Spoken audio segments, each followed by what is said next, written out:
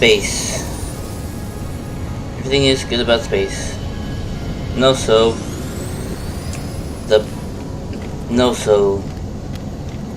I am even though a Xeno, but I must fulfill the Emperor's word. So it's your boy here in the 5-year anniversary of No Man's Sky. Yep, it's one of those things where I will play with you guys.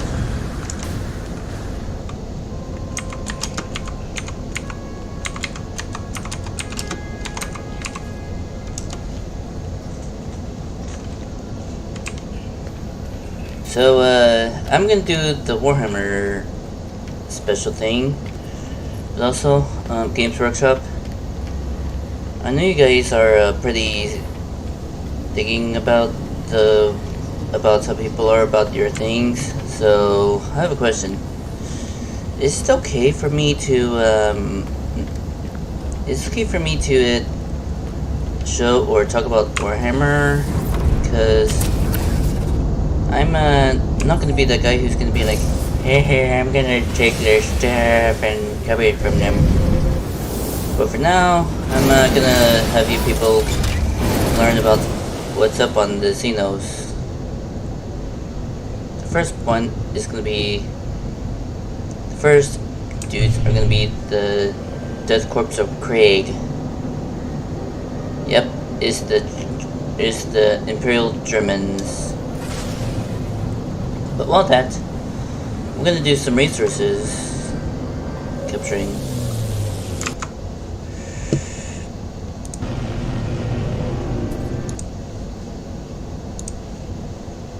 Well, let's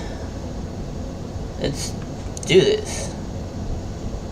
Thinking, or like, Dogs are awesome. Fleas, not so much. So, get Capstar to start killing fleas in just 30 minutes. Kill fleas fast with Capstar.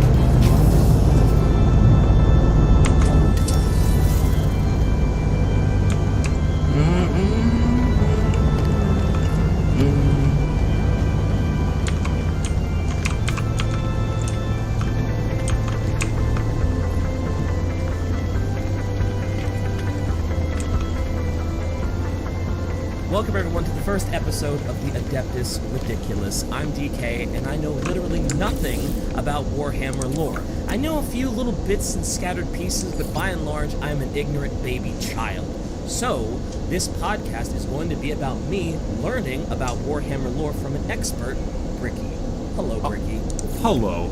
Expert, not quite. Very well versed in the lore, somewhat, yeah.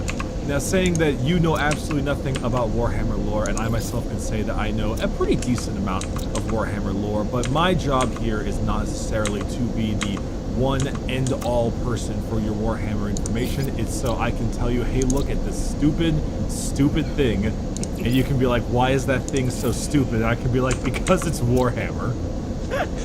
Fair enough, and there's so many crazy things about Warhammer. Like the bits and pieces I know are just insanity.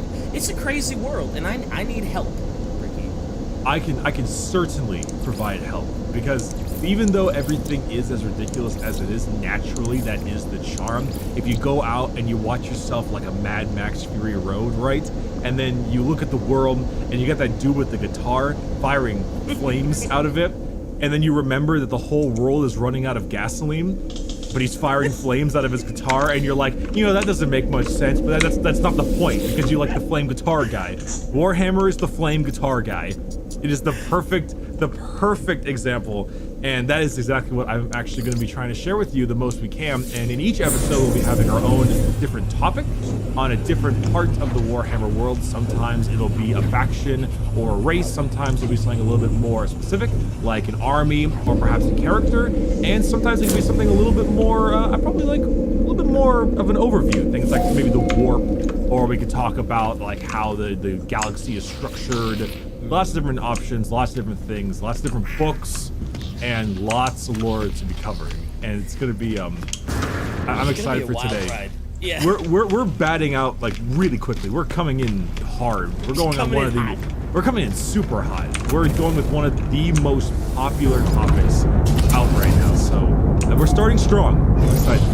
And it should be noted that I have no previous knowledge of what today's topic is. So I am going in with no preconceived notions. I have no idea what's going on. The only thing I have been told by Bricky was this is like the most depressing faction in Warhammer. And that is... that's a lot to take in as far as Warhammer is concerned. I mean, Warhammer is the Depression Olympics, so the fact that these guys are running home with the gold is pretty great. That's impressive. I'm really, really excited to find out what the most depressing faction in Warhammer is. So, for the first episode's topic, we are hopping into a fan favorite, the Death Corps of Krieg. And I'm always having difficulty with this because it is spelled K-O-R-P-S, and I'm always terrible as if it's core or corpse. That being said, I'm imagining it's core because we have core in our real military, but at the same time, calling it the Death Corps of Krieg is very accurate to the lore because that these seems people super fitting for Warhammer. they're so fitting. So the Death Corps of Krieg, I'm gonna call them Corps of Krieg because it works out easier for me. Okay. Whatever works best. The Death Corps of Krieg is an Imperial Guard regiment. You're familiar with the Imperial Guard, I assume. Familiar, yes. Well, okay, so in the Imperial Guard, it is the untold billions of men and women that fight as the hammer of the Emperor, the basic shock troops. And that's the kind of like the regular old 6-foot-tall guy, no genetic enhancement. He's given a laser gun that can blow off limbs called the las gun, which is the worst weapon in Warhammer because, we got some power creep in this world. And he runs out with some pretty good modern-day body armor, which of course turns into paper in the Warhammer universe. And he is just out to go kill the enemy. The thing about guardsmen is that when you fight orcs and Tyranids, you always think about their size, like not their actual physical size, but just the sheer amount of them. Guardsmen are the human equivalent. Most guardsmen raids legitimately involve millions upon millions of men.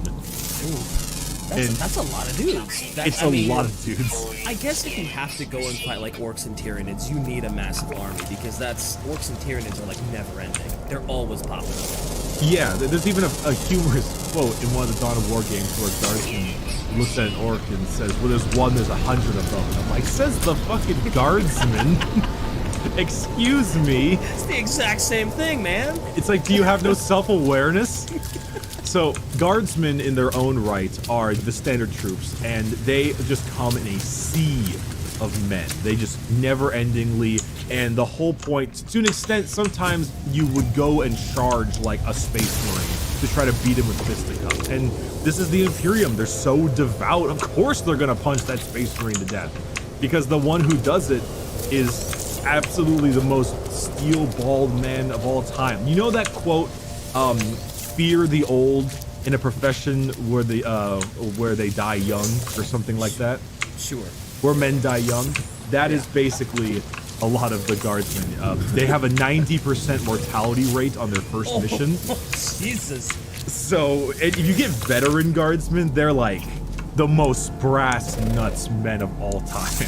I mean, you gotta be, right? With that many, so many of them are gonna die in the first mission, and if you're long lasting in that sea of death, no. If you can survive your guardsman deployments, you are an absolute monster.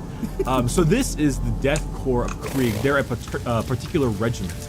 So you can have regiments from different worlds because each world has their own like production of guardsmen. They have the Imperial Tithe, where like a tithe in real life, you have to pay resources, food, whatever. For them, it's a lot of times soldiers. So I'm sure you're familiar with Cadia. I think we talked about Cadia a few times. Cadia doesn't sound familiar. So Cadia. So Cadia is a really important world in Warhammer. It recently got blown up, but a lot of the guardsmen, the more standard ones, come from Cadia. There's the Catechim, which are like, they all look like Rambo. They're on a jungle planet. They have giant knives and they're all like shirtless. Okay. It's very silly. There's a wonderful character. We'll talk about him in a different podcast that got half of his body bitten off. And while the medics was stitching him back up, he was chucking grenades with his good hands. Holy shit! Because nobody cares.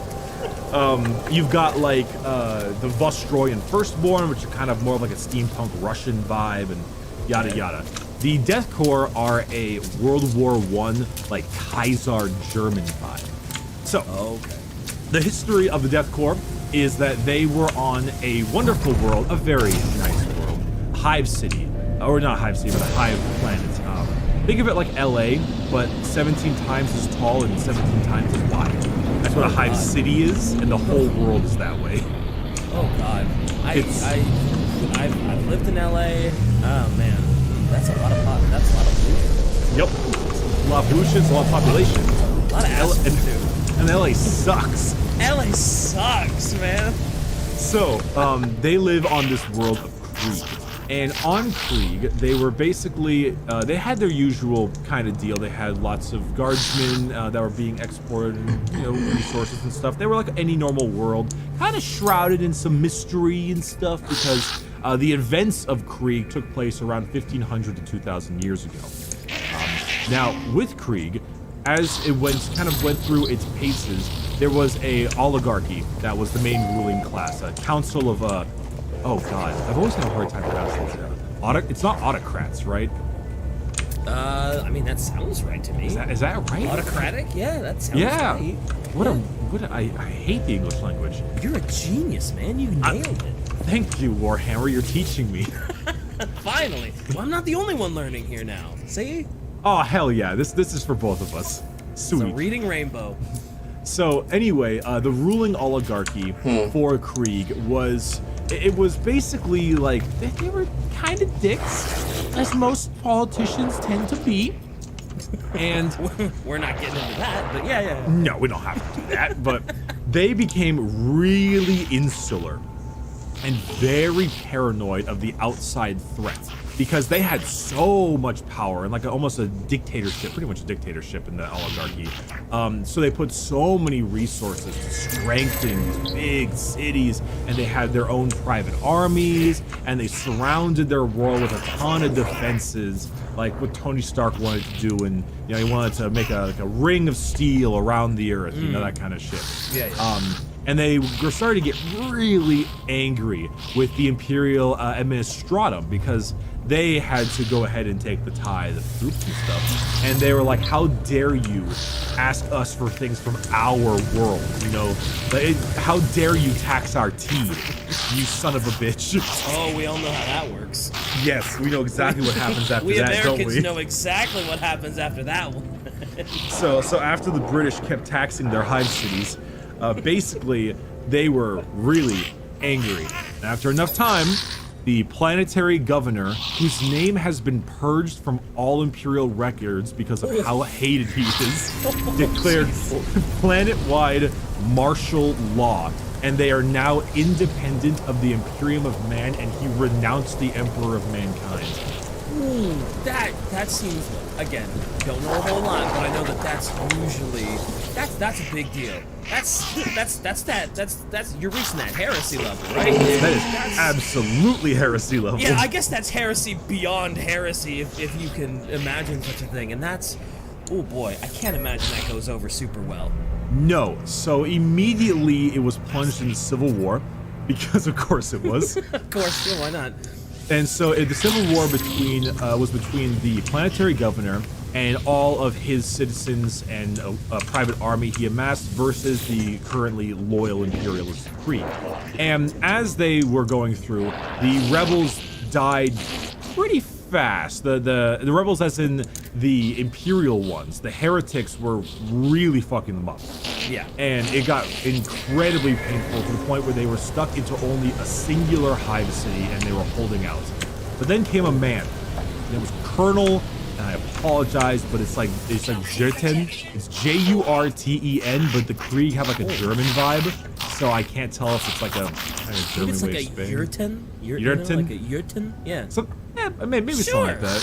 Yeah, we'll go with that. Good old Yurty. Good old Yurty, yeah. Colonel Yurty So Colonel Yurdi was the last main ruler of those Imperials, the ones that stayed faithful to the Emperor. And so, considering that he was stuck in this singular area and he was holding out the whole time, eventually, after asking for reinforcements from the Imperium, they realized because all those defenses they made, it would take a full-scale planetary assault to get through it. And the Imperium was basically like, yeah, it's not worth it, dude. You're on your own. Good as soon luck. as you're like, yeah, he's on his own, all of those defenses failed, I was like, oh, there's no way he's getting reinforcements. Like, there's no way that they're gonna be like, oh yeah, we'll send this gigantic fleet in, and yeah, sure, we'll help you. It's like, nope, we'll just lose this one guy. It's fine, we'll make it ours. They're too busy anyway. Imperials got shit to do, like putting people to the stake. So, continuing there. Busybody work, man. That's stake putting. they love burning wishes. They're down for it. So basically, at the end of the day, he said to himself, very simply, if the Emperor would not have the planet, then nobody will. So he began what was known as the Purging. Good old Colonel Yurdi found a nice hidden Mechanicus secret. You know the Mechanicus, right? The creepy techno people. Yeah, I love their aesthetic. I want to paint some. One of the few ones I actually want to paint because they look so damn cool. All their crazy spider arms. I mean, techno monks is a pretty awesome concept. Yeah. And I hear it's totally canon that they fuck those things. Oh, totally canon. Yeah. There's no way that's not true. Yeah. So what happened was that in a nice secret Mechanicus vault underneath the cities, because there's already a ton of underground cities, he and his friend, another one of the Majos, went down to go into this very fancy Mechanicus vault, and what was there? A bunch of nukes. And I mean a bunch of nukes. Like a lot. And so good old Yurdi was like, if I can't have the planet, nobody will. So he fired over and over again as all the traders watched silos open up across the planet and nuclear missiles fly into the air and detonate in the planet's stratosphere, completely carpeting it in radioactive isotopes and fallout. Oh my god. That's crazy. I mean, I guess if the Imperium isn't going to send you reinforcements and you're going to die anyway, and you know that there's a secret cache of nukes, why not take all of these fucking traders with you? Sure, this man just fallouted his whole planet. Jesus Christ. So for days upon days, it was engulfed in this just giant blanket of nuclear fire. And then they already had like a kind of tainted ecosystem. That collapsed.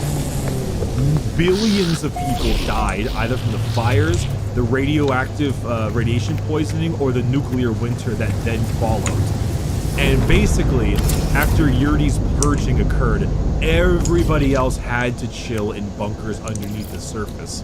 Now, I got a question for you. I got an ABC question for you. All right, about the Yurdi Purgy? About the Yurdi Purgy.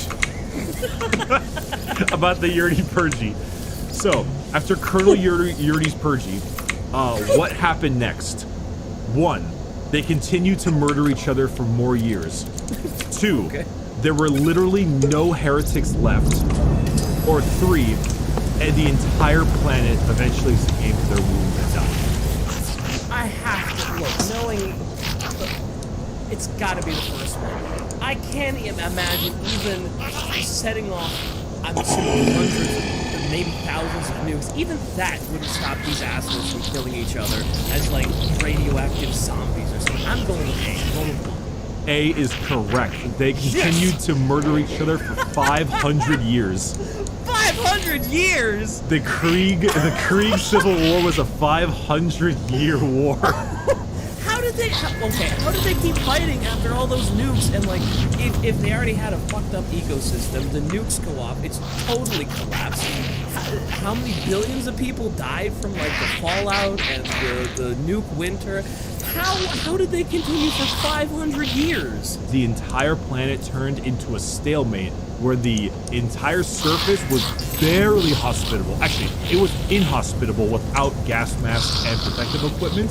and they dug trenches across almost every inch of the surface to engage in trench warfare and sieging and stalemates for 500 years until eventually, after enough time, the loyalist emperor-loving Kriegsmen, with all of their trenches, all of their gas masks, and their shovels, eventually came out victorious. Wow, that is a battle and a half. It is. Did the Imperium ever like be like, oh hey, so we noticed you made a little progress. Now that the things are a little maybe we'll send some reinforcements, or was it just like, nah, it's fuck it, we're just gonna stalemate this planet and whatever? Oh no, they told them to go fuck yourselves and try your best. Because at that point, once the planet was nuclearly bombed into oblivion, they thought to themselves, there's literally no point in salvaging this. This is a waste of resources. This whole planet is fucked. That's true, because even if you do send reinforcements and conquer it, when you conquer that barren radioactive wasteland that you can't use anyway. Exactly. That's so, fair. That's fair. So basically, after the 500 years of fighting, so now Kriegsmen have a nice reputation both in the community as well as in lore to be these gas mask wearing, they got the Kaiser helmets, and they love digging trenches, and they love hitting people with trench shovels. That's one of their favorite melee weapons, is a good old shovel. And so, yeah, so naturally, it's very World War One, obviously, very World War One, very German.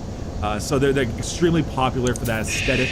And it's also kind of cool because they don't have their own faces, because they're always gas masked.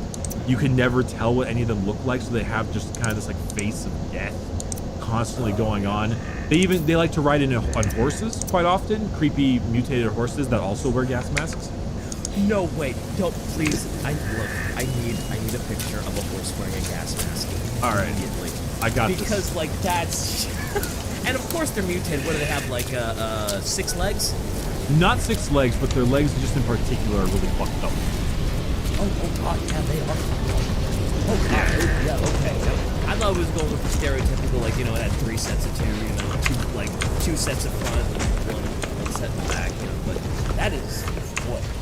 Yeah, I could see why if you were like a historian or a World War buff or whatever, this would be the faction that you would totally gravitate towards. They with, love with the trench warfare, the gas mask and everything. Yeah, I So, continuing from this entire just massive war, now Krieg is a death. There are classifications of worlds. A lot of them are known as death worlds. And, like, for instance, I mentioned the Katachin Rambo boys. They live on a death world because every single animal on that world and planet is carnivorous. We'll talk about them later.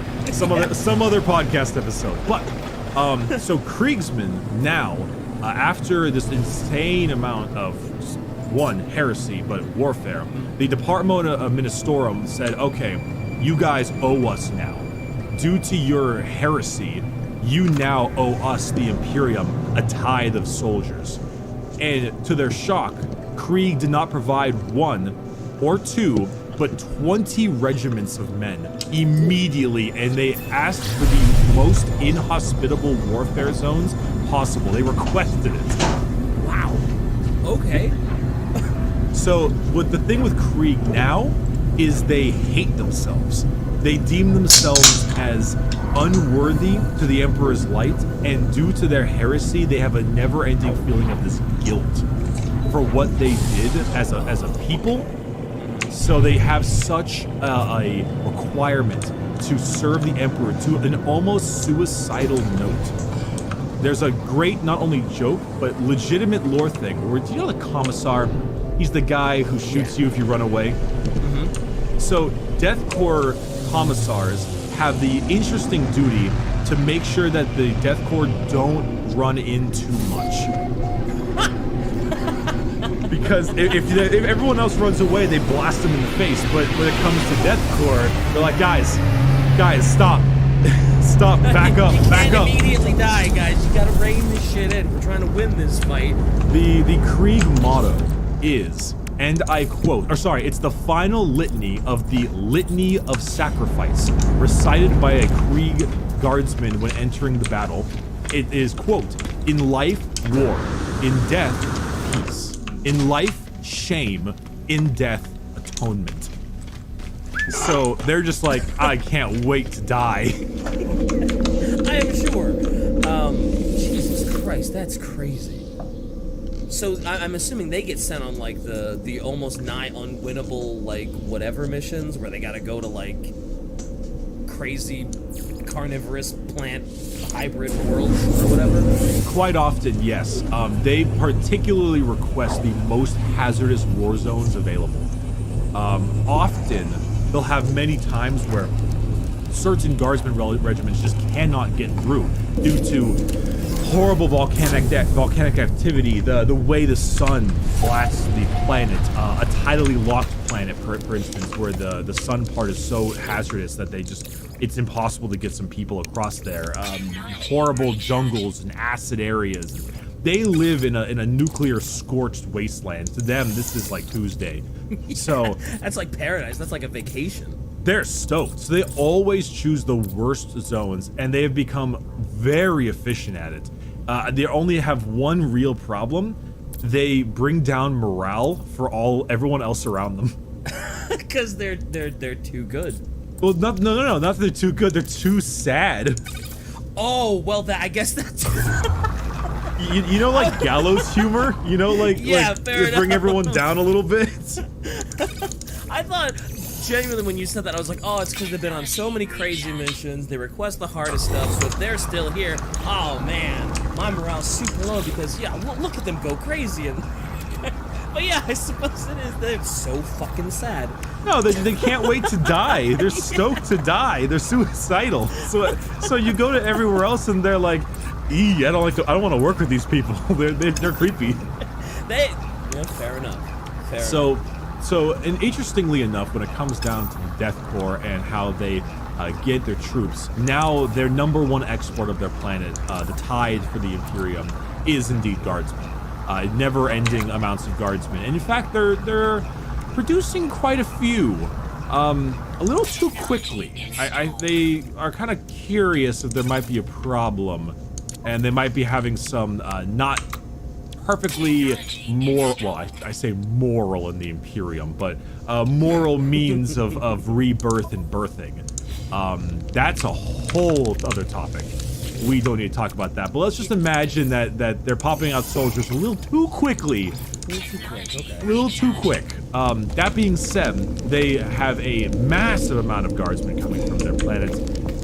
They have other things, like they have a couple of eugenics policies, but that's more to get rid of mutations from their horrible landscape.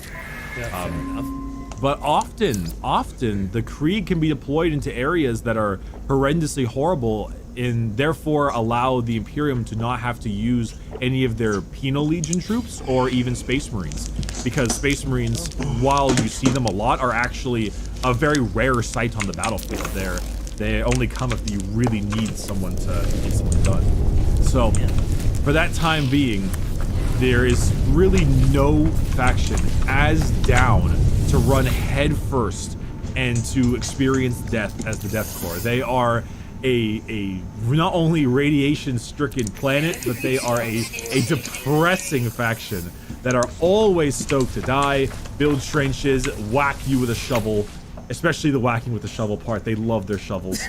Those trench shovels, man. They love digging a good trench. And they love hitting you with one. There's a great image. I love it. And it's these two Tau. It's a Tau guy and his kid. And the dad checks under the kid's bed for monsters. And there's a bunch of Kriegsmen with shovels down there crawling out. It's wonderful. I assume when they go on other worlds, they're still just digging trenches wherever they go as well, right? That's still their main source of, like, combat tactics, right? It's just digging trenches even in like a fucking volcano. Well, they're masters of the siege, and they're masters of like attrition. So that actually is a great point, because it gets me to a wonderful war that me and Shai were looking at earlier. So I'm gonna read this verbatim from the wiki. All right, castigation of Durandus. The main issue with this world, and the funny part of this battle, is simply their nature of how the Krieg commit murder. So, the Hive World of Durandus withheld its annual tithes. Regiments of Krieg's Death Corps were deployed to act as the honor guard of the Departamento Militarum investigation team. After the Imperial officials were hanged by the rebellious populace, the Krieg troops redeployed into the towering mountains that overlooked the primary Hive city. Several artillery and siege companies began to bombard the city's spires, and the inhabitants were mercilessly gunned down as they tried to break out of the besieged city.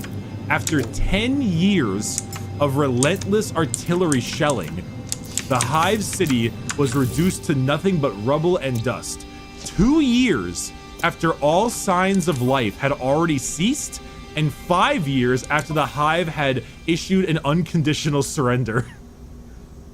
Oh boy. So they're like, we give up, we all give up, and they bomb them for 5 more years.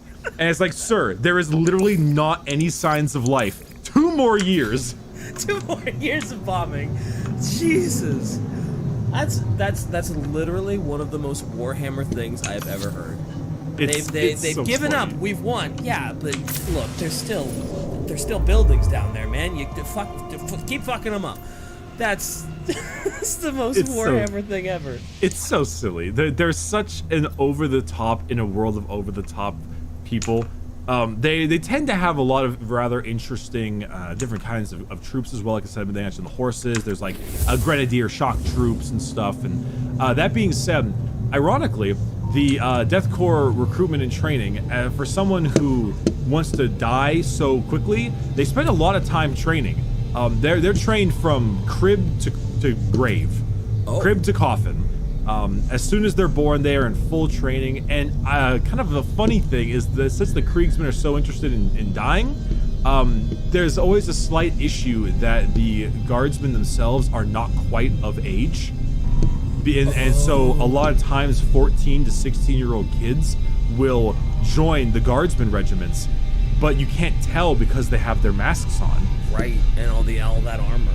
Yeah, so you have no idea that this is a 16-year-old kid that's about to duke it out with Gazko Thraka, orc war boss.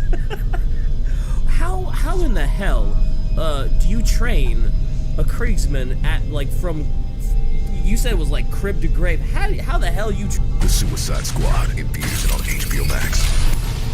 I'm a superhero! Training a Kriegsman baby.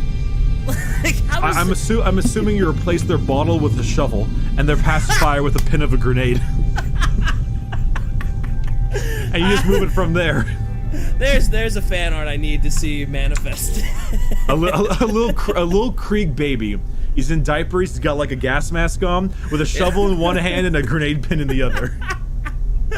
He doesn't get a bottle and a pacifier. No. Oh, and he's got to be in like a little hole because he dug himself a trench. He dug himself a trench. That's the crib. They don't get a crib. They just get a little baby trench in the floor. You know, ironically, that's probably what might happen because they all live underground now because of the damn nuclear radiation. Oh, that's true. That might actually happen. They might just dig him a little hole, and that's just your warm hole that you sleep in. It's kind of like you really start off in the depression as a baby, just into the hole. Like, Jesus. You come out of the womb and you're like, I want to die. Yeah. It's your first thought is, man, can I just end it? Can I be done? I want, but it has to be in the Emperor's service. No, you can't just die. Enough, it has to be in the Emperor's service. You have to die in the Emperor's service, not just a pitiful, meaningless thing. You gotta find that redemption, right? Yes. What your people need. It's particularly for atonement, of course. Right. Moving on, though, Kriegsmen in particular, I want to grab a couple of quotes that I found over here on the 40K lexicon. We got a couple guard quotes. These guys have got to be they've got to be the life of the party as far as quotes are concerned. There's a couple particularly good quotes. It depends on exactly what kind of type of person you're talking to. For instance, there's always some humorous ones where they're like the Catachin, right? The guys on the jungle planet. They always joke about how half my men have been eaten by the wildlife. I got like itching in my ass that is killing me. Both of my boots have been pulled off due to like a radioactive muck. God damn it, Emperor, I love this place. It's just like home. You get a lot of stuff like that. As for the Kriegsmen, there's a couple quotes here, only a few, but you got wonderful Lieutenant Konarski, 933rd Death Corps Regiment. His quote is, and I quote, "We are the Death Corps of Kriegsum. I think that was just a pretty name. We never retreat, we fight, and we die. That is the Krieg way." Pretty, kind of cool. Yeah, that's a nice sort of standard way to describe. Yeah. That's a good little describer of them, sure. It's a solid one. Then we also have this one from good old Colonel, German name. Can't pronounce that shit. It says, "Your foe is well equipped, well trained, battle hardened. He believes his gods are on his side. Let him believe that he will. We have tanks on ours." Another like solid quote. Another great quote to describe the Krieg. And this is the last one, and this is a pretty good one. Says, quote, "Nah, soon as you're old enough, you're sent to join the 1st Regiment. Colonel Stagler don't approve of educated men. Says it was educated men that got Krieg bombed to shit in the first place. The colonel says that all a man needs to do is fight and die. That is the Krieg way." An unnamed Krieg Corps soldier explaining his illiteracy. It's always the ending. The ending is the best, explaining his illiteracy. Hey, you don't need to know anything besides shoot, run, and shovel. Yeah, shoot, run, shovel, and die. That's the Krieg way. So, moving on, as we've already talked quite a bit about Krieg and their backstory, I do want to talk a little bit about the tabletop, just slightly. Okay. So as I know you don't know much about the tabletop, but as for the Krieg, they're not very well represented. Unfortunately, Games Workshop and all of their wisdom decided to basically discontinue a lot of their kits, which is rather unfortunate because they're a very popular army. They have a couple interesting abilities. One of my more favorite ones is the Cult of Sacrifice, which is whenever they die, they have a 50% chance to shoot you anyway. Which is kind of fun, it's kind of a cool idea. It seems it's not like a great thing, It's not great, but it's something. Yeah. As for the models you can buy themselves, so if you wanted to games are 2,000 points, right? Sure. Good old 2,000 points. And if you wanted to do a nice bit of guardsmen, you wanted to run a wonderful bit of Cadian guardsmen, and you wanted to grab 10 whole guardsmen, it would cost you $36. Now, 10 guardsmen is about 50 points, give or take if you put some good weapons on them. Sure. And 50 points of 2,000 is, 1/40th of a full army. So for $36, you get 1/40th of an army. Okay. Kriegsmen, however, the Death Corps of Krieg infantry squad on the Games Workshop site, well, it's the Forge World site, is $72 for 10 of them.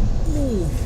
So if you wanted 500 points of guardsmen, it would drive you to $720 without tax and without shipping.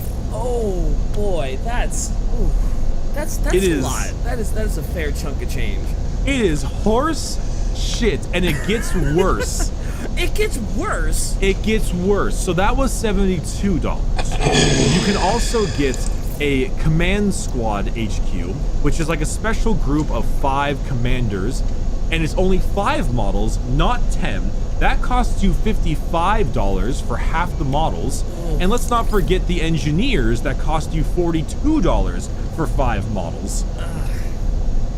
It is horse shit. That's crazy. So why is there a reason why they stopped making these and why they're not in production? Because it sounds like they should be a very popular faction. Well, it's the scorpion and the frog tail. No, I know. I do not. I can't say I do. Okay, so the scorpion and the frog is just an old little kind of metaphor, or more of like a tale. The concept is that the frog is carrying a scorpion across the way to the river, and the frog's like, no fucking way I'm gonna do that. And the Scorpion's like, why the hell would I sting you? If we're both in the water, we'll both die. And halfway through the water, the Scorpion stings him anyway. And he's like, why'd you do that? We're both gonna die now. And he's like, well, it's a Scorpion. It's in his nature. Right. It's in GW's nature to do shit that doesn't make sense. I thought this was taking a much more profound intellectual route. No, it's not. They don't. Yes, you're correct. It's a very popular faction, and people love them. They didn't necessarily discontinue like the actual purchasable kits. They got rid of the rules in the game, so I guess you could still field them, but their rules are gone. And if I was a man who does not want to be super negative, I'd argue that it's because they wanted to streamline the rules more, because instead, back in the day, they were kind of their own faction and they couldn't use a lot of the regular guard stuff. Now they can, but now they have less unique units. If I was hopefully thinking in a more hopeful way, I would argue that they're going to get some nice new stuff on the main website and be an actual thing in the new codex. That's not going to happen because Scorpion and the Frog, but either way, I have no idea. So, DK, today, that was the Death Corps of Krieg. Definitely a big topic for the first podcast. A very popular one. Thoughts, impressions? I can't believe I'd never heard of these. I struggle to say people.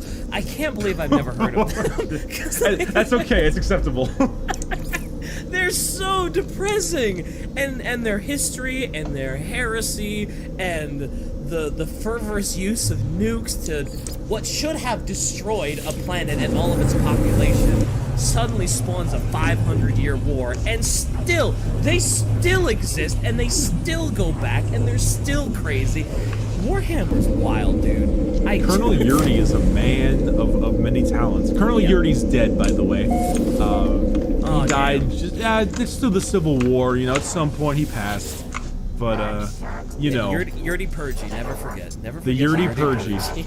He's a nuts man. So anyway, with that being said, to all the viewers out there, thank you so much for joining us on the first ever Adeptus Ridiculous podcast. I'd say we certainly had a fantastic time. Of course, as time goes on, we'll clean it up a little bit. We'll make some adjustments, really kind of hone this whole podcast into being as sharp as a Kriegsman shovel. That being said, please rate us high if you liked it, whether that is on YouTube or on the various podcasting services you are currently listening to. Tell a friend, especially a friend if they're a little bit more interested into Warhammer, but they never quite got too into it. There's a good chance that they might be able to learn a little something from here. And make sure to follow us on Twitter at the Adeptus Ridiculous name, also known as @Ridiculous at the @. Besides that, my name has been Bricky. You can find me on Bricky in pretty much everywhere. It's pretty much Bricky on everything at this point. DK, you want to tell the people where they can find you? Sure. DK Diamantes. You can find me everywhere under that name, except Instagram, because I had to do real DK Diamantes because someone stole it and used my likeness. But yeah, DK Diamantes pretty much everywhere. YouTube, Twitch, Twitter. Yeah. And of course, we got to shout out good old Cephalon Shy, or Quiet Shy, for bringing this all together. This was her idea and her baby. And overall, we're all really happy that we can be a part of it. So thank you again, and we will see you very soon.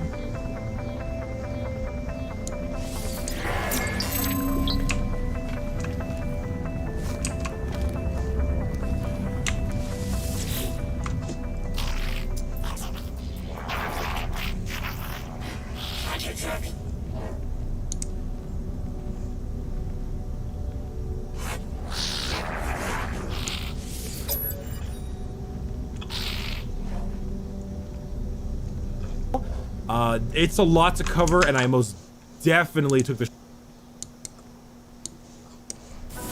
The more you see of the world, the more it rewards you. With every journey you take, be rewarded with points for stays, airline miles, and endless experiences. Where can we take you? Marriott Bonvoy. Tap to join and start earning.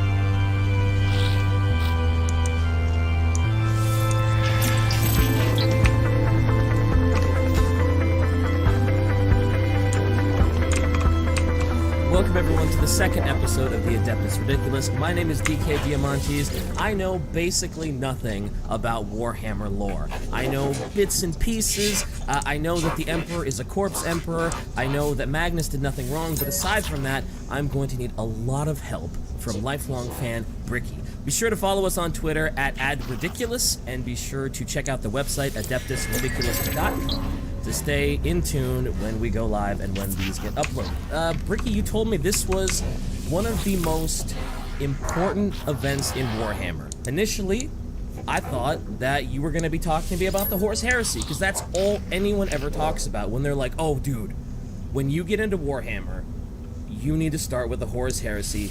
That's it. Do that. What's the most important event that is not the Horus Heresy?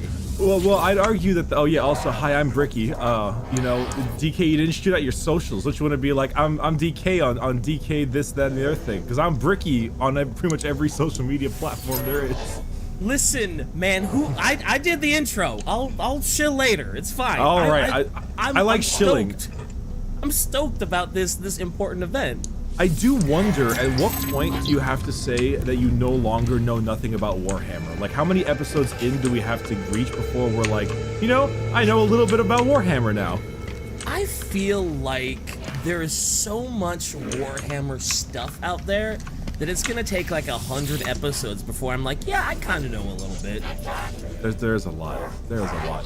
But this topic, yes, a lot of people do think that the Horus Heresy is #1 a big bad event, and it probably is the one you should look at if you're very new right into the whole universe. However, to say that it's the most important event in the universe would probably be wrong.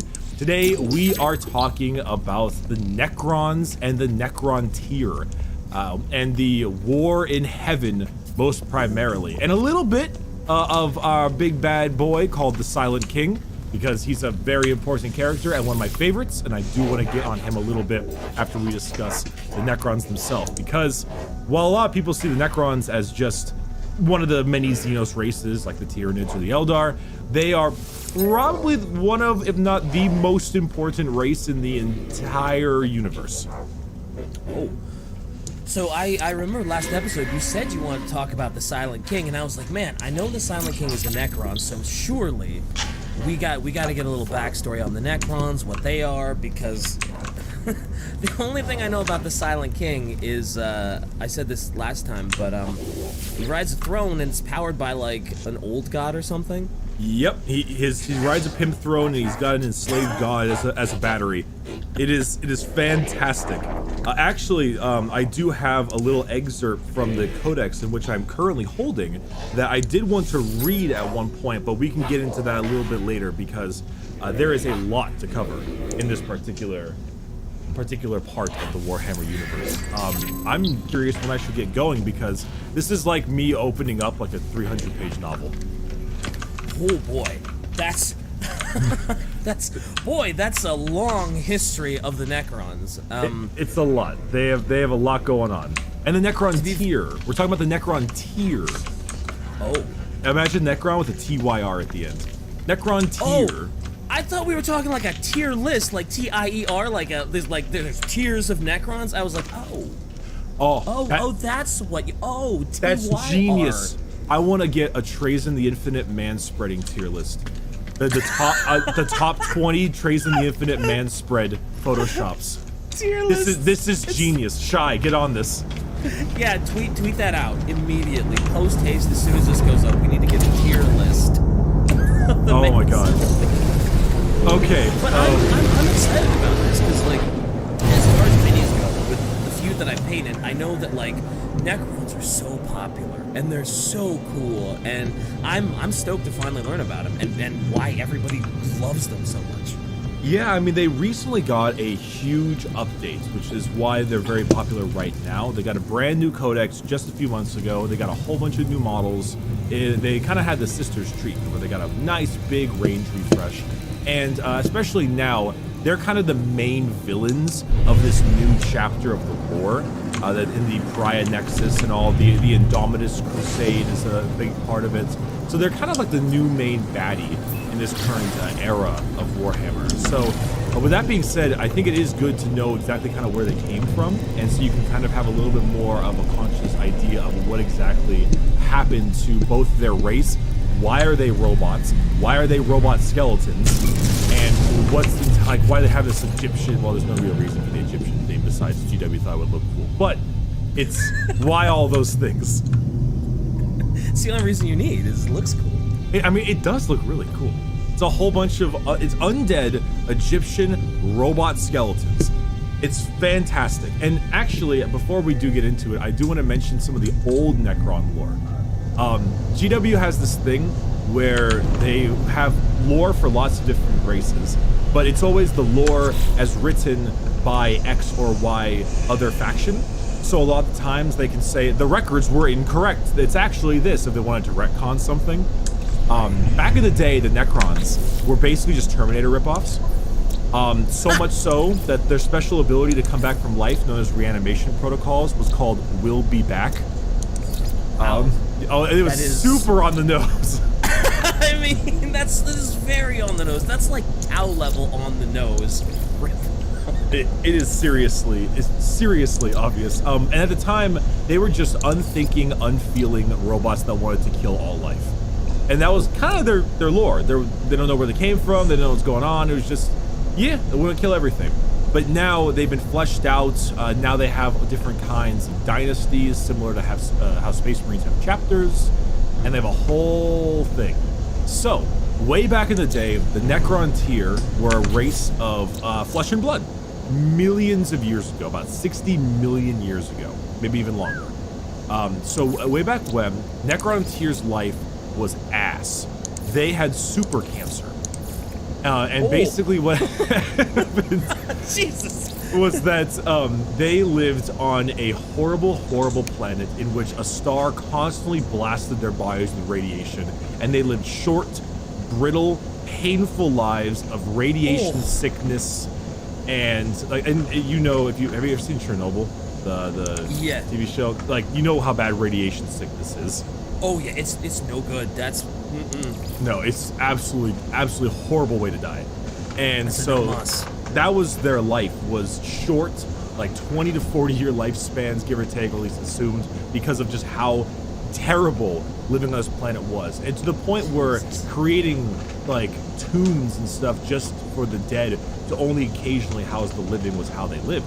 And so for a while, there was another race around there, and that race was called the Old Ones, which was what the Eldar called them.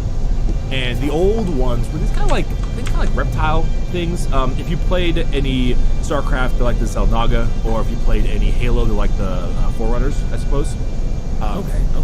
Big, extremely advanced beings with a huge knowledge of space travel and astronomy. Yeah, astronomy. Yeah. That one, like Aquarius. They were Geminis. Mercury in retrograde.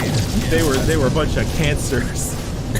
At least the Necron tier were. So the Old Ones, they were practically like nihil. They were living the best lives that they could. And the Necrons, or the Necron tier, ended up going out and finding these Old Ones because they eventually developed space travel to get away from their horrible planet. But why wouldn't you? I mean, yeah, Jesus. Sounds like worse than the Creek planet we were talking about last time. Yes, Creek planet was terrible. This sounds worse. Like 20 years, and you just like, and it's like, how do they even come up with space travel? You don't have 20 years. How do you? Jesus. Very slowly. Very slowly. So their space travel was very similar to how our space travel would be in modern day. They would have to go into like stasis pods and then take like fucking forever to reach a new area. Gotcha. As for that, they eventually came into contact with said Old Ones. And the Old Ones were living, their best lives. And the Necrons were like, damn, Old Ones, you guys should teach us how to live that life and how to be immortal.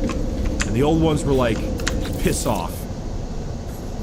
So naturally, you have this horribly terrible radiation-stricken Necron tier race looking at these like almost godlike beings, and then there's just festered this hatred, this deep, dark hatred of these old ones.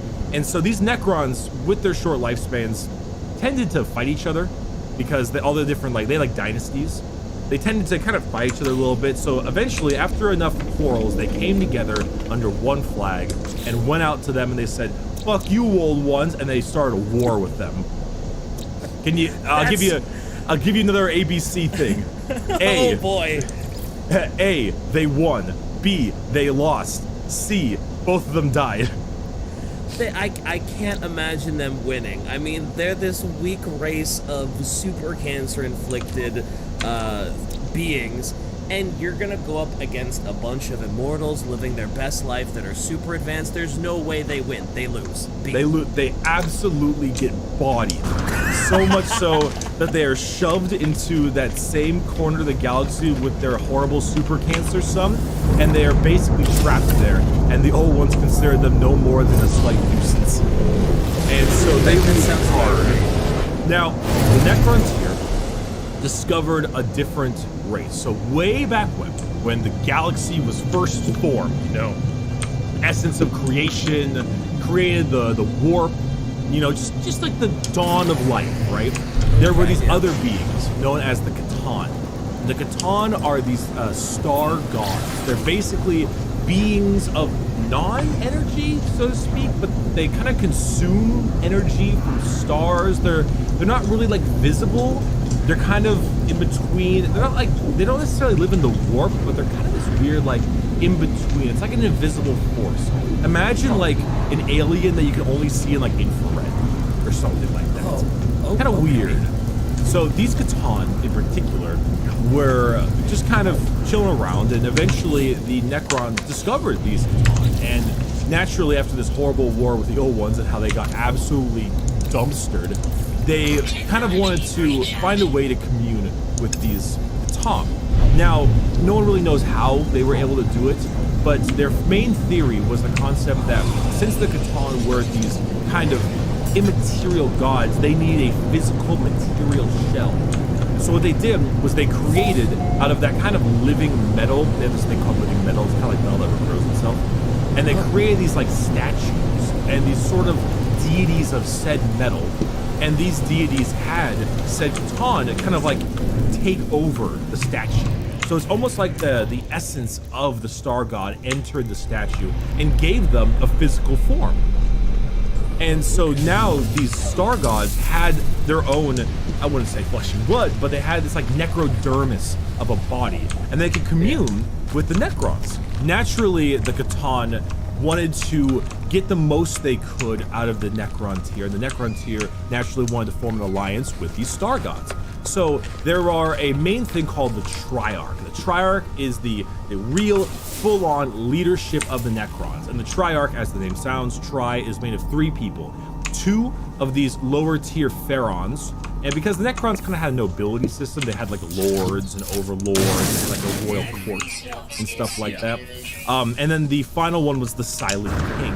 Now this guy was known as the Silent King because he wouldn't actually address the populace himself. He would address them through the other 2 parts of the Triarch, the other 2 pharaons.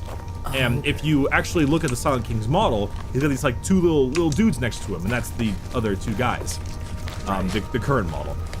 And so what happened was that the Catan, now in their new physical bodies, normally they hunger for stars, right? But now they hunger for like more of the material realm, a satiation of this kind of like this new gluttonous feeling where they really want to consume either like different materials or particularly souls, the souls of people. Okay. So, what happened is there was a Catan known as the Deceiver. Now, he's not the nicest of guys. Really? His name's the Deceiver, and he's not a nice guy? No, not a whole lot. Wow. So what happened was that the Deceiver came up to the Silent King. The Silent King's name is Zarek, by the way. And then he went to Zarek and he petitioned him. And he said the Catan, way back when, had a war with the Old Ones as well. And they lost the war. And the Catan are super bitter about this, just like the Necrons hate the Old Ones. And because of this, they had a burning passion of vengeance against those terrible Old Ones. So they said this: go ahead and align with us, and your entire population will become unified under one dynasty again, and together they will drive the Old Ones away using their newfound material power. Because now these Catan, now that they have a material body, they are insanely powerful. They can unravel the fabric of reality. They can create black holes. They're incredibly frightening.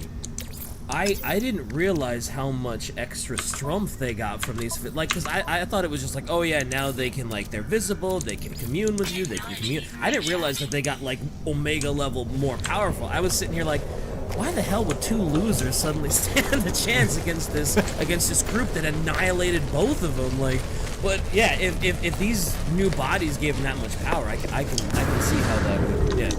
I don't see this ending well for the Necron team. We'll see very soon. Yeah. So basically, what the Catan also offered was something far more prized. It was the promise of full immortality for the Necron tier. The thing that they most wanted, to get rid of their radiation-stricken bodies and to finally, fully be actually immortal. And That's it's pretty good, right? Yeah, that sounds like a pretty good deal. Still a little worried about this guy called the Deceiver. Yeah, I feel like this is gonna be one of those monkey paw closes things. You know, you got a good head on your shoulders, DK, because that's exactly what happened. So, the Silent King, in a wayward amount of ambition, eventually went and talked to his royal court and his pharaohs, and he asked, "Hey, what should we do? Like, is this a good idea? Is this a good idea to ally?" And it took him actually a full year. A man named Orikin the Diviner, who was the court astrologer, was the only person who said no.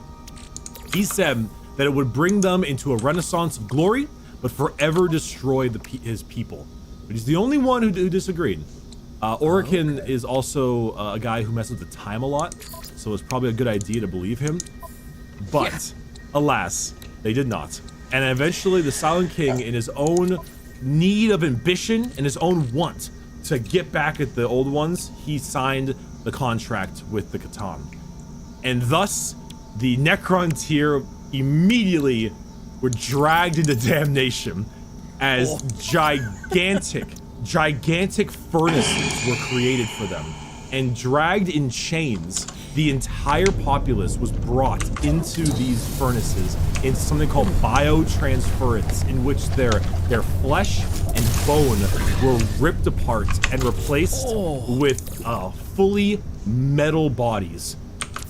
However, unfortunately, they also lost something else: their free will and their souls. And the Catan got fat. They got fucking fat on the souls of the Necrons. They chilled there as like millions of people strutted directly into biotransference, and they ate all of the Necron tier souls. You know that demons and shit don't really care about the Necrons because they don't have souls and they don't have a presence in the warp. Necrons are a soulless robot race, and most of them, with the exception of the high up nobility, the overlords, the lords, the Silent King, are mindless, brainless automatons that simply follow the command protocols and the software writing that have been placed into their brain, that are at the will of the Silent King and the overlords themselves. They are a soulless automatons now, and they have no souls of any kind. Like, okay, I knew they were probably gonna get the raw end of this deal. I knew they probably weren't gonna be super happy with this deal. I didn't realize we were talking about consume the soul, become a lifeless drone. Jesus, like getting hauled off into a furnace and getting your soul eaten. Although I guess as soon as you said like, oh boy, these guys really want to consume souls and they're hungry, I guess the writing should have been on the wall for what this deal entailed. Well, you know, he is called a deceiver for a reason, but he was a very hungry man. They were all very hungry. Though that is, and so naturally, no longer the Necrons here. They are now the Necrons. And their new robot bodies. It's pretty kind of interesting because when you look at the tabletop, a Necron warrior, your basic troop, was technically like a civilian. He was just a guy who got dragged into the biotransference and now has been told to wield a gun and has programming chips in his brain. Well, his lack of brain. Yeah. It's kind of fucked. The Silent King, however, he got fucking Gucci shit. All right, he has a Supreme sticker slapped to the side of his goddamn rig. His stuff Sideways is hat like and everything. a whole thing, snapback, hype beast shit. All right, he looks like fucking like Jake Paul. All right, he's got merchandising all over it. All right, it's like you know, like the NASCAR drivers, they just wear advertisements. Oh yeah, there's just their whole outfit is just stickers of advertisers. Yep. He looks like Will Ferrell in Talladega Nights. It's perfect. No, but his body is actually kind of cool. He's not like a Magnus-sized dude. He's just kind of a bigger Necron. He's like a foot to 2 feet taller. And however, his actual body is super advanced.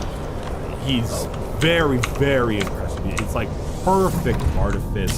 His memory is very, very good. His mind is good. But he has this feeling of hollowness.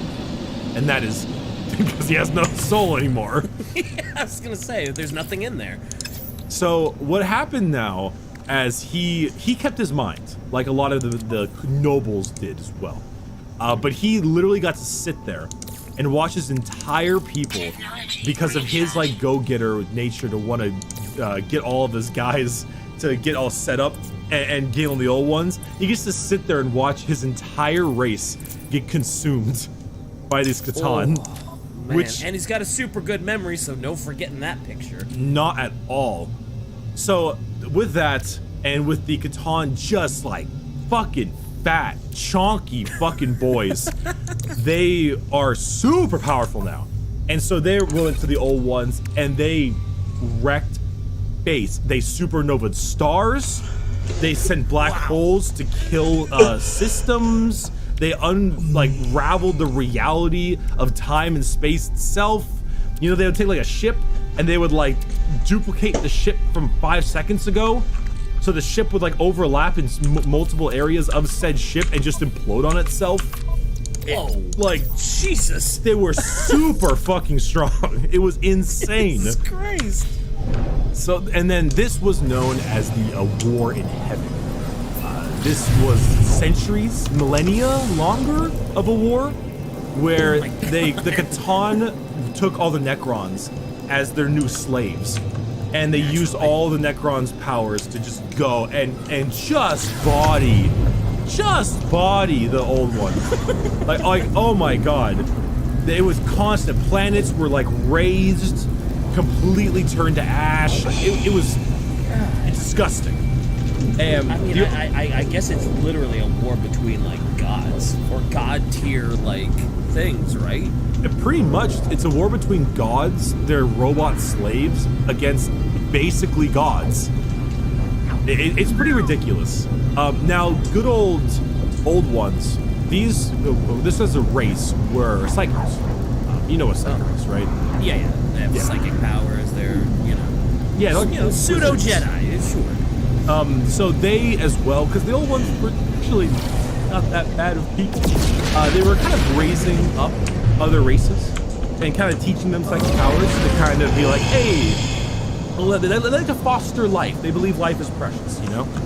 And so they were able to kind of get some new people kind of growing up there, some more psychic people around the world. And one of these were the Eldar.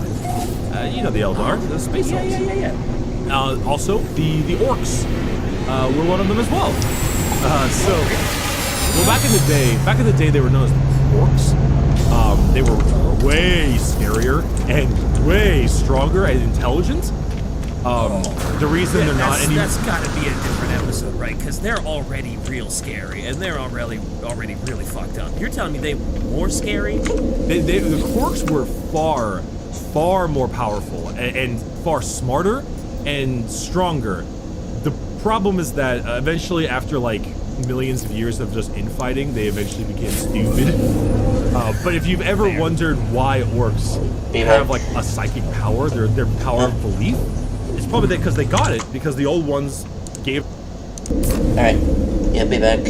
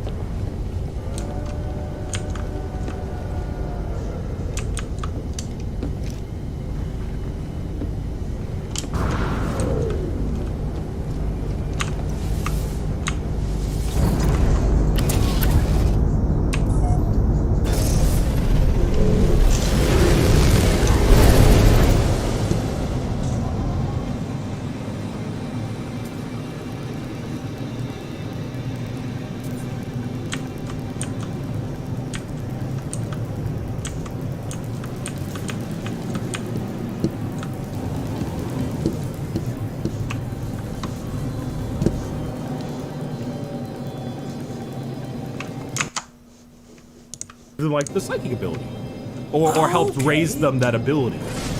That makes sense. Okay, I'm learning. It's coming together, guys. right? It's coming together. The pieces are fitting in. That being, I will say, I have a feeling that there's going to be a couple, like, actually people that will watch this. I'm sorry. I'm doing my best to understand what's going on here, but I think I'm on point so far. I think I'm doing okay. I might have got a couple stuff slightly wrong, but so far, I feel like I'm solid. As time continues and as the giant war began to rage, the old ones had the webway. Are you familiar with the webway? Did we talk about the webway last time? I don't think we did. Okay. I've heard the webway used before, but never really explained. Okay, so the webway FTL travel involves going into the warp and coming out of the warp, which is why it's super dangerous. The webway is like taking a really nice back alley with a guard. It's way safer and much easier to work with. And that's kind of how the old ones were able to live for so long, is they were able to kind of outmaneuver using this webway and just basically cross into different areas of the galaxy in like a blink of an eye. It's super handy, but eventually the Necrons found it and they entered it and they started murdering more and killing off more. And this actually leads into probably one of the more important stuff, and something that was a little bit contentious before, which was actually the creation of chaos. So the warp and the immaterium was always there, right? It was always a thing. But eventually, due to the insane amount of psychic prowess the old ones not only had, but gave to other people, those subservient races were sent to like, bro, we're dying. We're dying. Don't kill him. Get the Catan. Get the Stark, please. Stop him. It didn't stop him. The Catan fucking murdered them.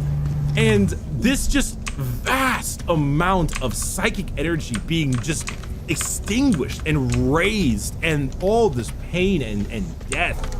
There were little parts of chaos in the warp, because the warp is like everything, right? It's your emotion, it's your belief, it's your mind, your soul.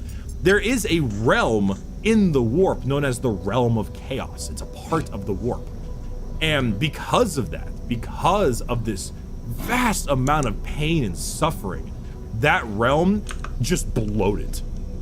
It became so much larger and more powerful. At least 3 of them.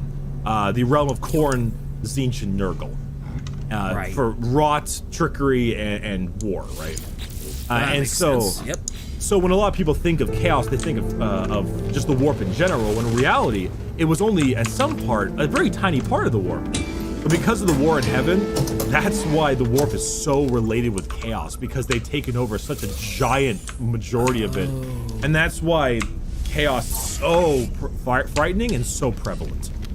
Right. Well, I mean, I guess a millennia-long war between gods would do that, won't it? Well, not only that, but like Geneva's suggestion, man.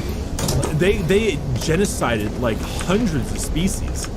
And then they ate their souls. That's fair. Why wouldn't they? I mean, it was more food. Sure. Yeah, I'm still hungry. So after enough time, and after all this kind of went and it came and went, the old ones either fled the Milky Way or were completely extinguished. There's a good chance they were generally completely obliterated and genocided. So old ones do not remain. They are gone.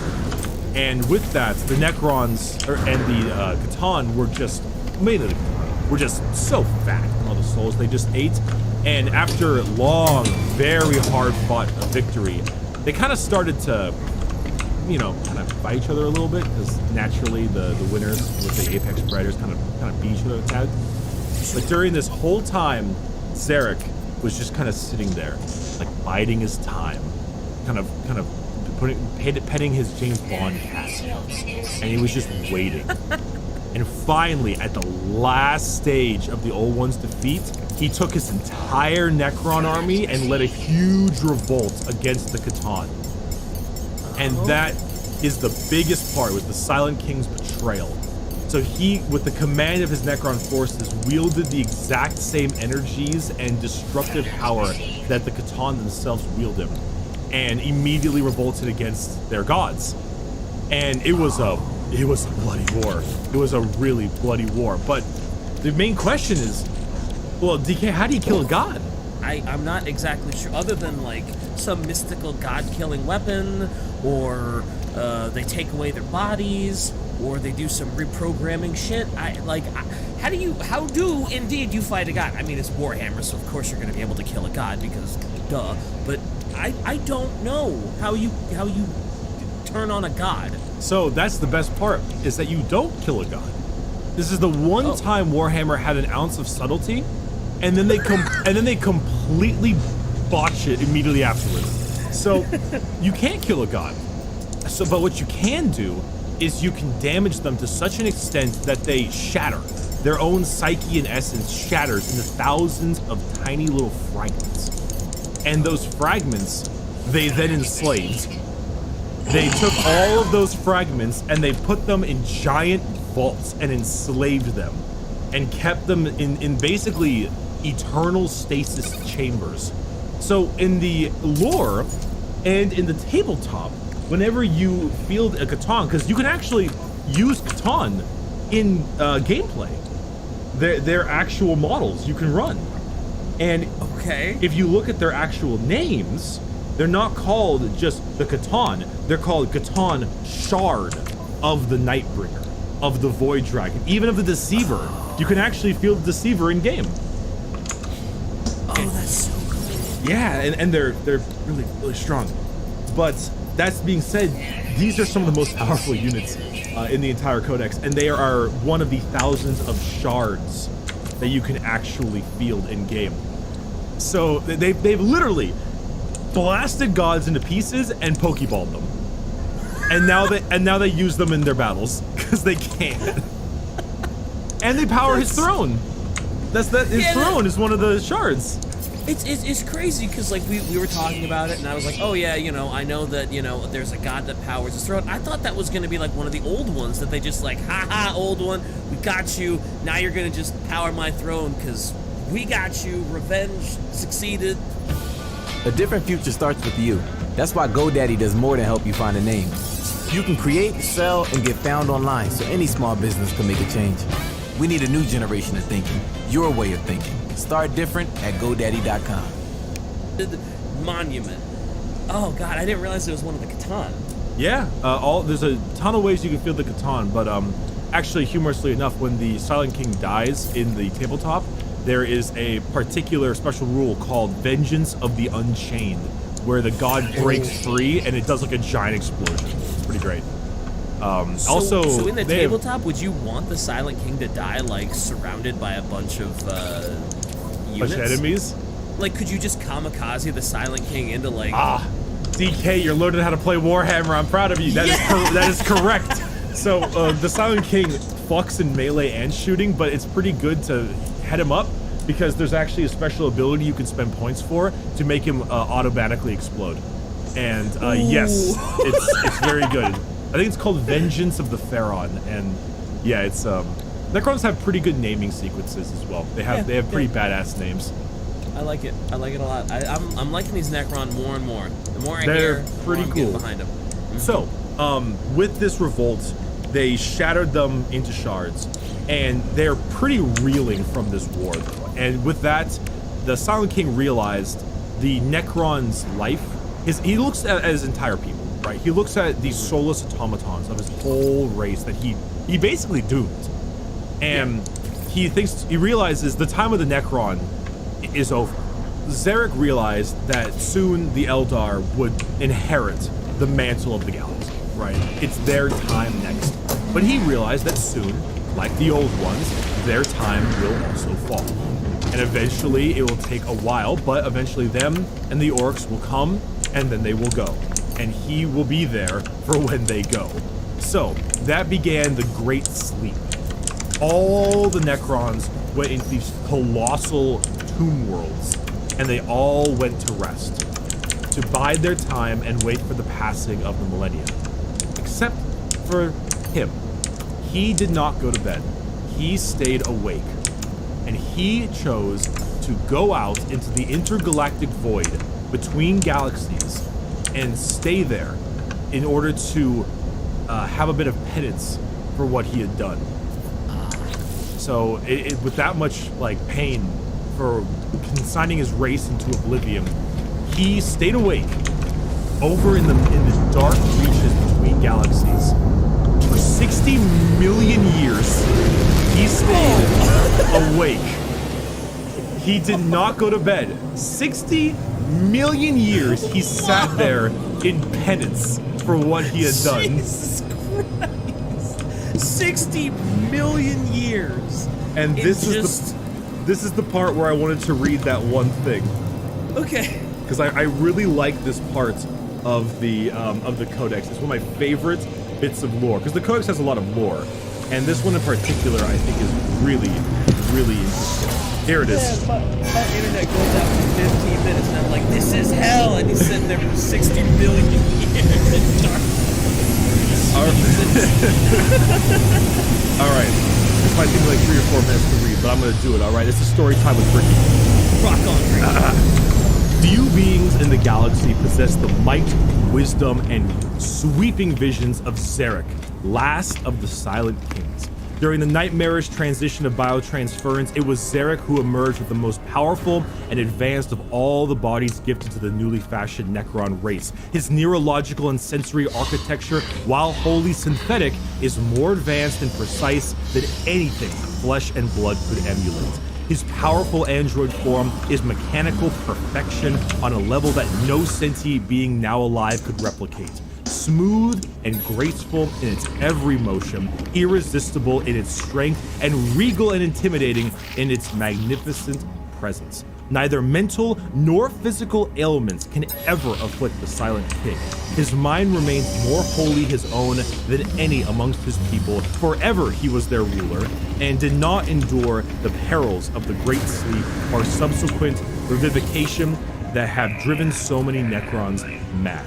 That was actually a part of it, is that during the Great Sleep, a lot of their minds and shit got fucked up, and so they woke up, they're even more like mentally damaged, and their bodies are more like fragile and kind of fucked up. Oh god. For all of this, Zarek suffers, as he has suffered ever since he realized the purgatory to which he consigned his people. Millennia have heaped upon millennia, and still the Silent King's guilt remains as jagged and bitter within him as once it was. His sorrow and horror have been preserved by his mechanized mind as perfectly as has every single memory, thought, and feeling Zarek has experienced since the day of his biotransference. It can be said with certainty that such an impossible burden as this would have driven even the most resilient of living beings to madness and self-destruction eons ago. Zarek, though, is not truly living, and his torments have not destroyed him. Instead, they have honed him into a being of horrifying and singular determination. The Silent King has a plan for his people and for the galaxy, and he knows that he is righteous with his inescapable, unwavering certainty of a god of a machine. Zarek's will is a star erupting in supernova, a comet colliding with a doomed world. He is as inevitable as time and tide. The Silent King seeks nothing less than final atonement for the fate to which he consigned his race, and none shall be permitted to stand in his way. He is like one of my favorite characters in the whole lore. I fucking love this dude. That is a hell of a, like, that is, I mean, GW's got good writing. Their writing isn't bad. Do. That's, look, I only use this word when I really mean it. That's epic, dude. Like, that's an epic gamer moment, man. That's badass. That's an epic gamer moment. That's a pog right there, dude. Oh, no. Shy, cut it. Cut it, please. If you're gonna go epic gamer moment on me, she told me we're fired. Damn it, we only got one episode. Damn it. But anyway, dude, I was reading that, and I was like, that man has a perfect recollection of 60 million years of memory. Bro, if I had a perfect recollection of the shit I texted girls when I was 14, bro, I would have ended it a while ago, man. No fucking way. Fuck that shit. This machine is more of a man than I'll ever be. Oh, absolutely. I think we all are like, man, if I could remember everything I've ever done, every mistake I've ever made, No freaking way. Nope, I am signing off. Goodbye. God, but that's that. Ooh. Boy, Silent So- King's a boss. Though. He is such a boss. That's basically the lore of the Necrons. They have now finally reawoken from their great sleep because the Imperium and stuff kind of poked their little tomb worlds, and now they're all rising back up. Some of them really aren't the same. Time is taking its toll. The Necrons themselves some of them are even more hollow. Some of their weaponry and stuff, like they can't supernova stars anymore. They don't really have that ability of like unraveling reality besides like a couple of the Catan shards, and even then only to an extent. They're certainly not the people that they originally were. That being said, they're back. The Silent King has returned, not because of them awakening, but because when he was out in deep space, he found the Tyranids. The Tyranids came from a different galaxy, and he saw them passing by, and he was like, "Oh fuck!" And so. Ironically, it's actually the real reason. The Silent King's goal is actually to get his people back into flesh bodies again. That makes sense, sure. Because his memory is like, oh my god, what have I done? I shouldn't have done that. I killed everybody. Everybody's hollow robot. Yeah, that makes sense. That's why I would want to do that. Yeah, and so to him, he sees that goal, and then he sees the great Tyranid Devourer coming to his planet, and he's like, either I turn them back and I immediately am consumed by the Tyranids, or I'll have no one left to turn back. And so he's quite fearful of the Tyranids, so that's why he's generally like, oh crap, I gotta be really careful about this. The fact that him and his race that destroyed gods is like, bugs. It's spooky. Yeah, exactly. Yeah, they're serious. And the Necrons, they generally have this feeling of hatred, and they kind of have like a old man get off my lawn feel to them. They look around and they're like, primitives in my galaxy, like this is mine. How fucking dare you? And they look at humans with just like such disgust. They look like humans as we look like the fucking lizards. They're like, what are you? Or like a rat on your property. Like, get out of here! Shoot! Except the broom they hit them with is like a Gauss cannon. Oh, that's a hell of a broom. It's quite interesting. Now I'm just picturing like a Necron housewife. It's like, shoo, human, shoo, and just Gauss cannoning it.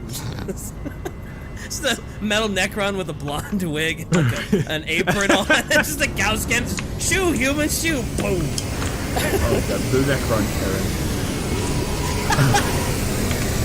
But that's the Necrons. It's pretty big, you know. Why Chaos is so big. Why the Eldar are a thing. Why the Orcs are a thing. You know, their return. The Silent King in his own right is quite a guy. Yeah, quite a guy indeed. Jeez.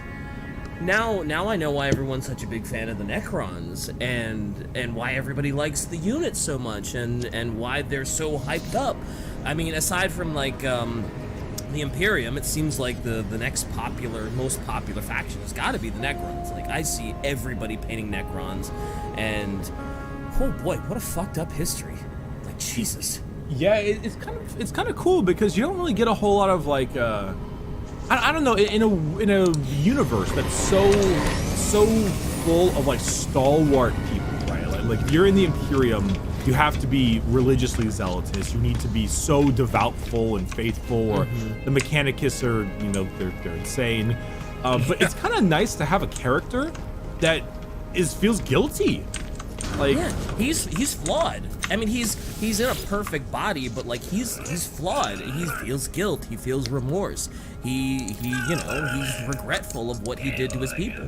Yeah, it's super cool to have not only a character that has that feeling, but more primarily to have them also not overly bombastic, because the character is a playable character on the tabletop, and he's very expensive points wise, and I guess money wise. That's just Games Workshop. But comparatively to many of the other characters like Magnus the Red or Mortarium, he's not this gigantic beatstick. You know, he's not just this giant demon Primarch. He's a big Necron with some other dudes, and he's just kind of a big Necron. And it's like cool. A big cyborg. Yeah, but it's cool that he's like a leader. You know, he's not necessarily the guy who runs up there and like headbutts a tank, right?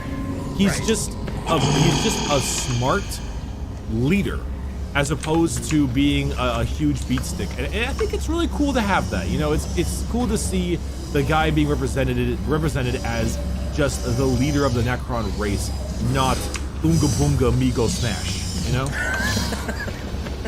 Sounds like an orc episode. Me, Unga Bunga Migos, man. I'm very happy for an orc episode the moment we get into that one. A lot of times people consider Necrons some people consider them being good guys. They're not. They would gladly exterminate all life if they could and leave the galaxy to themselves. And the Silent King is still kind of that way. He actually doesn't want to kill all life. I think he particularly has a little bit of affinity for other kinds of life, but he particularly just doesn't want them all to die. He's more on the lines of like, the problem is that all the other Necrons do want that, and so he's like, like he makes like forced labor camps and shit, which is bad, but to him it's like, don't kill them all, just have them do our bidding, which is in its own right stupid, because they have like robots that can do anything they want, that don't need to eat, sleep, or anything. But that's kind of like his way of, hey, don't kill them all, you know. Like, let's be a little more careful. Yeah, he'd rather have them enslaved than just genocided. Yeah. So it's its own twisted way. I was gonna say it's doing people a favor, but I was like, yeah. If we compare him to most Warhammer people, he's all right. He's okay. Necrons themselves... In the Warhammer universe, not that bad. I haven't talked much about the Necrons, like their units, or their destroyer cults, or a whole lot of the named characters minus the Silent King. But I think we can definitely set up a second episode or something for that, because learning more about destroyer cults and Old Man Nemesis or Zandrek or something, I think would be really fun for a different episode. But for now, it's a lot to cover, and I most definitely took the short route on a couple of them. But I think I mostly got a solid amount of details on the Necron tier, biotransference, and the Catan. I hope you enjoyed it and hope you learned something. I know I did. Boy. It's a lot to take in. Yeah, it is. It's a lot. I imagine there are going to be a lot of big factions in Warhammer that are probably going to take multiple episodes, but boy, we learned a lot today. I mean, we started out with a race that was, they had a 20-year lifespan, they had super cancer, and they were just totally fucked. Tried to fight some old ones, that didn't work out. Made living metal bodies, partnered up with other super gods, killed other super gods. Their race gets absolutely dunked on. I mean, it's just,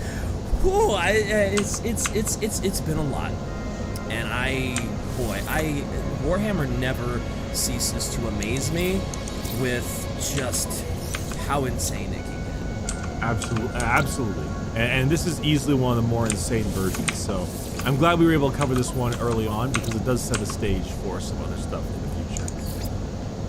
All right, so thank you very much for watching the second episode of the podcast. Naturally, there's going to be a couple growing pains as time goes on, and a little bit more editing. Has nothing to do with me or sneezing. That's a lie. That's fake news.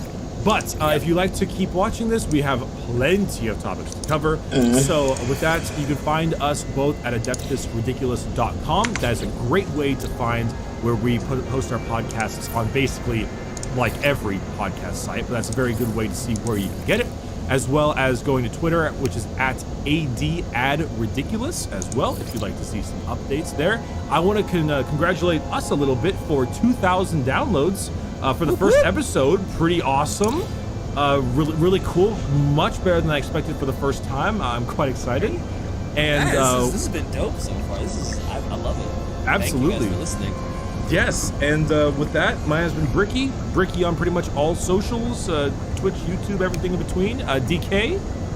Yeah, DK Diamantes on pretty much everything. Twitter, Twitch, YouTube, Instagram. It's all DK Diamantes. And obviously, shout out to good old Quiet Shy, who is on Quiet Shy basically everywhere as well. Basically. Well, YouTube, she's quite shallow. Yeah, quite shallow there. Well, you know, that's just an autobiography. Yeah. Thank you, thank you very much, and we will see you on the next episode.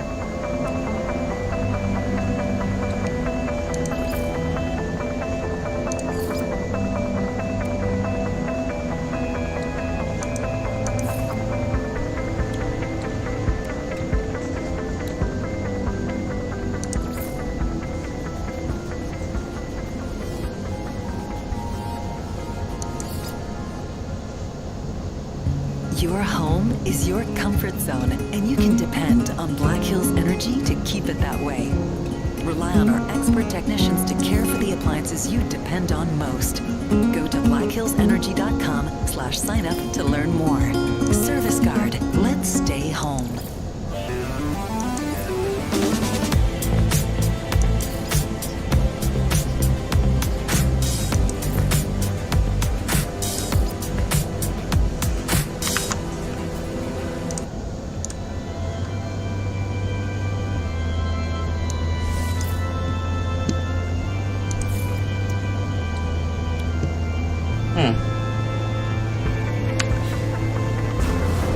Hey everyone, welcome to another episode of the Adeptus Ridiculous. Hello? I'm DK, and I'm slowly learning more about Warhammer Oh, hey. from my good friend Ricky.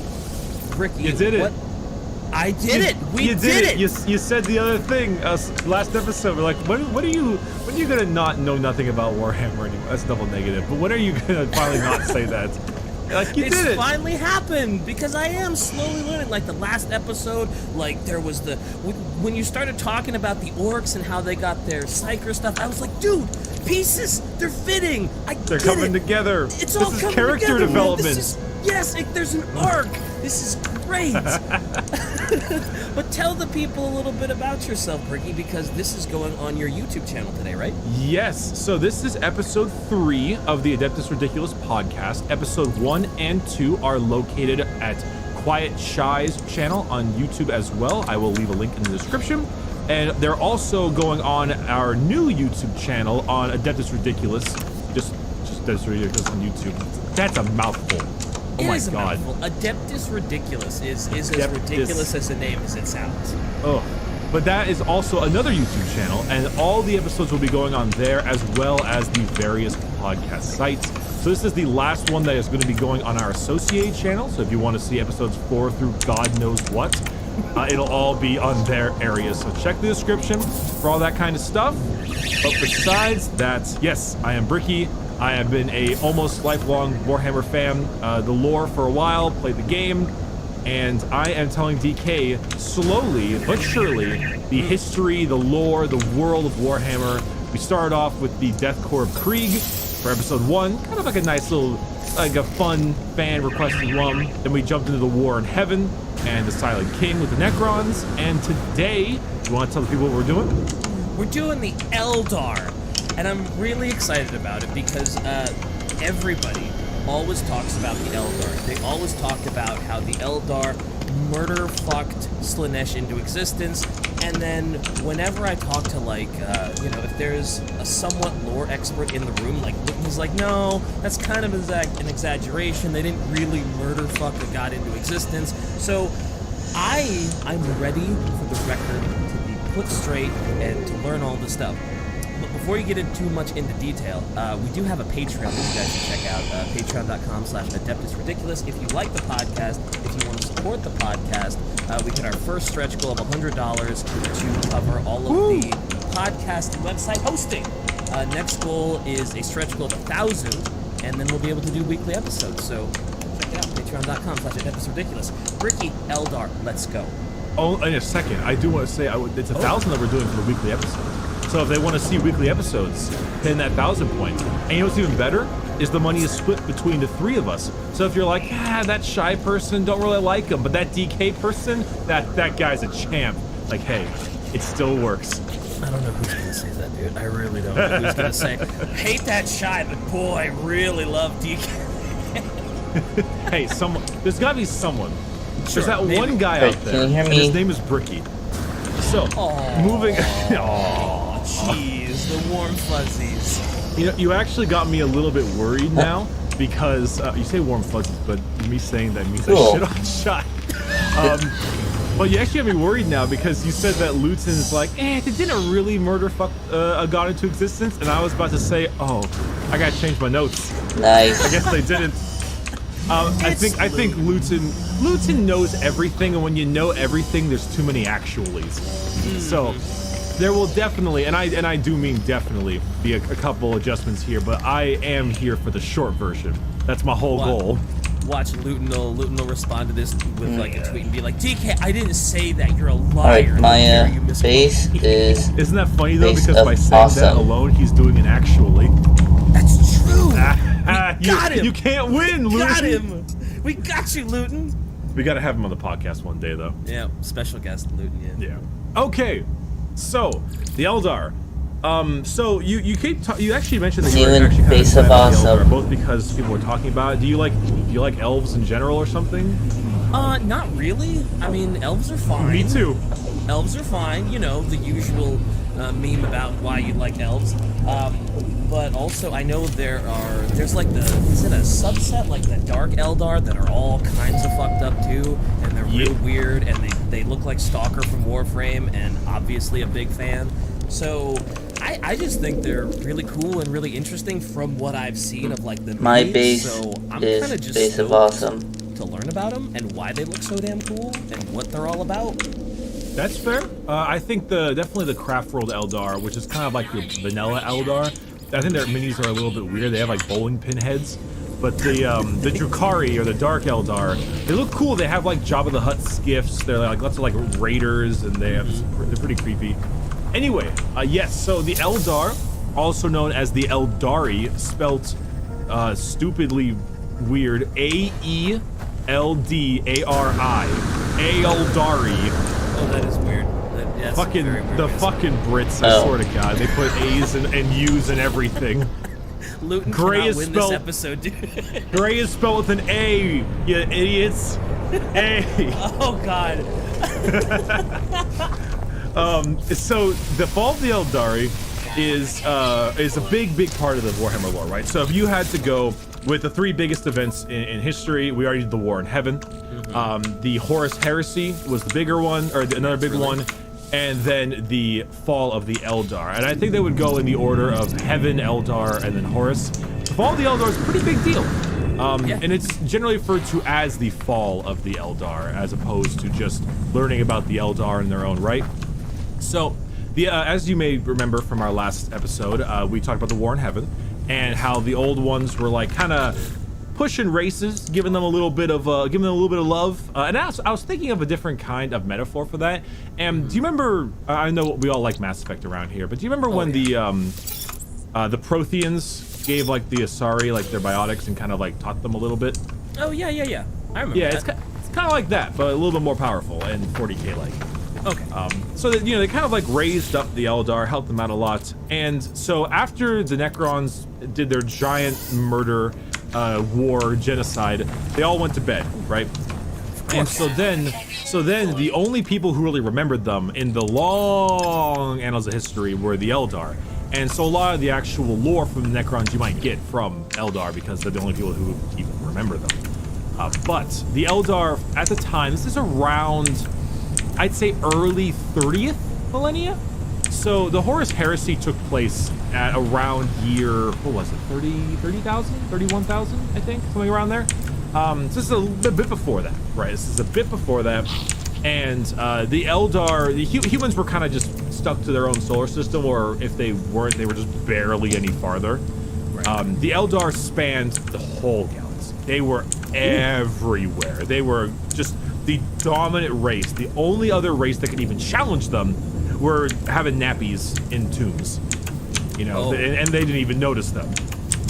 The good old Necrons. Necrons were all having a nap, and the Eldar were just, they're everywhere. So and no challenger, period. There's nobody that's Nothing. gonna really do anything to them. Tyranids haven't arrived. I mean, maybe the orcs, but they weren't really a problem at the time. You could have had some demons and stuff here and there, but they weren't as prominent. They were just the dominant race. They were as much of a threat as any other animal that's not a human are as a threat to humans currently, like on Earth in modern day. Like the only time there's any threats for us right now is like, I don't know, you're with a bear in the wilderness. If you have a gun, who cares, right? Like Sure. nothing is challenging us right now. And with the bear, you can play dead and it'll go away. So, I watched this movie called The Revenant, and I don't know if that's true. Oh, well, fair. Forgot about that movie, but you bring up a good point, sir. So the Eldar, they themselves, as a race, they're obviously space elves. They got pointy ears and everything, and they were master tier psychers. They were insane, and then the entire race was basically all psychers to an extent. And as they are all psychers, they have the ability to be able to just really, it's difficult to explain just the sheer volume of what they could do, of how much they could do. In fact, they had such a mastery of the warp and the immaterium that they could, in fact, like form physical materials out of its essence alone. They call this stuff called like Wraith Bone. There's a bunch of units in the Eldar Codex called like Wraith Knights, or Wraith Guard, Wraith Lords, and that's like a special material that they can create out of the energy of the warp itself. And they're actually it's pretty damn fucking strong. It's like a psycho-technological thing. It's very weird, but the fact that they can take like the essence of hell and turn it into constructs, they're doing pretty hot. Yeah, that's pretty good. That's a Yeah, pretty good ability to have, sure. Yeah. They're doing perfectly fine. But so the problem is that, and I'm sorry, but I'm gonna use porn a lot in this episode, because it is the best example for a lot of this stuff. All right, so at some point around like the 24th, 25th millennium, somewhere around there, the Eldar reached the point of excessive stagnation. They had to do nothing. The individual had no, like, point. They had so much that was just free. They had no shortage of food. They could travel using the webway, which is just better than warp travel in almost every single way. There's nothing that you as a citizen are worried about. You have no struggles of almost any kind. And so I said porn because it reminds me of the concept where like 20 years ago you had your good old man-woman stuff, right? You had more bushes than Vietnam War down there. Like it was just good old 80s stuff. And as time went on, it got a little bit different, and then Japan got involved. And then Japan got involved. And they made it animated, and they added other. It surprised me. It's not even flabbergasted. That's just that's not even the weirdest thing you're finding. By far not.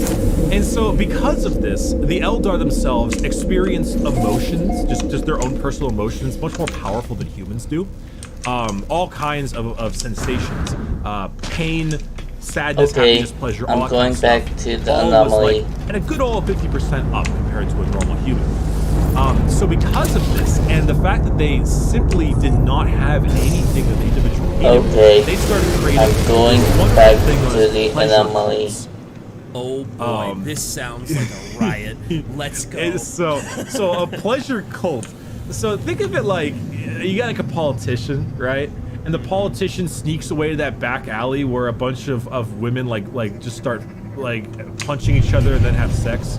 They just find like depraved random shit like that. Like there's always that politician that goes in the background and finds that creepy underground crap.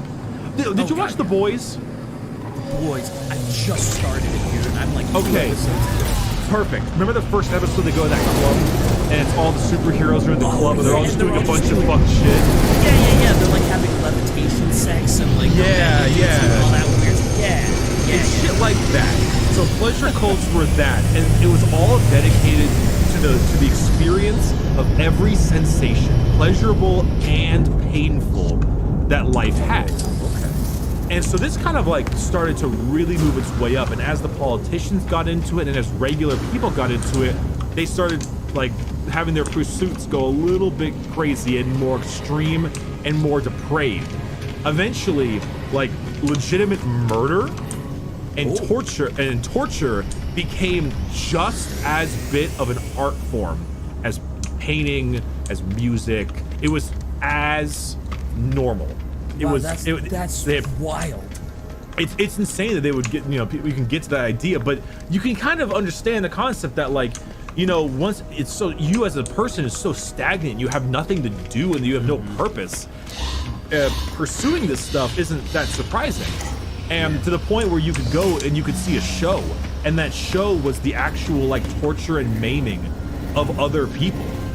And these were like volunteers because they wanted to experience pain because it was like a form of sensation. And the Eldar, they lived like almost immortal. They lived long, well, unless you were on stage, but they lived for God knows how long. Yeah, they never suffered from like Alzheimer's type stuff. They never got senile. They didn't have disease. Their psychic powers, you know, they were just so insanely powerful, and they lived so long that they were able to develop even more crazy ways of torturing and killing people. And they were able to do it at rates just never before seen. Sooner or later, eventually, with the government taking part in it, it became this point of like Jack the Ripper type stuff, like on a street corner, you'd find people like murder fucking. Like you find just on the streets, just happening. Jesus Christ! Like death was everywhere in the millions of lives. People were just consistently like boning and murdering each other because that was the only thing they had going for themselves. They had these cults, these pleasure cults. They were so interested in it. And then these fucking boomers came along, and some of these goddamn boomers were like, you know what? This is some smut, and they left. And so some Eldar were like, oh man, our society is getting a little bit corrupt, man. I don't know if I like this. And so a lot of them would just bail, and they would go to like colonies in the far, far, far reaches of space. Just to get away from it all. Yep. Yeah, those are the boomer Eldar. They're known as the Exodites, because like, you know, exile. Because they exited, right? Yeah. I got jokes. I heard that Shy has a gun. And I'm waiting. Okay, I don't like JoJo, but you know that one part when he like turns the paper and the gun comes out? Yeah. I'm expecting a gun to come out of my screen to blast me. So continuing, so as we continue and as it goes on, and actually this is the part that I mentioned with the porn stuff. So I don't peruse this very much at all, but I have seen the great meme of that farmer guy who says like, it ain't much but it's honest work, and it's all of those tags on like hentai websites, and it's like all of those insanely depraved tags. Oh god. And he has to moderate them, and it's like shit like that. So that was just the Eldar Society with those tags. Screenshot those tags. Bottom text, top text, Eldar Society. We live in an Eldar society. Oh boy. I mean, I guess when you open those floodgates and you're so stagnant and you're looking for like any sensational high, it's gonna get out of control and it's gonna get crazy. And I guess this is like the epitome of shit. Looks like I have to get some more savage data. Ironically, people always forget this, that 40K is a satire. It is a satire of many things, and the Eldar is a satire on what happens when we reach to just an insane degree of, I think the word is hedonism or whatever it is, but just, you know, constantly pursuing your own personal pleasures and the dangers that can come with. So as that continued, a lot of the time, you know, with all these people dying, naturally, as you know about the warp, a soul enters the warp when it is killed. Right. Because it's basically hell. The problem was that Eldar, because we had in the billions of people being murder fucked to death and all that shit, they would enter the warp not only in huge numbers, but they would also enter the warp as psychers, and psyker souls are far more powerful than regular souls, and they're dying feeling such immense pain and / or pleasure. Right. And it's just a float, right? Yeah. Just like how the war in heaven bloated the warp, exact same deal here. Because you had uber powerful psychic beings experiencing insanely large heights of emotions and numbering in the billions. Right? I was legitimately about to say, it's just like what happened with the war in heaven when those certain sections got super bloated because it's the realm it was of like chaos. what, a millennial, it was like centuries long war or something, and people are dying. I was like, it's the same thing. It's, people are dying with these specific like emotions, and that one portion of the warp is going to get over bloated, and here we are. So just like how Korn, Tzeentch, and Nurgle were kind of quote unquote bloated or creative, this is still the question: was Slaanesh birthed, or were they more so just given the ability to become bigger? And that's the real like in between. I'm more on the line that they just got the ability, because the warp itself fucks around with time. And so it makes a lot more sense that in the realm of chaos, you had Korn, Nurgle, and Tzeentch, and now they're all big players. But then you had Slaanesh somewhere in there, tiny little realm, right? Little apartment building. And because of that, this is a very specific kind of chaos, right? Yeah. Excessive, like the Prince of Pleasure, the unspeakable excess. And to have that bloated, it does make sense that it wouldn't really happen in the war in heaven, especially because they were robots. no emotions there. No souls. No souls there. So then, after enough time and effort, though, our good friend Slaanesh, which is known as the Prince of Pleasure. Slaanesh doesn't really have a gender per se. They just are. A lot of the Slaanesh models and stuff, they look, I think the term is androgynous. They look like male-female hybrids. Often they kind of have that in-between thing. So they're called the Prince of Pleasure, but they don't really have a particular left or right. They're not like a gender role. No, they're just Slaanesh. Yeah. But as that happens, the Prince of Chaos then, after that started to really start to bundle up and it started to reach a tipping point, a bunch of Eldar were like, shit's getting fucked.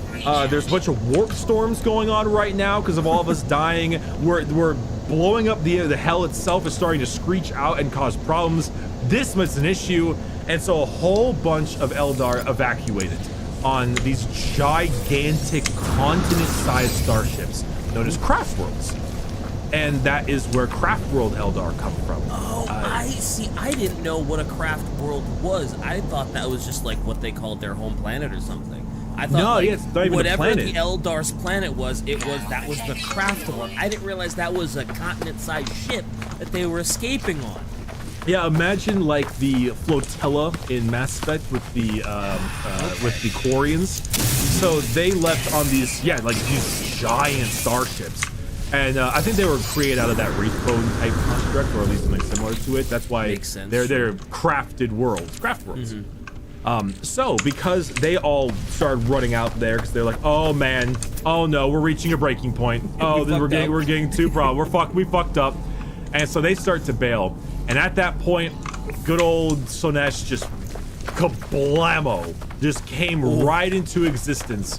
Referred to, I believe, well, they have lots of names. They have the Great Enemy, She Who Thirsts, but the main thing was that Slaanesh took its first breath was the concept, and that breath just inhaled all of the Eldar souls. Slaanesh just arrived and was just like, it was, oh my god, it was insane. The death toll was like in the trillions. It is. So Slaanesh just showed up, inhaled. All Eldar in that area are dead. Every Eldar's dead. They inhaled so goddamn hard. Did we talk about the Eye of Terror? I don't think we did. Okay, so I like to. Okay, so let me make this like. Okay, I'm gonna use a Minecraft example. Boy. Did you play much Minecraft, DK? Not really. This is gonna Damn be it. really good. Do it anyway for the people. Okay, so you know what the Nether is, though, right? Nope. It's like the hell, with like all the Okay, lava and sure. shit. Sure. Okay, there's a thing called Nether. It's like hell, like lava and crap. A lot you can make portals into said Nether.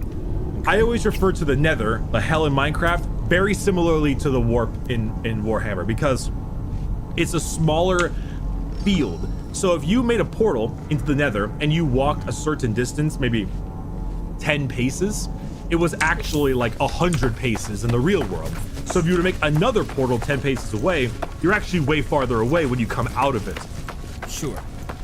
So, because of that, in particular, there is no in-between, right? You have to portal into the Nether, portal out. And that's kind of how warp travel works with the Imperium. You go into the warp, and then you travel a shorter pace than it actually would require, and then you come out in order to do interstellar travel. Gotcha. The Eye of Terror, is like somebody took a big knife and shanked the fabric of reality. And so when Slaanesh was birthed, there's now a giant crack rift in the real world that allows the other world to spill out of it. So someone cracked the dimensions in two. There's like a zipper that's been undone. Yeah. And so now, because when she birthed, now instead of just the real world and the warp, we have the real world, the warp, and we've got this tiny little hole that's connecting the two of them in real space. Oh, And that demons are sounds just bad. like, whoa, we're out, boys, I'm free. They opened the prison cell and now they're all out. And oh boy, that. That doesn't The sound Eye of good. Terror has arrived. And so Slaanesh basically just immediately bodied about like trillions of Eldar. And the only people that lived were a couple. So Really? pretty much all of the ones that were psychers and stuff, because the warp, big psycher thing. Sure. They had their souls just immediately ripped from their bodies and permanently stuck in the warp to be like tortured and murdered forever. Because yummy. Yum. They must love that. Nom nom. Nom nom. It's heaven actually for them. Well, sort of. Not quite. It's a little rough. Oh no. Depends on the people. But many of the people who fled the Exodite, the Boomer Eldar, they also had their souls sucked from them. The people in the craft worlds, a couple of them also had it. The only people that lived were people who found this thing called like a soul stone. And these soul stones are like this nice little relic type deal that you could hold on your body to stop Slaanesh from eating your soul. Inhaling your Because soul, right. Right, because if you just like live just as a normal ass Eldar, Slaanesh is like coming for you. It's like Michael Myers. It's always behind you, forever. You have an anti-sea bear circle, okay, for your entire life. You have to carry that sea bear circle, so you don't get like your soul ripped from your body. So it's just this never-ending like looming hand over your head.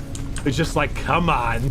Drop the stone, lose the stone. Make the stone. I shouldn't have it on your first. There's another way to do it. I'm not quite sure how it's done. You don't have to have like on. You thought like you drop your marble and you're like, oh no! You die. He's dead. He dropped his marble. He dropped it. Got him.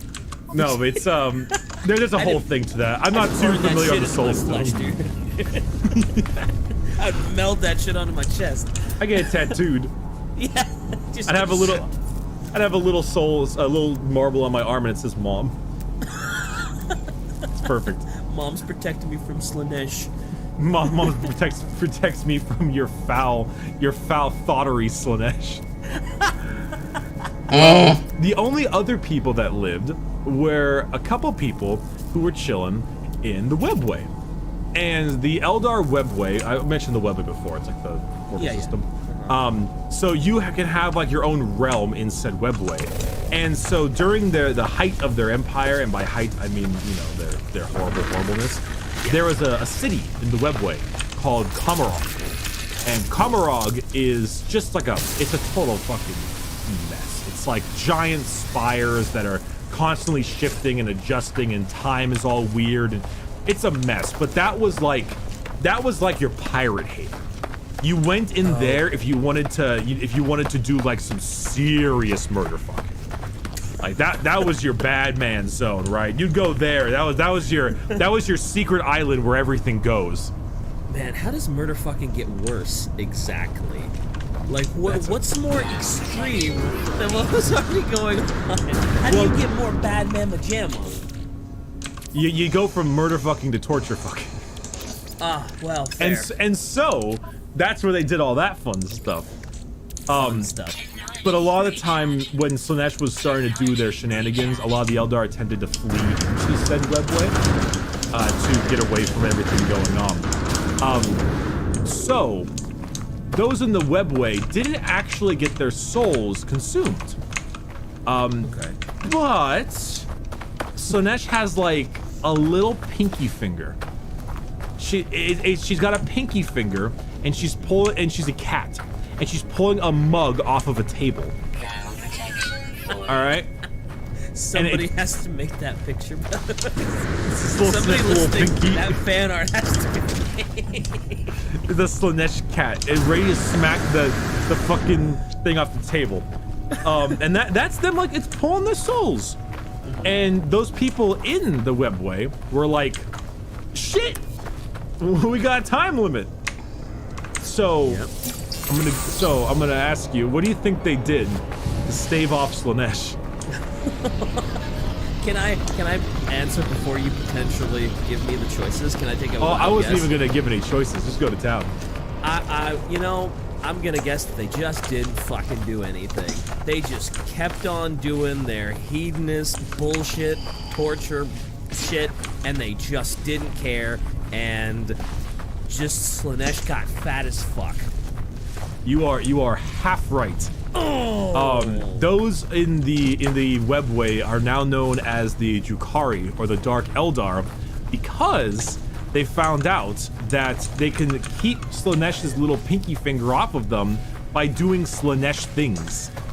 So the reason what they like doing already. Yeah. So the reason why the Dark Eldar are so horrible, the reason why having the Dark Eldar enter your planet as a raid is the worst experience you could possibly have, is because they are keeping themselves alive. Because the more torture, the more maiming, the more murdering they do, the more Slaanesh won't attack them.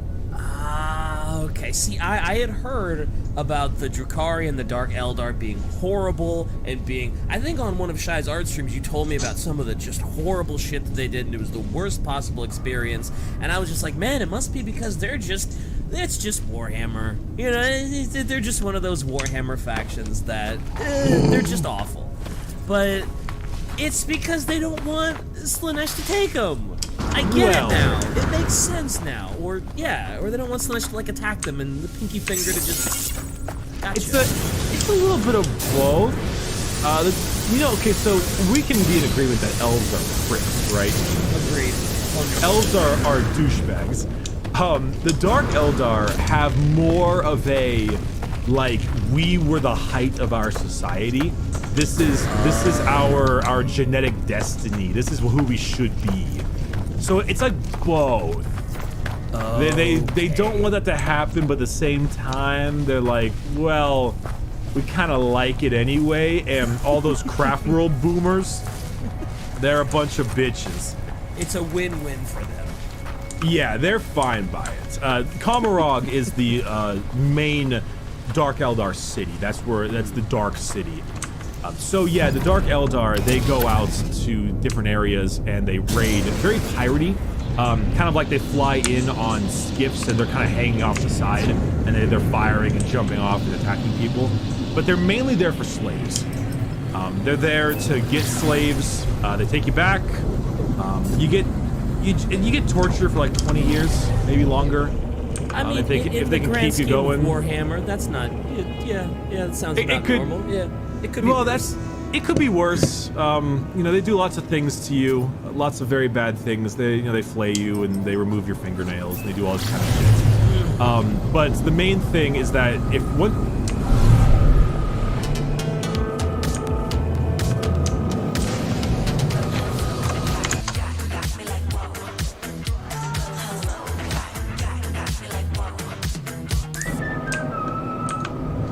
once they've exhausted your pain, once you like your mental state has just finally broken, they tend to turn you into like furniture.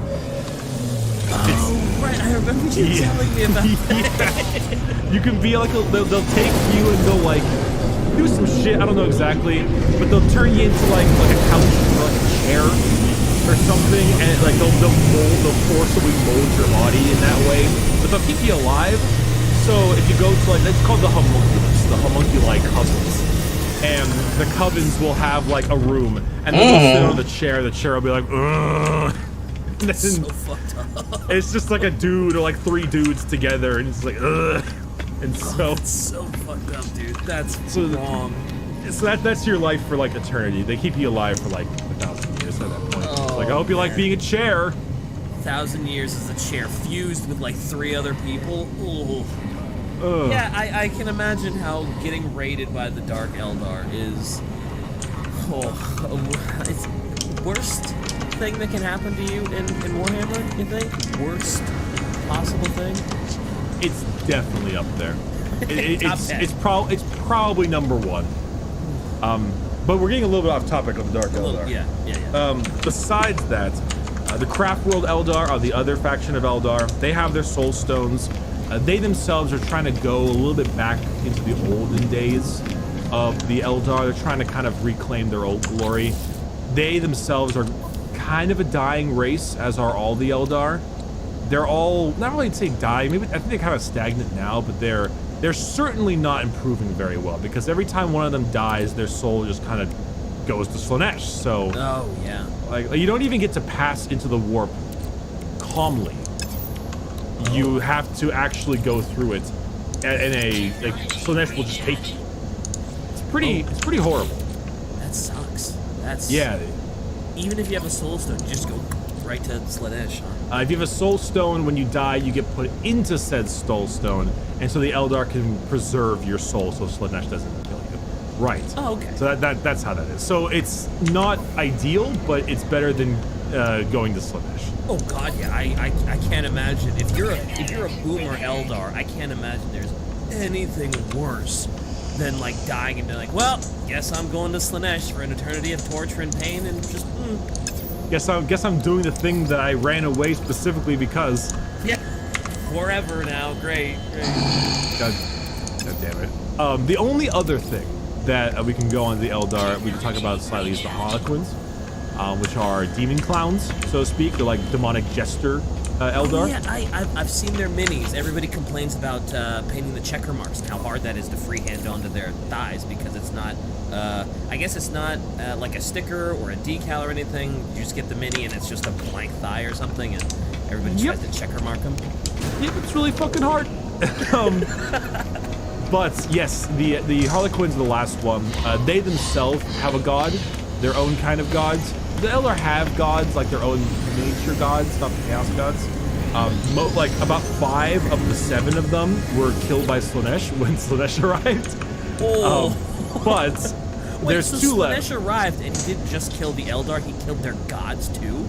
Yeah. Yeah, Slaanesh is hardcore. Yeah, Slaanesh is, oh boy. That's a big suck. It's a hard suck. It's a big hard suck. One of the gods though that did live was a god that no one can pronounce correctly. It's called Kegarok, or like Segarok, or something. It's the laughing god. It's the god of the Harlequins. And basically, that god likes to be a little douche and play. Remember that deceiver guy we talked about in the last episode? Oh yeah. Where you could kind of like that. One of their gods. Sure. Yeah, kind of like that, where he's like, I'm gonna fuck with you. And so one thing he did was he like, they always talk about him playing pranks on Slaanesh, and one of them was rescuing a whole bunch of Harlequin souls so that they can't consume it. And so now he's got a bunch of Harlequins that are like not under the effect, which is cool, but he's kind of a shithead. Yeah, why didn't you just save all the Eldar? If he could, yeah. But I mean, he makes little raids on Slaanesh's, I guess, cabinet? His little food cabinet? It's food. Sinesh's fucking pantry. Yeah, exactly. Dude, Sinesh's Kegro- pantry of Eldar souls. He's like, boop, stole a cookie from the cookie jar, right? Fucking Sinesh is pushing the mug down, and in the background you've got Kegorok like in the pantry reaching into the cookie jar with like a fucking bazinga grin. Yes. God Yes. damn it. This should be some Adeptus Ridiculous merch. Oh, it's a good idea. I like the Kegorok cookie jar. Yeah. But the Harlequins themselves, they're kind of weird. They have like a demon jester vibe. When they fight, it's almost like a dance. They're constantly like twirling and spinning, and that's why they actually do the checkerboard patterns, because they move so quickly. It makes it really hard for people to fight them because they can't see them because of like the checkerboard look, and they're constantly moving so fast. It's like blurred and blinding. Right. It's kind of cool. They have clown masks on as well. They always wear like creepy metal and gold masks that have.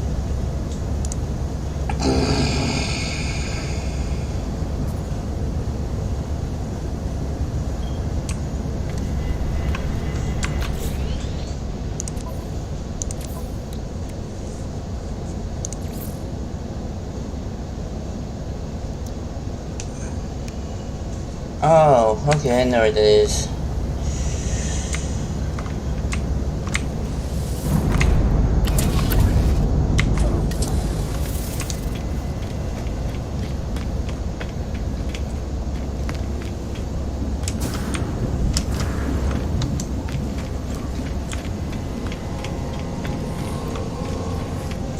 Alright. So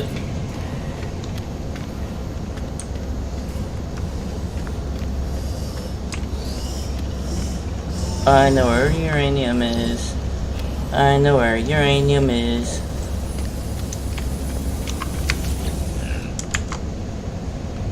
Like big smiling grins on them. The Harlequins are actually pretty awesome. They only have like 8 models on the tabletop though, which is a little unfortunate. But they're super weird and finicky. So they're like the Cirque du Soleil of Warhammer. That's not a terrible description, no. But a little more demonic, a little more murdery. The Warhammer part brings in the demonic, murdery kill vibe, and yeah. Yes, absolutely. The Warhammer Cirque du Soleil, but without the fun family feeling. So, all in all, Murder Fucked Into Existence, I'd say is a great, like, one-word explanation, because that pretty much is what happened. Yeah, that sounds like exactly what happened, yeah. So now you have a giant fucking zipper in real space that they've created that's causing problems. The Eldar are not extinct, but they are certainly very low population. They're one of the smallest races, population-wise, in the galaxy. I think they actually are the smallest. I don't know if Tau is less, because Tau's generally new, but yeah, they're pretty small. Like, that's the odd part, is if the Imperium wanted to, if they legitimately wanted to wipe out all of the Dark Eldar, go into the Webway, go to Kamarog, and kill them all, they absolutely could. The problem is that if you spend that much like resources, that much stuff, on dealing with the Dark Eldar, you're opening yourself up for the Orcs, the Tyranids, Chaos, etc. Yep. So I'm curious if the Eldar had never gotten into like this murder fuck phase where they were just so stagnant and they just felt the need to do all this crazy shit and kill themselves, and they had never birthed Slaanesh, would they be like a really prominent like thing? Would they be like the biggest thing in Warhammer?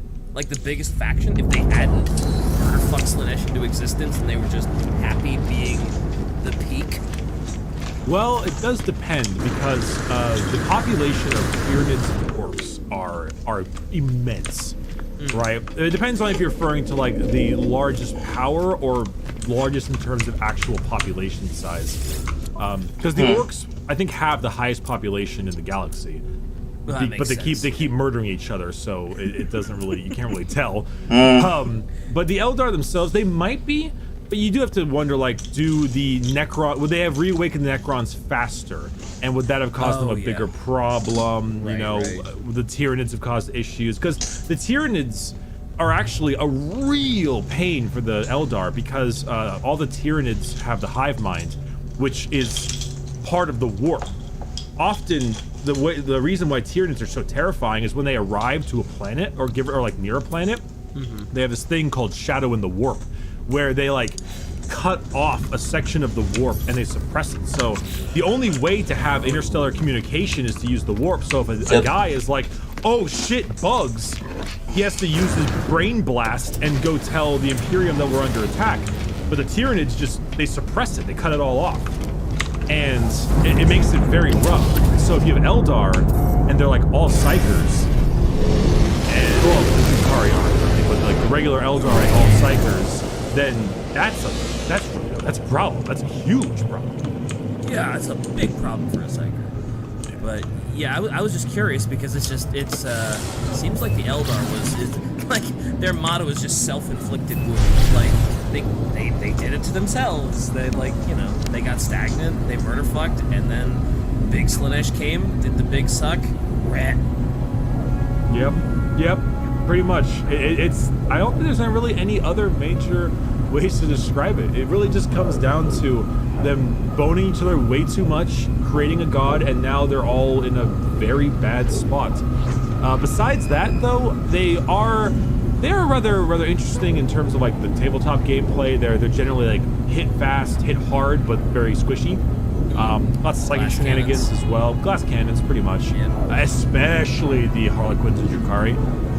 As for like a little bit of the lore, it's a little interesting because we didn't really talk about the Yanari, which is a bit of an important topic, but I have to save all of the Gilliman memes for that, so I'll have to wait on that one because that's an important section. Okay.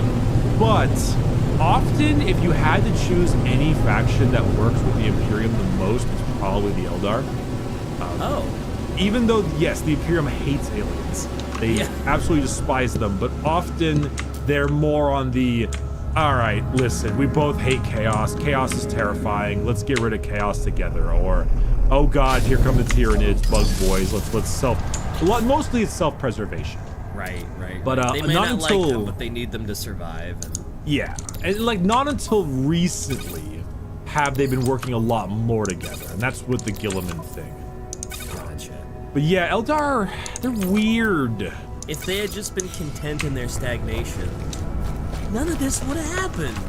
But who's content with stagnation, right? Everybody's always, you know, if it's a commentary or a parody on like you said, on us, it's like, you know, you're always reaching for that next high. You're never happy in your current plateau. You're always, you know, once those floodgates open. It really is. And also, particularly when it comes down to, well, they just didn't do this. If the Emperor was a better dad, you know, if the Emperor was a better dad, we would have also not had Chaos Space Marines. But alas, he was a shitty dad. Yeah, we'll get to that one probably not next episode. Next episode, I bet we're gonna be talking about the Emperor's Holy Crusade. Which is a little bit too much like 1940s Germany Blitzkrieg. We talk about the Emperor a lot. The Emperor is not a nice guy. He might have like the best intentions, but he normally has like the best intentions by force kind of way. Oh, you know, they say the path to hell is paved with good intentions. Well, he's certainly not enjoying himself right now. He's a corpse emperor now, so I mean, you know. Dude, he's chafing so fucking hard. Nurgle gave him an itch in his nose and he can't scratch it. Oh, what a douchebag. Besides that though, I think we're good. Because I can't think of anything else. Anything I missed? Yeah, well, there's plenty I missed, but that's because... Sure, but it's been a nice overarching, just sort of a summary, a brief 1-hour summary of the Eldar and where they came from, how they got so fucked up. And boy, did they get fucked up. They got so fucked up. So fucked up. The big suck fucked them up. Ooh. But You yeah, starting man, to realize? Are you starting to realize why the Silent King is kind of cool? Yeah, starting to realize why the Silent King is kind of cool. I mean, last episode when you were talking about him, I already thought he was really slick. Not knowing anything else about him, he was already slick, but now, yeah, it's a somewhat competent leader that feels remorse and wants better for his people and doesn't just want to go off on a murder fuck orgy and, you know, do your race. Thank you everyone so much for watching this episode of the Adeptus Ridiculous, episode 3. If you are watching this episode on my YouTube channel, do be sure to check out the description to the first 2 episodes on Quiet Shy's YouTube channel, as well as the links to the official Adeptus Ridiculous YouTube channel itself. We will be uploading all the prior and all the future episodes there, as well as the various podcast sites. If you like listening to podcasts on many of the things like Apple and Spotify, there is a damn good chance that it's there. So you want to listen to it in the car, whatever you got going on, it would be an absolute pleasure. Besides that, my name is Bricky. We will see you next episode. DK, you want to shout yourself? I was gonna say, that sounds like a pretty big deal. Struggling Oh, with acne? yes. Discover La Roche-Posay My Epiclar Duo very Dual own Action thing. Acne Treatment, suitable for sensitive skin Please to help get reduce to acne my- blemishes and clear Please make whiteheads sure and that blackheads everything is good. with visible results in 3 days. La Roche-Posay, the #1 acne skincare brand in European pharmacies. Your home is your comfort zone, and Ah, you can depend on Black These Hills Energy to people keep it are that. just doing things. Please write this down. Thank you.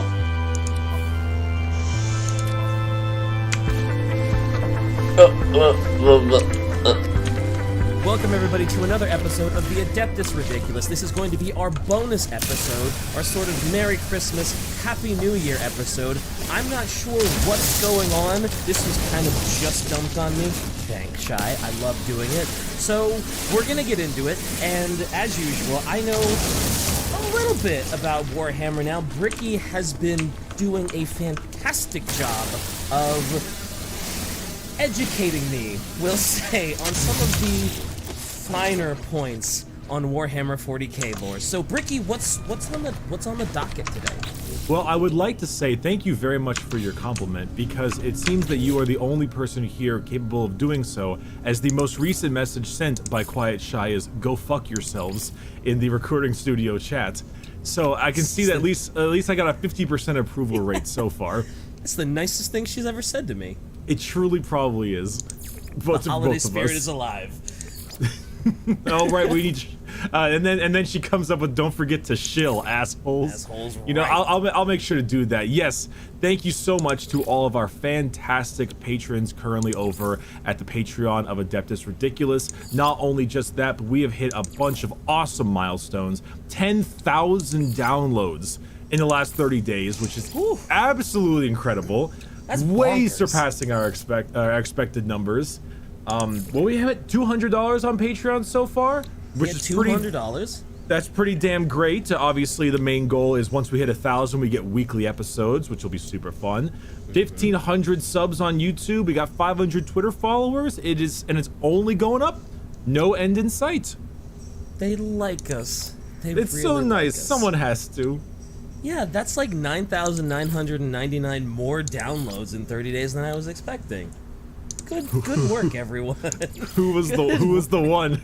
Me. Oh, just you? Not even me?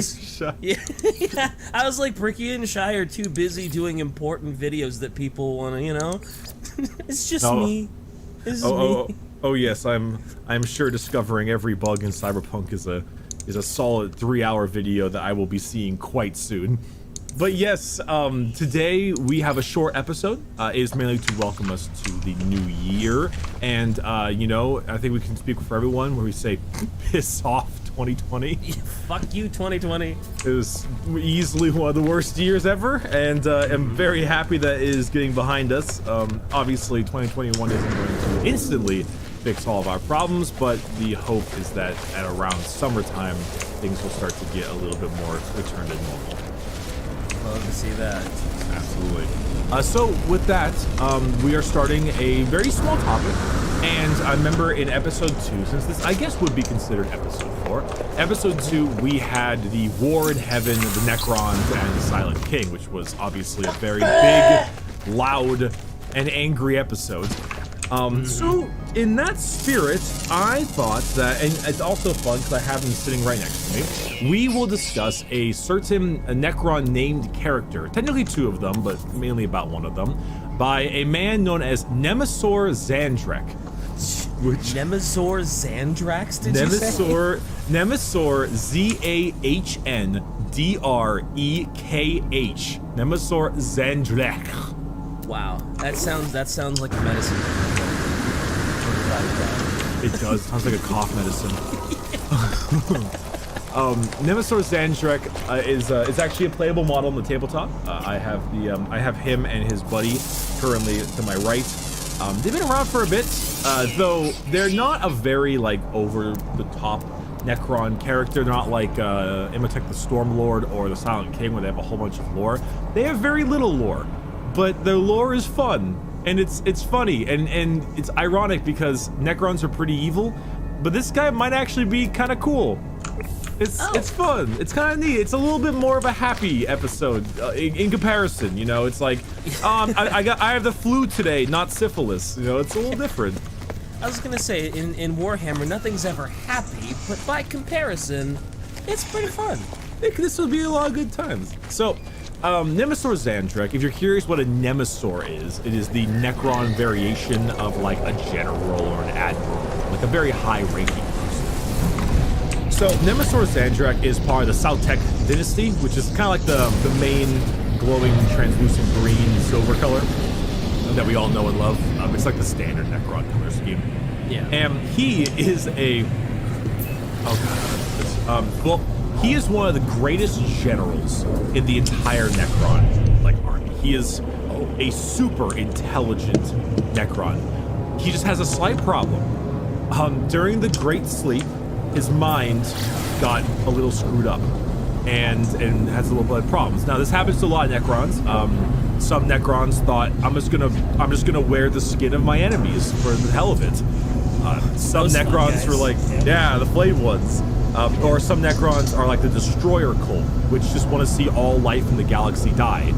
Also, so it's like when you leave a computer alone for like 10,000 years. It's not going to work right. Yeah. Good old Zandrek, he's got Necron dementia. So he thinks he's still a flesh and blood Necron. Oh. He does not know that he has been gone into the biotransference, and he does not realize that he is a robot. He still believes that he is part of the Necron tier empire way back when, and he still thinks he is flesh and bone, and he believes that all the enemies he fights, Chaos, Orcs, humans, they are all simply separatists and rebels back in the old inter-dynasty wars before the War in Heaven that they used to fight each other against.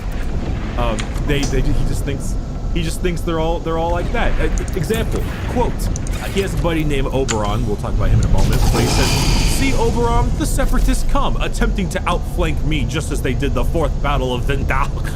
How they calculate that daubing themselves green and roaring like savages will produce a different outcome, I cannot fathom, but it is of no account. Ready, my legions, another glorious victory shall soon be ours." I like this guy. He's the best. So he's fighting off orcs, and he's like, "Why are they painting themselves green? What a bunch of idiots." This is a pack that won't work. Come on, I can see right through your ruse. Your ruse. They got that lipstick. Oh god. Actually, it's Coral Blue number 13. Ah, sorry. You can put lipstick on an orc, but it's still an orc. It's still an orc. So, even with this Necron dementia he has, he's still one of the best, generals ever. He's laughably intelligent. He's constantly, just with a word leaving his mouth, or whatever his mouth is now, like the Necrons will immediately go from the defensive to the offensive. They'll immediately find ambushes and stop flanks. And he's literally Mr. 20 steps ahead. He's such an esteemed general, which is why he's generally kept in his high-ranking position despite his mental failings. But sometimes he will have some problems, and that's where we get our buddy Vargard Oberyn, which, I gotta be honest, bugs the shit out of me. His name is Vargard, V-A-R-G-A-R-D, not Vanguard Oberyn.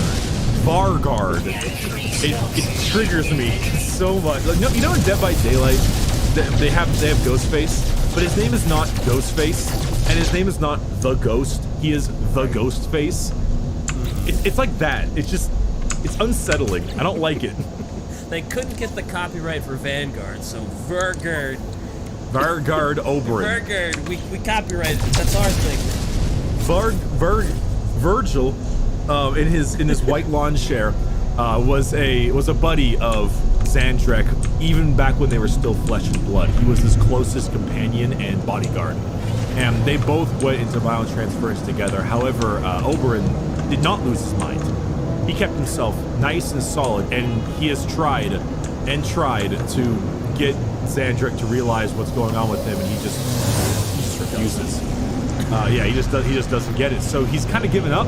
But in that sense, because Xandrek is so weird, often some like upstart Necron lords will try to remove him from his position, and they tend to go missing or have a war scythe in their chest. And that is always the duty of Oberyn, to protect his grandpa and closest friends. He's a very interesting character. He doesn't really do much, Oberyn that is, but on the tabletop he also does have a model, and whenever you want, you can basically just teleport him directly to Xandrek whenever he needs him. It's pretty cool. It's pretty cool. Very handy in the tabletop. It certainly can be. Just being able to pop himself over is really fun. He's really interesting, and as a bodyguard, he's quiet, but he's very loyal. And especially when it comes to Nemesor Xandrek with his mental frailty, many people don't want him in his position, right? They want him to retire because he's not suited. In 40K, retirement is death. Like, you can't ever stop in this world. No, and especially not when you're an immortal robot who doesn't realize he's not flesh and blood. Yeah, that too. He eats food, or he tries. he has tasters to make sure none of his food are poisoned. Does he really? Yeah, he has a bunch of Necron guys to taste his food, but does he try to jam food into his face? I honestly don't know. He obviously hasn't eaten anything. But he it's weird because he's a super honorable Necron character. He hates death marks, which are snipers. He hates the use of canoptic units, which are like slave robots. Oh. Right. He particularly really prefers the codes of conduct. Whenever possible, he will always make sure that enemy commanders are captured instead of killed and treated as honorable prisoners. Which his royal court does not like at all. I'm sure they don't. But he likes to takes POWs. He feeds them the food.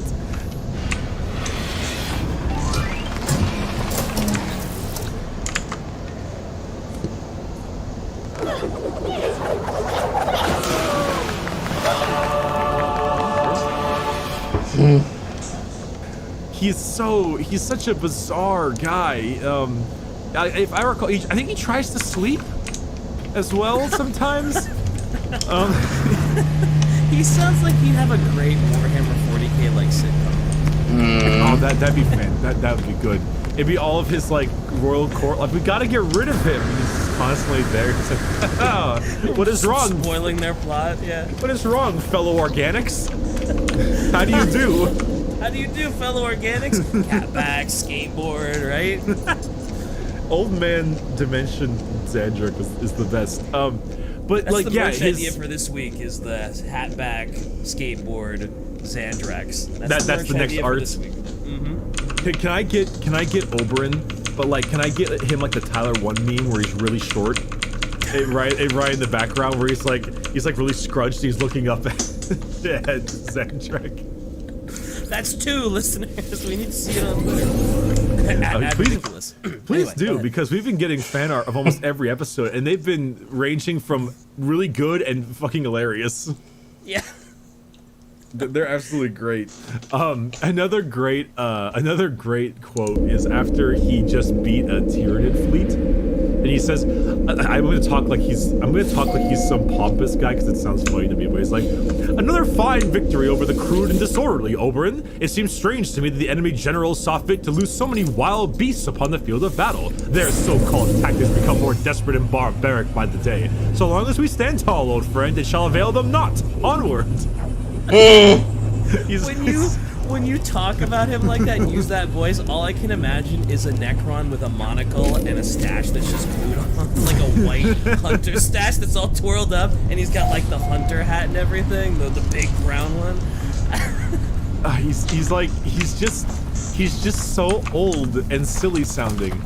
And ironically, he actually has some of the strongest abilities on the tabletop for the Necron army. He's got this one ability. I know you don't play the tabletop, but for our listeners, he has this one ability where if the enemy tries to use a stratagem, you can just cancel it, and then they can't use it for the rest of the battle round, which is basically 2 turns, which can be particularly effective. It's only once per game, but it's really good. And then he can like buff his units with like old school shouts. It's like, aha, flanking maneuver. Though I will say, there is a slight hint that maybe he's not actually as crazy as he is, and he might just be doing it for the sake of it. Oh, really? Yes, he has a quote, and I quote, says, "Even if we all ceased to be flesh and blood millions of years ago," which of course I don't believe for a moment, Zandre winks, "wouldn't it have suited us better to live in denial of that, as some fools say I had done? Wouldn't it be better, Oberon, just to accept our fate and enjoy immortality for the everlasting life of merry campaigning it has proved to be?" Wow. So he might not actually believe it. That quote, even with the wink, there's no way he doesn't know what he's doing, right? Possibly. He's very eccentric. He's very very eccentric and a little weird. I think the writer of the book or whatever it was for him, he said it was loosely based off of his uncle, who had Parkinson's. So he's kind of like there sometimes and then not there other times. He's very much backing forward, kind of just going between. So that might be just one of his moments of like lucidity, because that happens with like, you know, Alzheimer's, Parkinson's. Some days are worse, and then some days you have like a little bit of lucidity, and you kind of get like the bigger picture a little bit better. Yeah, I'm assuming it might have something to do with that. And also, but it seems like even when he does have that like moment of clarity or such, he does seem like he's totally fine with it. Or it's like, you know, that may be the case, but like we have immortality and we can just keep on campaigning and you know, leading our troops. And he really likes it. And so in the sense, it's kind of cool. It's kind of sweet in a silly way. It is.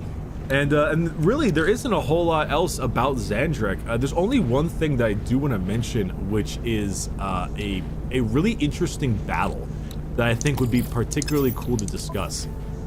So, in the year 813 in Millennia 41, it was the escape from Canavar. And so basically what happens is that Nemesis Zandrek and his Tomb World armies invaded a Tau world. Circumvented their planetary defenses in like 2 weeks, and honestly just fucking demolished the Tau, because Zandrek is such an intelligent man. He just slaughtered them. However, it turns out that White Scar Company, now if you don't know the White Scars, they're a Space Marine chapter, and they're very like Mongolian based. They have the skulls and the big fur coats, and they're very big into bikes. They move at like Mach 5. They're born in the saddle. They're super fast. They roll up, like the entire army moves insane speeds. The joke is that if a White Scar person stands still for 5 seconds, they start having a fit. It's I just like the that's sound of White Scar though. They're like real cool, like fur jackets and bikers and skull shit everywhere. White Scars sound cool. They are. All their main leaders are called Khans because Mongolians and such. And yep. It's super neat. They have like a bunch of like ravens and shit. It's badass. So the White Scars came out there also to murder the Tau, because of course. But unfortunately, look at that. There's a bunch of Necrons, and just a huge amount of gunfire knocked down all of the White Scars transports from the Necrons, and basically killed every single White Scar. But wow. I know, right? And these are Marines. These are not to be fucked with. Yeah, they're not just these little nobody soldiers that are just dinking around. Like, they're serious business. Yeah, and they all got wiped out. Not the whole chapter, but like their invading force, obviously. Yeah. But Xandrak, being the broke-tier old man that he is, he commanded that Corsaro Khan, which is the chapter master, I believe. Wait, no, is he a captain? I think he's the current chapter master. Or he's master of the hunt. Okay, I'm not quite sure what that. Basically, he's a high-ranking White Scar and like a named character. He was actually captured instead because Xandrak is the way he be. He takes prisoners. He feeds them. Yeah, and that's what happened. He treated all of his prisoners of war to a breakfast feast. Along with his, I know, along with his royal courts. It was like a bunch of people. It was some Tau commanders. It was Corsaro Khan. It was an Eldar Ranger. That's a pretty famous one. There's a bunch of these dudes, and they're all POWs. And he's like, "You have to eat. Come eat with my royal court." It's funny. Out of all of the ridiculous things you've told me about Warhammer, with like the torture and the Eldar, I'm like, the most ridiculous Warhammer thing I ever heard is this fool's treating them to a breakfast. They're eating breakfast. I'm like, that's ridiculous. This is a breakfast of eyeballs and the bones and flesh of his comrades or something. Like, there's got to be something crazy. It's like, nah, it's bagels and cream cheese. That certainly is a good question, though. I do wonder what they actually eat. What did they eat? I don't know. He doesn't eat. He's a Necron. What did he feed him? I don't know. Scarabs? I know. The Necrons have scarabs as like a unit.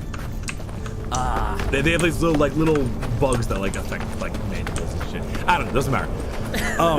But apparently during this breakfast, all these POWs were there, and they all attempted to, escape, because why the hell wouldn't they? Right. But our good buddy Vargard Oberyn is a goddamn king, and with his giant like Necron war scythe, just killed every single POW in the entire room, because Nemesis Xandrak went out to, I don't fucking know, have a smoke or something. And Necron and Oberyn just went to town because they were like trying to escape, and often Oberyn kills them anyway and says they were trying to escape because it's not a good idea to take POWs. Yeah, to the Necron hierarchy. Yeah, sure. But right after sinking his war scythe, like dead in the Eldar Rangers fucking like side, which actually he survived this. It's the whole story. He eventually like left and returned to his craft world. I think his name is Lilith Nightspear. Kind of a cool Eldar. Cool name. Yeah, it's a really cool name. But after that, he was basically about to probably kill the Khan as well. But after that time frame, Nemesis Xandrak actually had been watching the whole thing from afar, being so impressed with the Khan's bravery in trying to escape and all, he told Oberyn to leave. And he let the Khan leave. He let the White Scar captain go. He just let him go. He's like, you can go. Bye-bye. I get the feeling that eventually comes back to bite him in the butt. Well, unfortunately, the humans are xenophobic assholes. So it has not come back to bite him in the butt, but it might. Because after the Khan returned to his planet, he put his name in something called the Scrolls of Vengeance, which the White Scars like to do like hunts because they're you know, it's Mongolian style. They go out and they find something. They have the Great Hunt, you know. Yeah. So his name is on the Great Hunt list. So eventually they will go back to kill him. Because he did. Scroll of Vengeance is very on the nose for what that thing is for. Yeah. It's very on the nose. I mean, they did kill like all the White Scars there, so Yeah.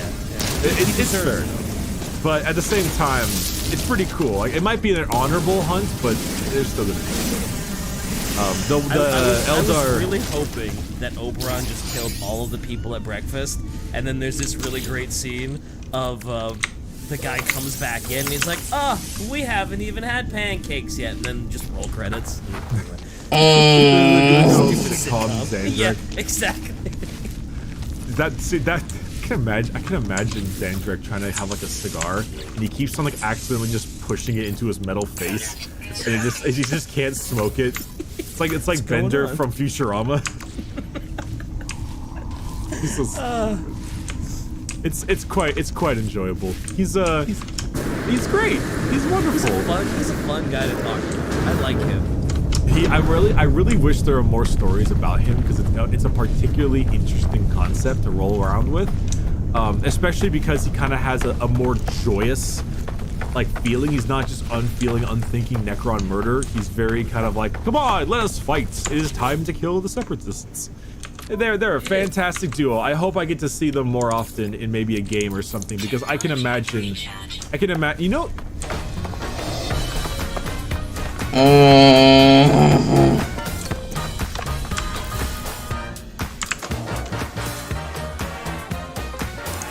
You know, it'd be fun.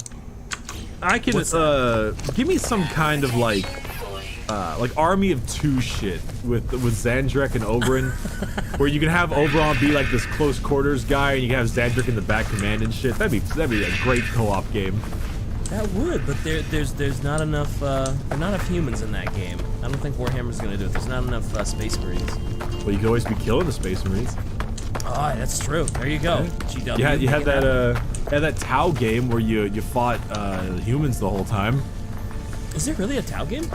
Yeah, it's called Fire Warrior. It was like the PlayStation 1 or 2. I think it was PlayStation 2. It's really bad. I would not recommend playing it. But the game you do fight the Imperium as Tau, and it's a nice change of pace, even if the game sucks ass.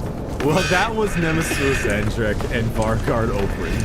They're great. They're a fun duo. I'm actually really excited because I have both the models. They're kind of bad models. They're very old. They're made of resin, which is generally means they're old. But they are cool, and I'm excited to use them in like a game at some point, because they're pretty neat up. I think Shai has some comments for us to read, or for me to read. For you to read. For me to read specifically. Oh, all of my fan mail? Well, I guess I guess. I guess I can. If I gotta. Okay, so the first one she sent me is from PS Tone, and they say, "Dudes, this is my new favorite podcast. I wish it was weekly. The dogs get extra long walks when it drops." Oh well, that sounds like we gotta hit some $1,000 Patreon goal to make this shit weekly. Yeah, I would love for this to be weekly, by the way. I would be so down. We have so much we could talk about. I was gonna say, there's so many different Warhammer topics that it would be so easy to make this weekly. Like, there are so many other Necrons, like just Necrons alone. We've got like Anarchir the Traveler, Trazen the Infinite, Imitek the Stormlord. We have so many other major named characters that we can discuss just in the Necrons alone, and we haven't even begun Marines yet. We haven't even begun. True. We haven't even delved into them. Like, that's so much. So yeah, I would adore this to be weekly. And Obsidia says, Adrid is my new favorite podcast. I could and did listen to it for hours. I love how Bricky explains stuff in a simple and entertaining way so that even people that aren't knowledgeable about Warhammer 40k can understand stuff easily. I cannot wait for future episodes. I also love how Bricky explains stuff in a very simple and entertaining way. it's been very helpful getting into Warhammer and all of the insanity and there's just so much Warhammer stuff that it's great to have an entertaining guide that makes it just real easy to grasp. As people who have played plenty of Warframe and been like, oh god, what the fuck when it comes to Warframe's lore being convoluted and stuff, I'm glad that we've only gotten worse. We have some just in general comments here. Bob Collins says, please keep these coming, absolutely loving them, thank you. Trilena Bloodwind says, this is my favorite new weekly podcast to listen to. Gives me something to look forward to. Smiley face. Lucas Grant says, I love this and will cherish this for as long as I live.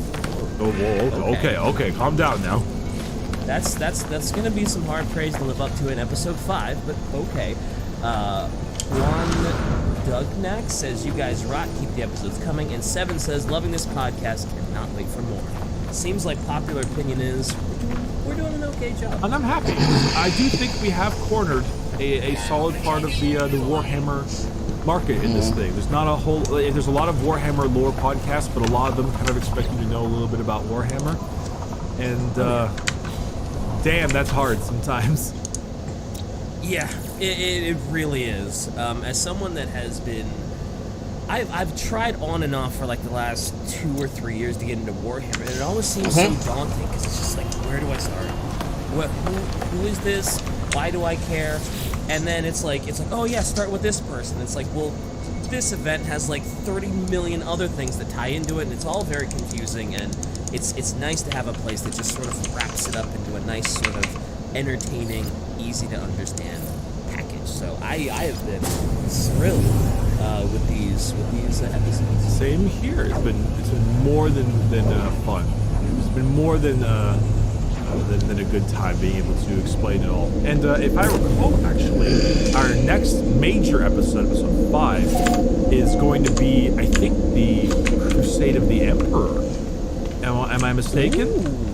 I think it's actually our next one, which is a pretty important event. It generally is how the Imperium was founded, and that's will help lead us into many other topics. I was gonna say, that sounds like a pretty big deal. It is a tad bit. The Unification That's gonna be a Wars. nice branch off point. Yeah. Yes, the Unification Wars and the Great Crusade. Oh yes. It's gonna be a decent amount of starting off. Okay, so this has been the That's Ridiculous podcast. Originally supposed to be short episode, but we kind of made this more of a medium episode. Number 4 on Nemesor Zandrek and Vargard Oberyn. If you'd like to support us, there are a numerous amount of places, but the main one would be the Patreon at Adeptus Ridiculous it's patreon.com/Adeptus Ridiculous. If we reach $1,000 a month, we will be doing these weekly to bring you some more Warhammer content, because do not worry, we have plenty to discuss. Ooh, yes, we do. Besides that, Codices and codices.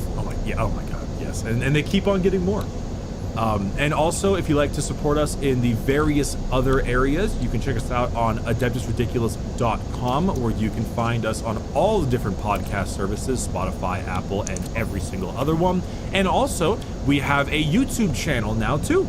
If you want to hop on to the YouTube channel, at Adeptus Ridiculous on YouTube, you can watch these as well if you're more of a YouTube watcher as opposed to a podcast person. And that's also, a fine thing as well, because naturally, we would get ad revenue and such from the YouTube channel. So that would also support us just as much as all the other major sites do. So, DK, where can they find you? Oh, you can find me everywhere except Instagram at DK Diamantes. On Instagram, it's real DK Diamantes. And yeah, go support all those places that bring you to that. And as for me, I am Bricky on literally everything else, Twitch, Twitter, etc., except for Instagram, which I am Bricky IG. Because the guy or the girl with Bricky won't let me have it. Little asshole. Yep, I had the same problem. Yep. That's all right though. I was gonna pay them money and everything. Hey, that's the best way to do it. Just offer them some cash.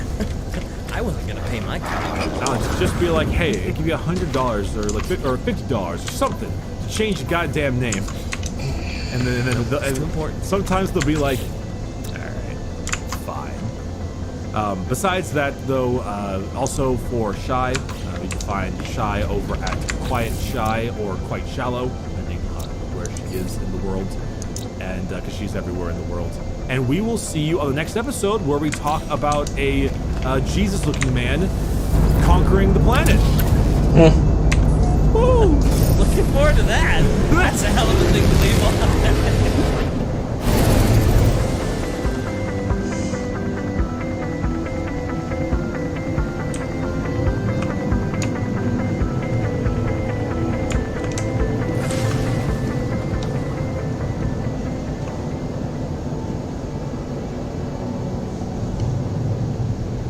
With Admech, because in order to do this great crusade, he obviously needs ship. Do you guys believe in ghosts? On August 20th, I think there's something in my house. get out of the house. I believe. The Night House, rated R, in theaters August 20th. The warp storms are gone. I just got my cashback match. Is this for real? Yep. We match all the cashback new card members earn at the end of their first...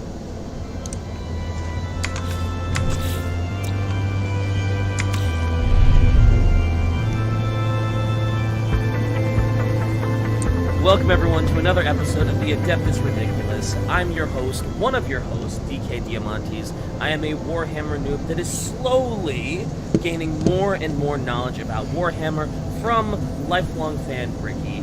Bricky, I hear today is going to be a very, very deep episode. Hey, you know what's also deep? The love and support of our patrons at Adeptus Ridiculous on Patreon. Oh, what a transition, dude. What a I'm transition. so proud of you. I could not be happier. I'm glad, because that has actually been blowing up quite a bit as of lately. The Patreon has been getting like ridiculous amounts of support. We really do appreciate it. I think we're encroaching around $400 right now, which is insane.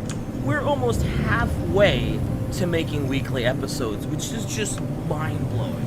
And it's fantastic because this is the highlight of my week when we do it. Like, this is so much fun to learn about Warhammer and all the crazy shit that's going on in it, that for it to be blowing up and for people to be liking it as much as they do is just dreams do come true. It does, especially, and considering blowing up, we're gonna talk a little bit about the Emperor's Crusade and the rise of humanity. Just call me Dean Kamen right now with these segues. I feel like you could preface anything in Warhammer with, speaking of things blowing up. During this entire time of us talking, I looked up very quietly the creator of the segue, Dean Kamen. And I have to use this later. It's to call me king of the Segway, I'm Dean Kamen. I didn't even know who you were talking about. I just figured it was some reference. I know you didn't. That's why I wanted to make it clear that I worked hard on this by looking up one guy. Thank you for that. I get it now. It just went r/whoosh and well done. Oh, don't Reddit me. This is not a place for Reddit. This is a place for Warhammer. You disgust me. You made that Pog reference a few episodes ago, and now I have to get into this. Hey, at least nobody's called anyone else their little Pog champion, right? So I hate that meme. I hate that. So bad, dude. So bad. It's so, there's cringe memes, and then there's that, and it's just it's too bad because you can use it ironically, and it's sometimes okay. It's not important. Point being. Today, on topic, today we are talking about mankind. And unlike Games Workshop, we have been really big into Xenos lately. And we have been doing the Fall and Rise of the Eldar. We talked about Cookie Grandpa Nemesis Zandrek and his little short squat Valguard Oberyn. We did the Necrons, the Silent King. And today we're talking about mankind, which obviously has the most lore out of them all, because humans, we are those, and naturally that's the biggest part of the Warhammer universe. Though I will admit You know, a lot of people get very upset and angry with the amount of human Imperium-based releases that Games Workshop has and the amount of favoritism they have. I know someone named Quiet Shy who is particularly aggravated with that stuff, especially as an Orc player. But that being said, I think you would be hard-pressed to find somebody who doesn't think that the Rise of Mankind and the Horus Heresy aren't at least a bit interesting. It's like all Space Marines, but it's actually pretty cool. I remember when I was first getting into just like casually painting minis, and I was like, guys, what should I do? And everyone was like, yo, you gotta read up on the Horus Heresy. If you're gonna get at all into Warhammer and painting the minis and caring about the lore, you gotta start out with the Imperium and the Heresy and the Primarchs and the Emperor being a bad dad. The Emperor is a shit dad, and we'll be talking about that soon. But we did want to say that this is probably episode 1 of 3. We're gonna leave a couple cliffhangers because it's fun, but we're gonna start off today with the Rise of Mankind and the Emperor and the Unification Wars, the Adeptus Mechanicus, and then episode 2, probably more into the stirrings of heresy, the Great Crusade, that kind of little turmoil that was starting to seed the, it's like fester like the seeds of doubt into everybody, and then the third one we'll talk full-blown heresy. But it's actually really good, and it's surprisingly tragic. The reason everyone jokes Magnus did nothing wrong is because his backstory is legitimately sad. And it's actually sad, and that's one of the reasons why the Horus Heresy is so well done, is because you've got these like 9-foot-tall demigod Primarchs, and they're legitimately sad, and they feel mistreated. And it's kind of cool because emotions are important, and you don't have a lot of those in Warhammer, so it's cool to get into that. But that is the there are heresy. Plenty of emotions in Warhammer. They're just bad emotions. Like well, or it's lust, like rage, anger, zealotism, tons of emotions. Yeah, fear. exactly. Yeah, tons of emotions, just really negative ones. I like seeing guilt and sadness and a feeling of loathing as opposed to murder. But anyway, let's get started with the Rise of Mankind. So, however million of years later, 60 million years later, after our Necrons went to bed, and about 25-ish thousand years before Slaanesha's big destructive burst, we had 0 AD. You know, you got your man JC, you got your buddy Jesus Christ. He was around, he did his thing, you know, he was all right. He chilled and then he died, and then all things happened. But then the first 15,000 years on Earth are exactly what you think would happen with us. You know, the 21st millennium was the 21st millennium. It is what it is now. We existed or whatever the hell. And after all this time, you know, humanity really started to get going. In the late 3rd millennium, space travel was becoming a big thing. We started creating a bunch of robots, and we started living longer. It's your classic sci-fi, right? The first 15,000 years is just exactly how it is. We started spanning up and into the stars. And actually, I should probably talk about the Emperor just a little bit here. Okay, where did he come from? Big question, right? Everyone's like, where the fuck did he come from? Answer, you don't know. Really? It's just an unknown. There are a couple theories, but honestly, the real true answer is nobody knows. And I'm kind of okay with that. You know, some people really want an answer. I like the idea where he was just that guy. He just existed, and he's been around apparently forever. He's been around since in the BC era. Oh, he's old then. He's very old. A couple theories. One of the theories is that shamans, you know, like old school shamans way back in the day. Sure. They were actually early psychers. That's why they actually did have their little like special powers.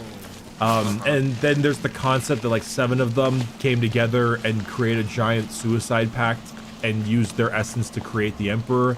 That's one. Some believe he was one of the. Yeah, that's an interesting one.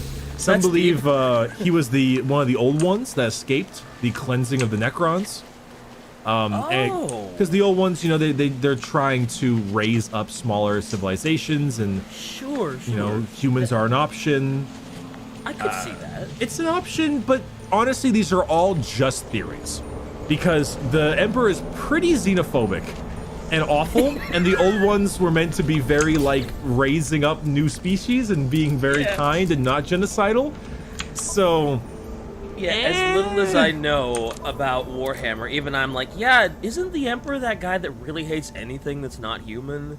And it's like heresy to like go against him and anything he wishes, and he's kind of a little bit.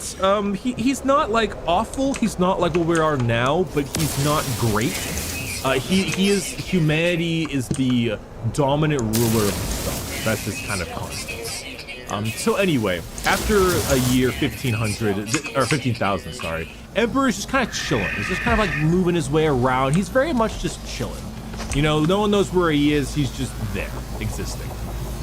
This is what happened in the dark age of technology. This is around 15,000. Well, it's millennia 15 to millennia 25. So during this period of time, this is when the first ever like real major mutants were born, and those are called navigators. And navigators are a fancy-pantsy version of Psyker that allows them to, it's like a special gene they have, to allow them to navigate accurately through the warp. It allows them to kind of communicate. I think they have like 3 eyes.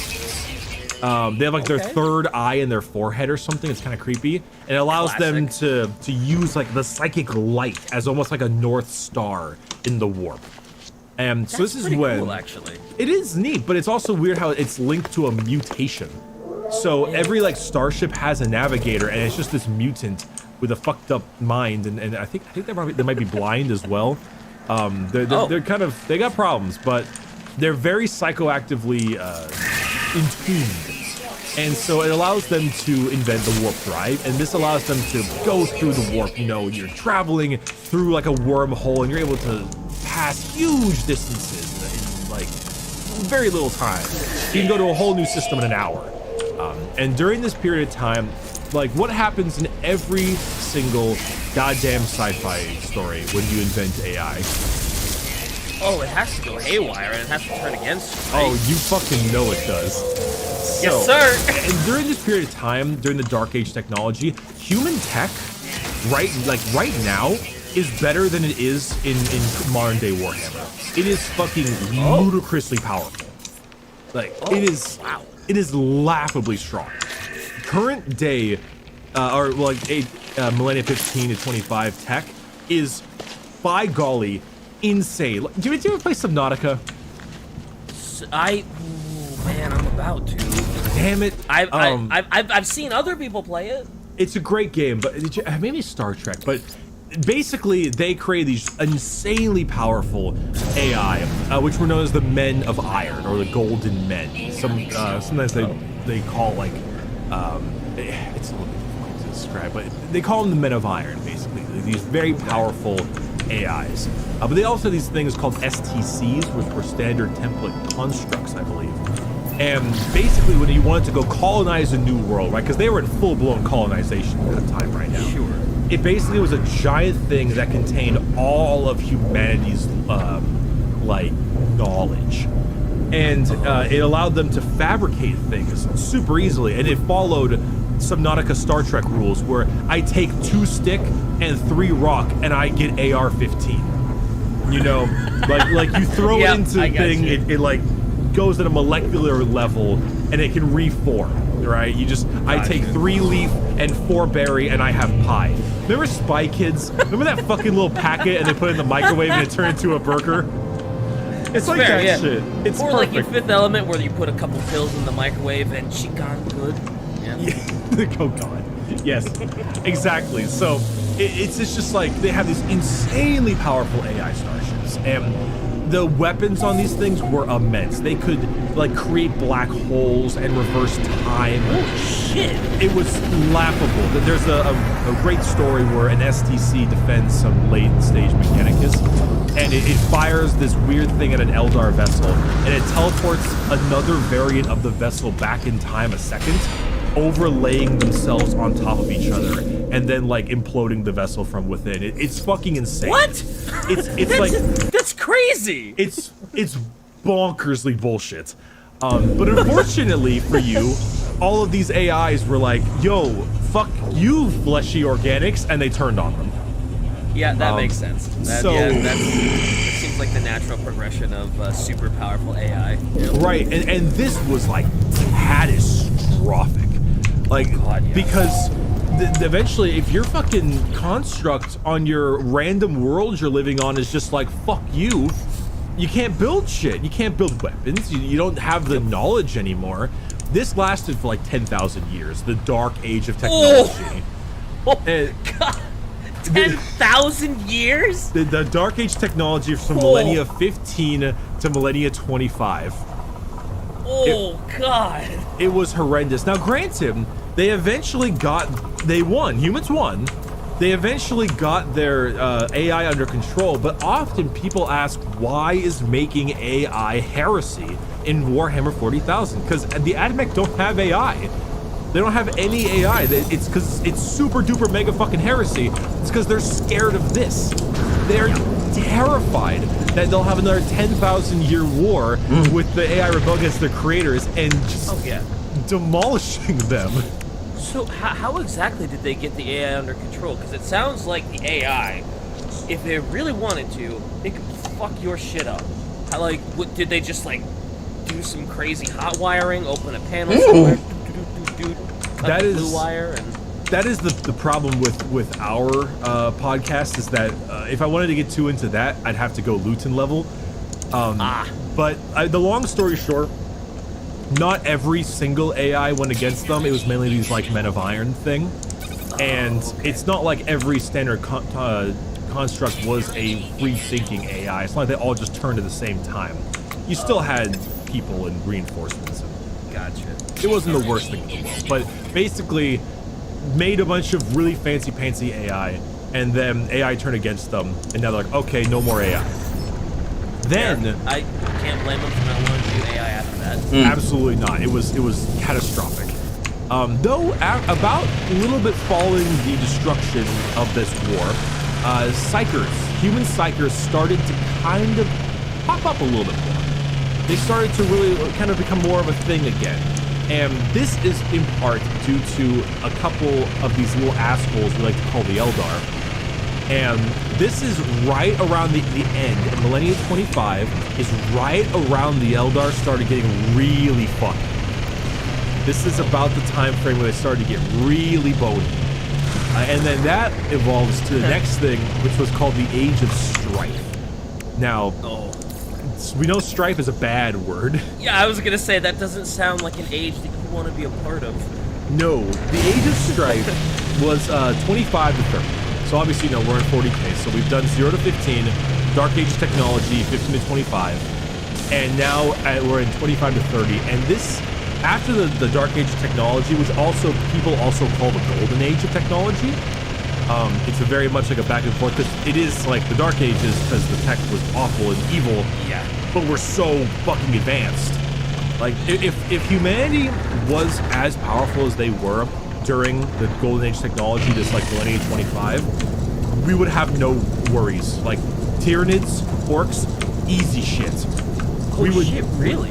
We would be easily the dominant force in the galaxy. We would probably be like Necron level powerful. They were that much stronger then? Oh my god, yes. Wow. Like, we would be, like, the Necrons right now, the only reason they haven't taken over the galaxy is because all their tomb worlds haven't woken up, and they're a little bit, like, they're having some problems. Yeah, they have, like, their mental issues and shit. Like, this right here, this is, imagine orcs with Necron tech, like, because there's so many humans. The humans are probably the third largest faction in Warhammer besides Tyranids and orcs. There are so many of them. There's the one thing humans like to do, it's to fuck. We have so many people. Can confirm. Yep. And we have this powerful tech. Unfortunately, it always has to end. and we got to this point called the Age of Strife. So these things called the Eldar, these fucking douchebags called the Eldar, just wouldn't stop fucking. And now we started getting our own psychers and stuff, and that could be because of the Eldar. It might just be us evolving as a species, because a psychic gene is kind of like a gene. It's kind of like a mutation, similar to the Navigators, but they just wouldn't stop fucking. And as you remember, all of that fucking caused turmoil in the warp before it blew up in a catastrophic Slanesh meltdown. It ruined the warp because all their souls went to it and it started causing problems, right? Yeah, the bloating. Right. So what happened is it caused these warp storms across the warp, and these giant interstellar destructive storms of like mass magnitude. And it did what might be one of the worst possible outcomes, which is warp travel and communication cease to exist. Oh, that's kind of a big deal. It's like you're playing Mass Effect and all the relays turn off. Yeah, well, I mean that eventually does happen when the Reaper show up, right? And it's just like, Yep. Now SpaghettiOs. that's the big thing, right? Is I mean they show up and they go in the Citadel and they turn them all off, and then so all of humanity became isolated. And the worst part is that you don't even have like because it's the fact that it's too hard to travel through. Like you have warp drives on your ships, but unlike say Mass Effect where you use the relays, but you also have like Mass Effect things on your individual ships, you just can't travel. Every single colony, every single little planet in various star systems is now completely cut off and has no communication of any kind because you communicate through the warp. You are alone, completely alone. I hope you weren't relying on supplies from other planets. I hope you weren't an upstart colony. I hope you weren't getting your tithe of food from someone else. Oh God! So there were, I assume there were, I guess this is why it's called the Age of Strife, eh? Yep. Holy shit! And all this because the Eldar were unhappy with stagnation, and they wouldn't stop fucking, they wouldn't stop murdering. Oh no, DK wouldn't died. Stop torturing and. DK, what happened? DK, are you okay? I'm okay. You went out of the voice call. What happened? I'm okay. I don't know. My internet's just being fucky, I guess. You're still recording your thing, I right? am still recording my side, so okay, I excellent. can put it together. That's fucking funny. I almost wanted to stay in. That's pretty good. Let it stay, Shy. So they ruined all of humanity. Colonies can't get food. Colonies are cut off from supplies. How many people die just because the Eldar had a fuck kill fetish? Well, I mean, God knows how many of them died, like the Eldar, in the trillions. But humanity itself also died in the billions to trillions as well, because every single planet turned on themselves. It went from fear to mass panic to food shortages and ration issues, and then a full-blown civil war. Even Earth, which was so insanely overpopulated, relied on food from other planets. And so then it turned Earth and almost every other planet into almost full-on Mad Max wasteland, where it was ruled by barbarians and religious zealots with creepy churches, and the entire place turned into nuclear Armageddon over a scrap of bread, over like a handful of water. It was. They were that dependent on the warp, huh? It was a complete anarchy. Civilization collapsed. Demons started coming out of the warp because of this, because the Eldar were fucking up the warp so much. Often a planet with a psyker on it wouldn't know how to control themselves, so they open up a portal and then demons would come out and fuck up the planets. Just pure, unadulterated anarchy. It might have been, it was significantly more devastating than the Dark Age technology. So that was what caused the massive Age of Strife. It was just a huge civilization collapse. Now, some planets were able to be okay. Some were all right. Some would prove not to be. It really depended on where you were and how settled you were at the same time. This is actually a great part for us to talk about the Adeptus Mechanicus real quick. Now, we're going to have a whole episode on them, because they are something else. But the surface of Mars was obviously a human colony. And for a while, they had the exact same issue. And the entire surface was either bombed, it's always bombed, mutants scattered the whole thing, and any of the people that could survive hid in underground shelters and bunkers. Now, eventually, at that point, technology was so important that you needed people who could understand tech to be able to keep yourself alive during this horrible time. And that's why the AdMech kind of created a little religion about it, which is how you created the Adeptus Mechanicus tech priests, what are called tech priests. And so that kind of was the stirring of the AdMech, the stirring of their they're very religious, technophile way about them. They're very weird in that sense and different, but they're that's kind of in general. They're really look weird. at Adeptus Mechanicus and it's like, yeah, those guys are weird. They're extremely fucking weird. With their weird ass like robo arm spider they're weird. They're weird, but they are interesting once they get back above ground. But that is where the kind of cult Mechanicus started to gain its power. Was everyone needed tech. Tech was super important because the entire surface was filled with barbarians and brutes and radiation, and those that knew tech were deified as, you know, religious like worship. So that was where the AdMech kind of became a thing. But with that, now that we have this whole situation with the giant barbarians all across the planet, these are called techno-barbarians. They were like Mad Max, but combined with a bunch of tech. It literally looked like Mad Max. It's basically Mad Max. They were covered in fur coats with skulls, and so they had like robot arms and shit. And they had gladiatorial arenas and religions, and they were shit got bad. Yeah, but Age of Strife. Yep. Age of Strife. Lots of strife. But that's crazy. Like, there's no way they could have like coexisted with like other planets around them, or did they need so many resources that there was just, without the warp, there was just no way to like take care of like all of the massive amounts of people on their worlds? Or, well, I don't know. Imagine living in dead center in the middle of Siberia with no car. It's okay. Yeah, that's fair. Or like Antarctica with no form of travel. Yeah. You can't really grow if you're on a bad planet. You're not growing anything. Yeah. And without help, you won't be. That's true. So. Like, some planets are going to be absolutely fucked, but like, couldn't Earth like be a little better off in that scenario? It would have been surrounded by other like planets, and they're not too far away. And it would have been if they didn't have around like 1 trillion people on Earth. They hit overpopulation levels to an extent. Now, granted, this helped with population quite a bit. There were a lot fewer people on Earth after that was done. Shai said Earth basically looked like Coruscant in Star Wars. It was one giant city with no way to go. Didn't realize they had overpopulated quite so heavily. That explains. So that's what came to a point of just real difficulty. But that does bring us to the Unification Wars.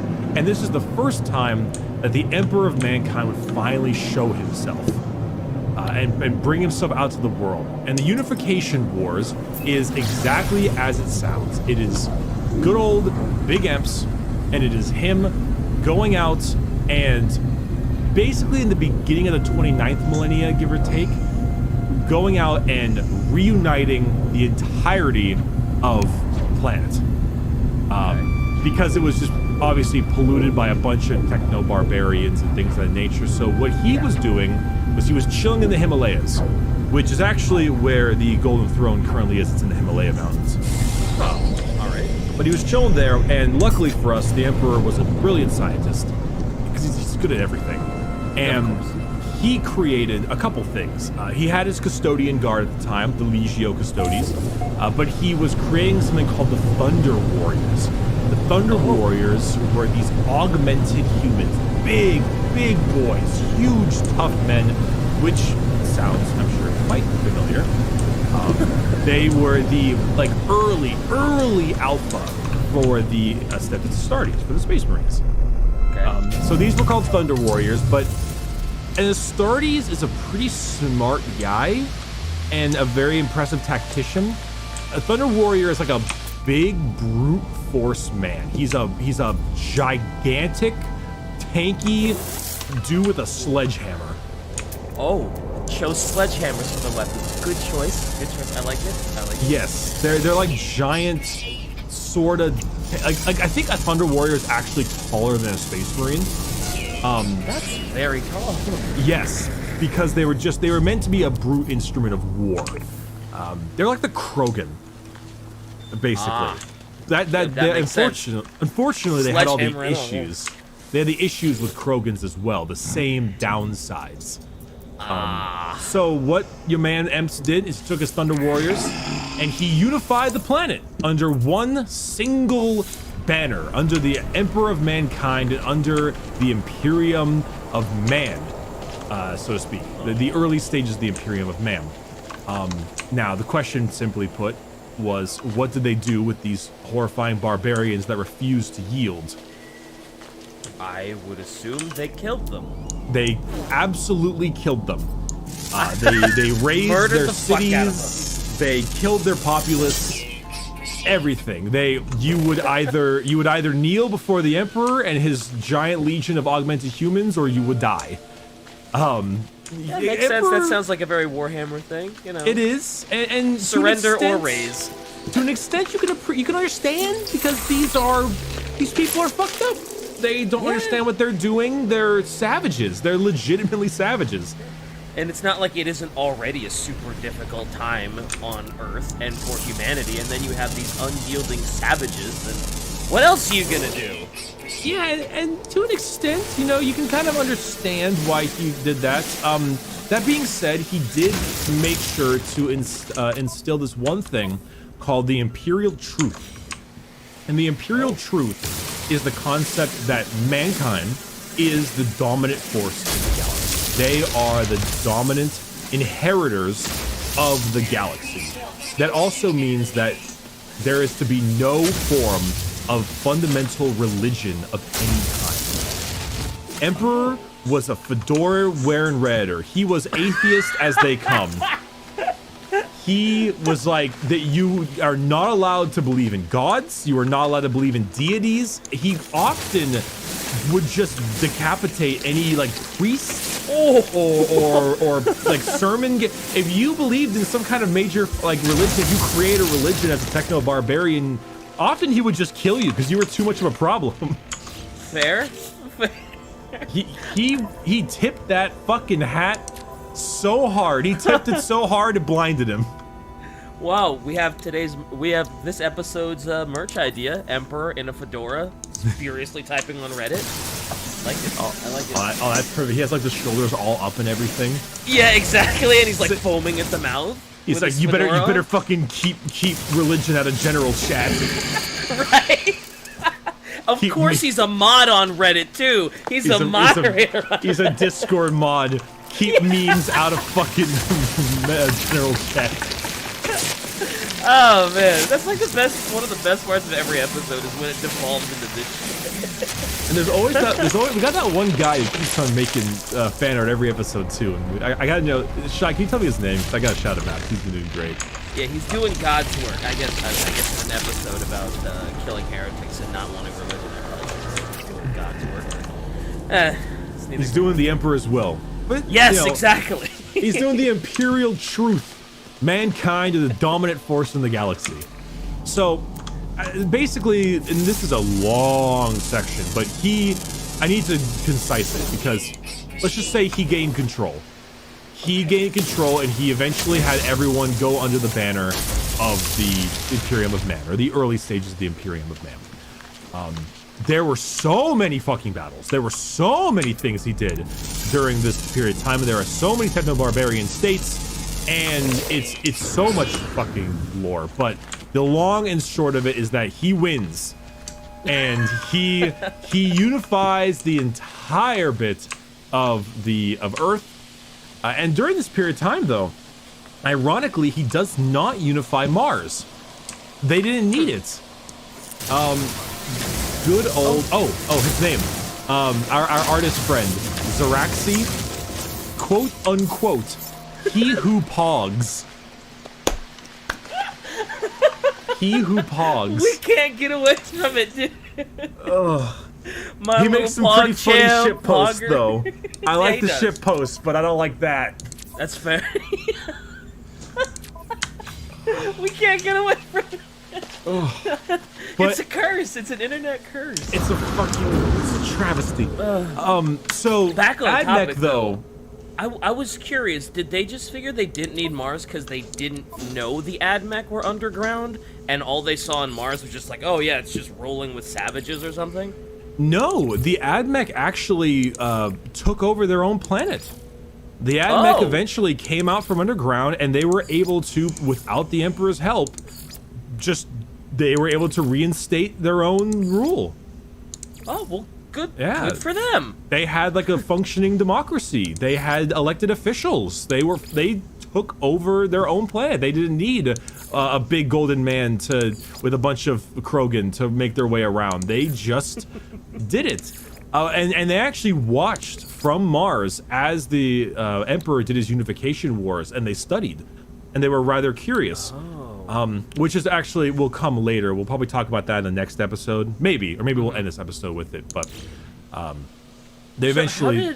How did the Admech do in the Age of Strife? Because I mean, were they like all technological at that point, where they didn't really need quote unquote resources and like food and supplies because they're so mechanical and techy that they don't give a shit? Oh, well, that's the thing, is the Age of Strife is what originally forced them underground. Oh, okay. So gotcha. it Now was we're on near the the same end page. of the Okay. Age of Strife where they kind of came back up, which is why Gotcha. during the Age of Okay. Strife they developed that religion. Okay, I was a little turned around, but thank you. No worries. That was yeah, they had their same issues, but unlike where the Emperor saved Earth, they saved themselves. Gotcha. Which is pretty impressive. Yeah, I guess you could say that's pretty bothered, dude. God fucking damn it. God fucking damn it. So anyway, the Emperor made his group, right? And you're fired, and basically your Biggie ended up having his own major faction now, right? He was the de facto leader of the new Imperium. And so he just had one problem. The Thunder Warriors are, they're like Krogan. Once used, they're a blunt object. They are made for war. They are not made for peacetime. So that was the great betrayal, where the Emperor and his new Space Marines, his new creations, and his custodians turned on his own Thunder Warriors and hunted them to basically genocide, to kill them all. Shit. I was not expecting that. Yes, I don't know if the term is the Great Betrayal or whatever it is, but all those Thunder Warriors that he used, the reason they're not around anymore is because the Emperor decided that they were a dangerous tool of war and it could not coexist during peacetime. And because of that, he took his custodians, his Legio Custodes, took his good old new Space Marines, his new boys, his new higher power, not necessarily stronger, but smarter and more technically sound Space Marines and he killed them all. It was the culling of the Thunder Warriors. So Thunder Warriors are ridiculously strong, right? Like, they're big. How hard was it to hunt them down? Like, it couldn't have been easy because, they helped win the whole unification thing, right? Like, how do you hunt something like that? Well, you hunt them intelligently. These are blunt tools of war, right? Fair. When you got he had custodians. and custodians are like they're pretty heroes beefy in their own right. Yeah.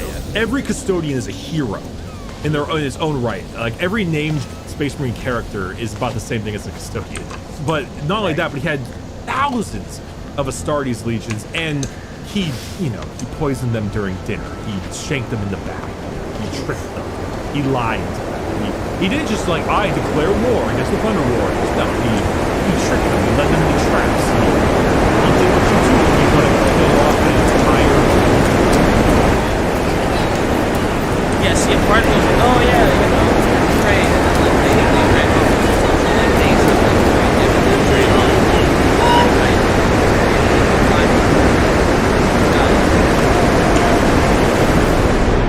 No, I mean, definitely a few escaped, absolutely. But they, one, had to go into hiding, and two, they're not intelligent. They barely true. function. They're idiots. They're just big. They're just blunt war. That's true too. Yeah, and also a lot of them killed themselves because all their friends died, and so it just didn't matter anymore. Yeah. So that's kind of sad. It's pretty sad. It's sad, and it shows that Emps ain't necessarily the greatest of guys sometimes. No, still further proof that he's a terrible dad. He's a shit dad. He's such a bad dad. So, at this point, time-wise, we had let me go ahead and so much. Let me go ahead and kind of back up so we have a little bit more of an understanding of everything that happened. So, we had the rise of mankind, 0 to 15 millennia. You had the horrible Dark Age technology, 15 to 25, which is also the Golden Age, where they expanded out and then the AI murdered them. And then we reached the Age of Strife, which is 25 to 30. And now this is near the end of the Age of Strife. And right around this period of time, two things occurred. One, the Emperor started creating the Primarchs. Now, you know about the Primarchs. The Primarchs, for our viewers, are basically the Emperor's sons in their own way. He spliced DNA from many different kinds of humans, as well as his own. Apparently, he even added a little bit of animal DNA by the Space Wolves and Space Wolves. That's a strange thing to want to do as a dad. A little weird, but he made 20 separate of these Primarchs. And they were spliced with many things. That's why the white scars, they look very Mongolian because he spliced Asian descent, Mongolian descent DNA with that. The salamanders are they're entirely all black. There's a possibility that there was part of that. Lehman Russ was, they're the space wolves. They have fangs and they're very hairy looking. That's the concept of the wolf DNA, etc., etc. I honestly didn't realize he was splicing in animal DNA, and I knew there were space wolf chapters, salamanders, and stuff like that, but I thought that was a nickname. I didn't realize they actually had features of these animals. Well, the salamanders don't. Oh, right. But there's definitely a wolves. lot of different DNA being spliced in, and yeah. So, if anything, if he did splice DNA, it might have only been the wolves one. Right. But yeah, he did a little bit. Yeah, they have fangs and shit. Space wolves look like savages. They're pretty crazy. Emperor's totally a furry. A little bit. He was like, I'm gonna make my own persona out of my own genes. Yeah, right? It's literally his persona. It's out of his own DNA. It's his own DNA.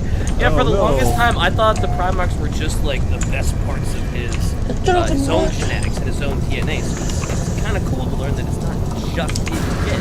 He's also splicing in his persona. Yeah, he mixed in a little bit of himself, and he's mixed in a little bit of all this other stuff to create these Primarchs, which obviously he kind of, he doesn't really see them as his sons, but they're the sons of the Emperor in his own sense. Right. During this period of time, though, this is just about when the Eldar eventually collapsed.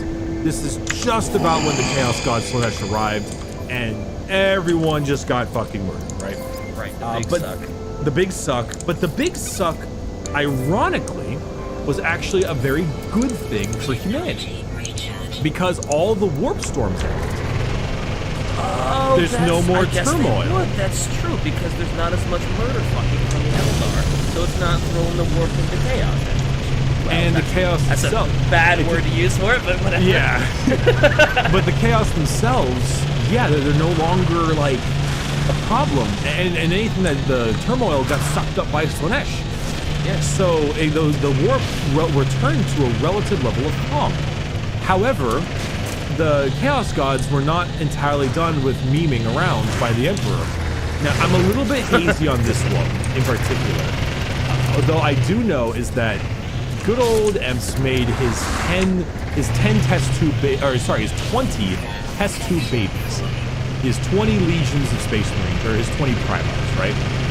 And because of them, all the test tube babies were all kind of getting ready. They're being made, and then Chaos decided to be funny.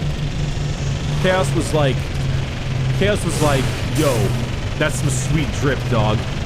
I want some of that. And so they stole them, like all of them, and they scattered them across the universe, or across the galaxy. And they just kind of yeeted them everywhere else. So what part of chaos inside of this? Like, is there a chaotic entity that was just like, yeah, gotcha, bitch, yeet? Like, how exactly did that? If there was one, it would be Tzeentch, because Tzeentch likes to do that shit. Fair. But the overall scattering of the Primarchs, basically there was like a little warp rift near those gene vaults that he was fucking around with. And they basically fell in, or they were sucked in. It's vague. It doesn't. No one really knows. Long story short, Chaos grabbed them, or the warp just grabbed them in general and just yeeted them everywhere. Just threw them out there. So he's got 20 of his sons, and they've all been thrown to a bunch of random planets. The salamanders were like Vulcan. The part of the salamanders went to Nocturne, which is like a volcanic planet. Lorgar went to a planet that had problems. We'll talk about Lorgar soon. Magnus, more psychic. Lehman Russ went to Fenris, very cold, wolfy, all that kind of shit. They just got yeeted. Lehman Russ was a primary? Yeah. The space wolves were the ones who found the blueprint for the Lehman Russ battle tank. So it is named after Lehman Russ. Okay. Because you've heard of the Lehman Russ tank, right? Yeah. I've heard of Lehman Russ. Because doesn't he end up like wounding Magnus pretty heavily? Oh, we'll talk about that. Another day. I didn't realize he was a Primarch. I just thought he was just a hella space marine. Oh yeah, no, the Lehman Russ is the Primarch of the Space Wolves. In game, the Thousand Suns and the Space Wolves hate each other, and there's lots of cool like abilities you can use against them. So, along with that, like each of these major Primarchs being scattered to these various worlds, this led the Emperor to the next most important part of his job, which is to find them. And that leads us to the Emperor's Great Crusade, which is exactly when we're probably going to end this episode. Oh, what a tease! I know. I have to do it. The Great Crusade is a very big part. Finding all the Primarchs, establishing them, bringing their Space Marine legions to them is very big, it's very important. And that is a perfect part because that kind of begins establishing our Primarchs as characters and then establishing the heresy after that. Though I will say, before this entirely begins, there's a small thing I want to mention with Admech. Because in order to do this Great Crusade, he obviously needs ships, and now that he can, because the warp storms are gone. So now people can start going back and forth again, the gates are no longer dead. The Mass Effect relays are okay again, but before this, we'll talk more about the Mechanicus at some point, but long story short, the Emperor wanted to take the Mechanicus by force, like he did with Terra. Unfortunately, and it's one of the things that makes the Mechanicus so cool, they were way too strong. Mechanicus had a democracy, they fixed themselves, and they had like insane amounts of war machines and titans and mechs, and they were a really frightening fighting force. And the Emperor in his own right kind of thought to himself like, I don't know about this one. Maybe I could take them, but it would take a lot of losses, and it's really just not worth it. So he signed a treaty. Which is why the Admech, in a sense, don't really need to believe in the Emperor in modern day. They believe in the Omnissiah and the Machine God, but they believe the Emperor is like a really powerful thing, but they don't really worship him because they don't really have to. Oh, that's true. I never really thought about that because they praise the Omnissiah and any other, I guess, race. The Emperor would be like, heresy! How dare you? Well, the people, the Imperium would be like heresy. The Emperor sure. doesn't give a shit. Sure. But yeah, I didn't really think about that. That's cool. Yeah, it's neat. That they're the only human part that is technically not under the banner of the Imperium. They are under the banner of the Adeptus Mechanicus because they are not technically part. They are a treaty. They have worked together. They not necessarily are part of the same faction, which I think is pretty fucking neato. That makes sound pretty badass. Oh, they are really, really cool. Oh yeah. I mean, look at their minis. And glad to hear that they're such dope bastards. I like it. Most people like the Admech, even if you don't like a lot of the Imperium stuff. But that is generally where we're going to end this one. We've got the big old Great Crusade coming up next, and that is a huge part getting all the Primarchs back. But until then, all we need to know going forward is the Emperor has his new Space Marines. He's got his Custodians. He's got a pact with the Admech that are going to provide him ships and tons of like war vessels and armor and weapons. And oh yes, so you could say the Emperor's got a new groove. He's got. You know what? I love that movie, so I'm okay with that one. All the spicy memes that have come out of that movie. Wrong lever, Magnus.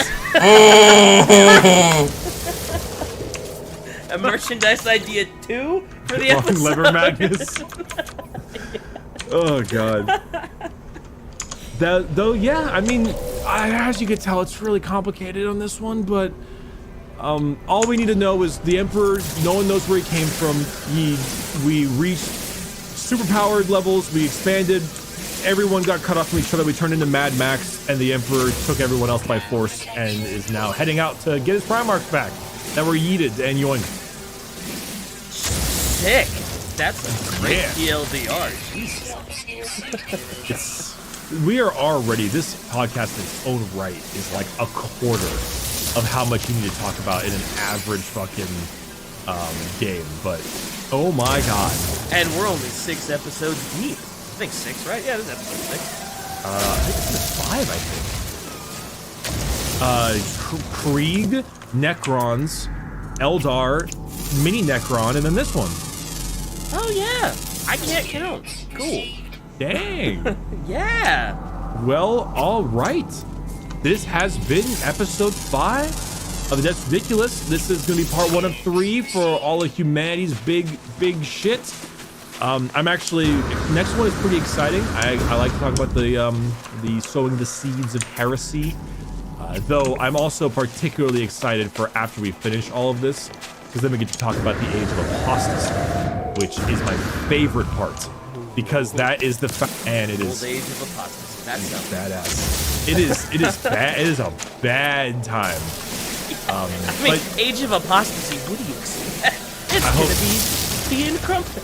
I hope you like religion, and I hope you like people murdering their way into a position of religious power. Wahoo! Woohoo! So with that being said, to all of our patrons at That's Ridiculous on Patreon, you guys make this possible. Being near 400 a month is insane. Once we get to 1,000, we'll be doing weekly episodes instead of bi-weekly. Obviously, it affords more time to work on this.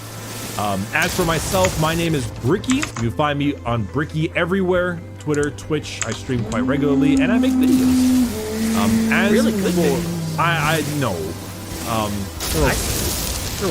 You don't have to say it. I'll say it for you. They're pretty solid. They're I was gonna make a brick joke, but it's fine. DK, where can they find you? You can find me DK Diamantes, Twitter, Twitch, YouTube, and Real DK Diamantes on Instagram. And yeah, thanks to all the patrons. It's crazy to see all the support. Super appreciated. I hope you keep enjoying the podcast. All right. And with that, we are out of here. We'll see you on the next episode.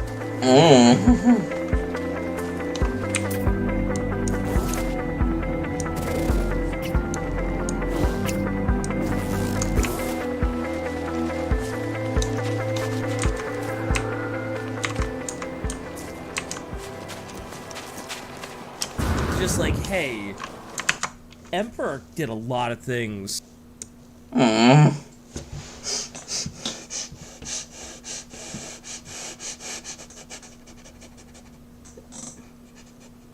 Take a psyker that can see.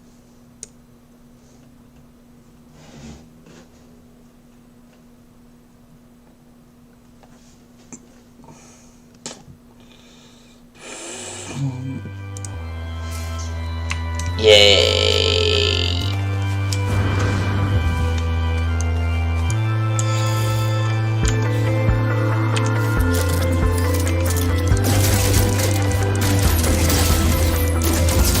Welcome everyone to another episode of The Adeptus Ridiculous. I'm one of your hosts, DK Diamantes, and I am a Warhammer Greenhorn. I've been learning a bit week to week from my co-host, Bricky. I'm learning, man. I'm learning. The pieces are coming together. I don't know nothing anymore. Bricky, you have done a fantastic job of giving me some insight into this crazy, wacky Warhammer world. That's a lot of W words. But, Greenhorn?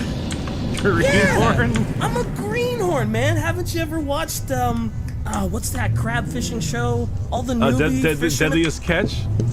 My dude, they're greenhorns. All the new guys are greenhorns. Hey, I love Deadliest Catch because those dudes are more manly than I'll ever be. They get hit with like a 40-pound hook in the head and they're like, ah, fuck, I gotta lay down for about a minute and then get back up to throw the hook back out.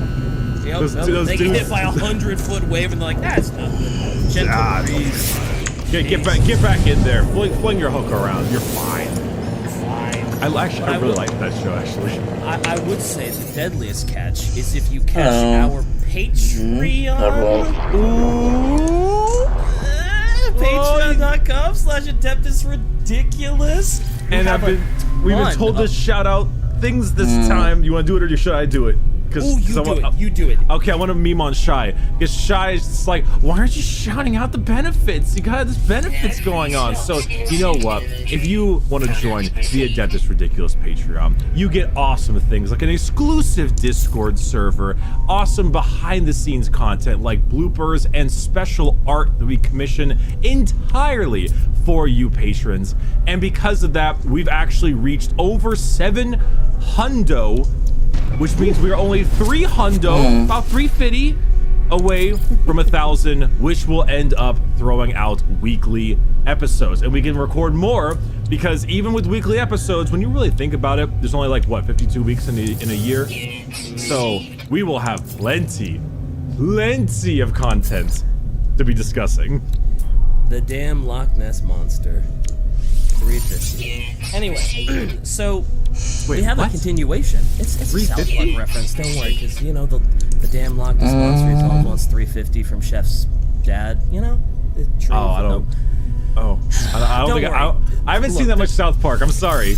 Look, man, the cool kids will get it. All right, the cool kids, they'll understand. They'll post memes. We're talking to Warhammer fans, man. None of us are cool kids. We're all cool kids now. It's fine. Don't worry. But so today is a continuation on last time. I think last time we ended with the Emperor's kids yeeted out into space, and now he's going to look for him. Yes. Yes. It is the time for the Great Crusade. All the Primarchs have been yeeted. The Emperor is now, he has reformed the human, people after a bunch of Mad Max ass people got all fucked up. And then he has signed his pact with the Adeptus Mechanicus, and they have created the Imperial Navy, and you got the Imperial Guard, and now it's time for him to go on out and find all of his boys.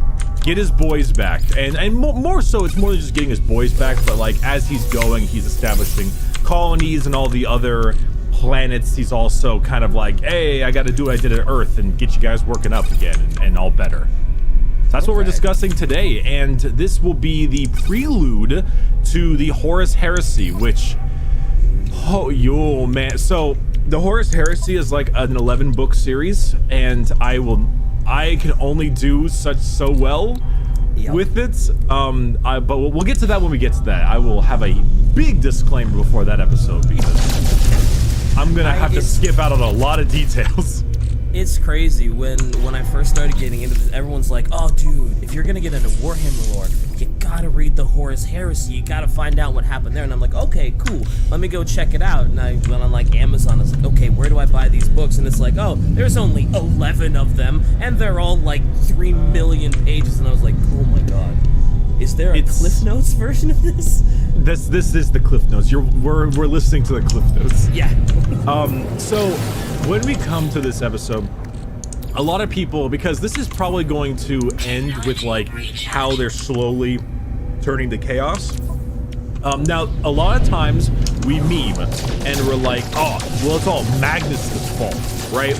And then it's like, oh, well, it's all, well, that's one thing. There's also the Magnus is nothing wrong. We'll talk about that next episode. But then there's also the, it's all Lorgar's fault.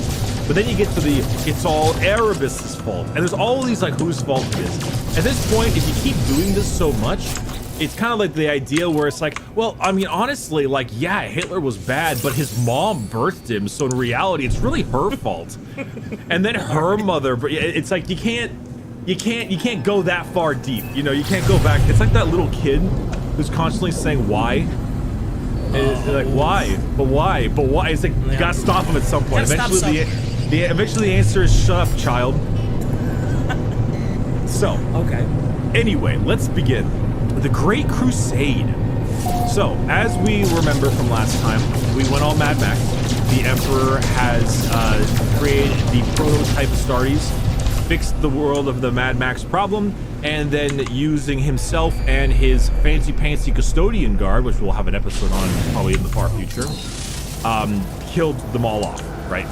Yeah. Then the AdMech became a thing, and then in a pretty fucking horrible display of betrayal there, the Emps. Oh yeah. But I was listening back to the last episode. I was like, oh. I thought the Thunder Warriors did something wrong. And it was like, nope, the Emperor was just scared, and he was just, you know, boop, here's a knife in your back. And I was like, oh. Or like a scimitar, or whatever the hell he's stuck, because they're very big boys. Yeah, that's true. It'd be hard to stab one in the back. It'd be like pricking him in the heel, I guess. But anyway, giving him a flu shot. So as time has gone on, so the AdMech eventually created their own group, right? And basically, like, the Emperor started creating his normal prototype Astartes now. He's making his Astartes legions, his big Space Marine legions, using the genetics of the Primarchs that he, you know, obviously still has, but, you know, the Primarchs themselves aren't there. Yeah. And as he was building it, like, could he have taken over Mars? Absolutely. Would he have lost enormous casualties and huge, like, issues combined with all the Space Marines? Of course. So in reality, it kind of came down to the idea of like, okay, these AdMech boys, I don't like how they cut their arms off and replace them with robot arms. I don't like their weird religious cultness, but they have like a million forges. They've got tanks galore, ships built galore. I'm gonna become friends with them. And the Mechanicus truly looked at him and they're like, oh my god, he's so smart and his technological skills are so impressive. He must be like a prophet of the Omnissiah, or like a descendant, or some people might even think he is the Omnissiah, and you know, they believe in the Omnissiah. It's a little hard to see where the AdMech believe the Emperor is, because they don't really worship him as such like a god, but he might be like an avatar of the machine god. It's weird. I don't know if it's like how some religions have like the saint or the prophet or whatever. Point being, they're buds now. That's pretty impressive. Like, for the AdMech to have that much of a force that even the Emperor's like, I mean, I could, but let's not. Like, I don't really feel like tangoing with them. I could, but That's a big deal. It's weird because like AdMech in their own right are kind of squishy because like even though they have a bunch of metal bodies and stuff, they rely on force fields and like little tendril bits. But the AdMech themselves, it's more just that their guns just they have Titan legions and knights and giant warships. Like they just really hurt. In fact, ironically, if you ask somebody what the best shooting army in the game is right now, the actual tabletop game is probably AdMech. They just, oh my god, the amount of damage they put out. It's pretty nuts. But anyway, yeah, every mini I see of them is just like, hey, look, I've got several mega cannons on me, and it's like, oh, cool. You got every tentacle has a gun on it. It's so weird. So the next thing was the warp storm. So that ship was birthed and the warp storm's all settled, and now they can do interstellar travel again. So they headed their way out to go find people and to expand their empire. They went to all of those planets that were cut off prior. Sometimes, interestingly enough, some planets were so good that they actually survived. They kept their thing going. They kept surviving for 5,000 years, and when they arrived, they rejoiced. Parades, feasts. The Emperor arrived as the Astartes arrived, and things were great. I'm assuming every planet was not so fortunate. Sometimes they would get to a planet and it was just bones. Sometimes they get to a planet and it was so radioactive that they just couldn't land on it because they nuked themselves to oblivion. Oh boy, it sounds like AdMech's work. or Death Corps' work. Or the Death Corps, yeah. So it depends on the planet. Definitely, it was a rare sight to have the planet be totally okay. Sometimes they were in... You gotta run into way more bones and radiation than you do happy to see parades. And not just that, but also more of those techno-barbarians. You'd find a couple insane Mad Max level ones where they had to subjugate or exterminate. Right. So you had some of those, but as time went on, as the Emperor made his way out, he was finally reunited with his first son. In the mining world of Cathonia, which you probably will never hear about again because I don't really care. That's the only thing of note that happened. Yeah, it's whatever. He found his first son by the name of Horus. The boy. The boy, Horus Lupercal. Horus, one of the things that makes the Horus heresy so sad is Horus, as the first of the found sons, he and the Emperor grew really close. They truly had a very unique bond of like a fatherly love and friendship. Like Horus legitimately loved the Emperor. After this time, as they kept on going to find new people and stuff, Horus and the Emperor like tag team fought and saved each other's life consistently. Oh. And Horus was also really nice. Like Horus is consistently referred to as the nicest Primarch. He is the most persuasive. He has a genuine care for his brothers. He obviously, as time went on, as the Emperor found more guys, he secretly still wanted to be the Emperor's favorite because he wanted to be. But sure, you always want that spotlight. Yeah, he really liked his brothers. He truly. You ever meet that kind of guy when you start telling them a story that you think they might not care about, but they look legitimately interested in it and they actually want to know more? He's like that with everything. He's constantly actually cares. It's very impressive. In my head, for some reason, I thought that Horus was always kind of shady and shifty and manipulative, but he's a good guy at this point. He's not. There's nothing shady. He's not plotting world domination or overthrowing the Emperor or anything. He's just cool guy Horus. He is arguably the most lawful good Primarch of all of them. Oh wow. He might literally be the goodest of the boys. It's kind of hard to, which is why the fall is so engaging. Deal, yeah.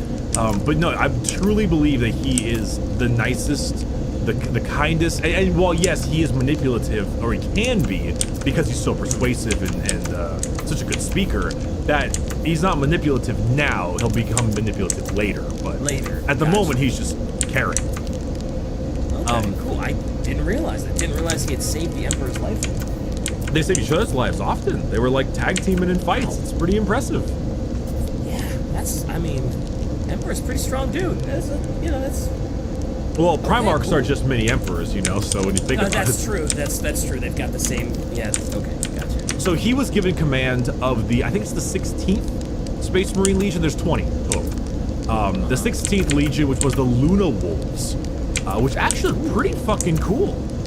The old That's a Luna cool Wolves, name. yeah, they're super neato. I actually really like the old Luna Wolves. They had a pretty interesting color scheme. Furry legions, but whatever. Yeah, you know, these guys are what I'm saying. Is that each? So remember that thing I told you before, the Imperial Truth, the concept that like it's humanity's destiny to rule the stars, right? It's very like industrial, nationalist, imperialist, expansionist kind of feel to it. But that's the that's the idea. The philosophy he has is that this is our divine right. Well, actually, divine right is wrong because he didn't believe in religion. But you know, it was their rights.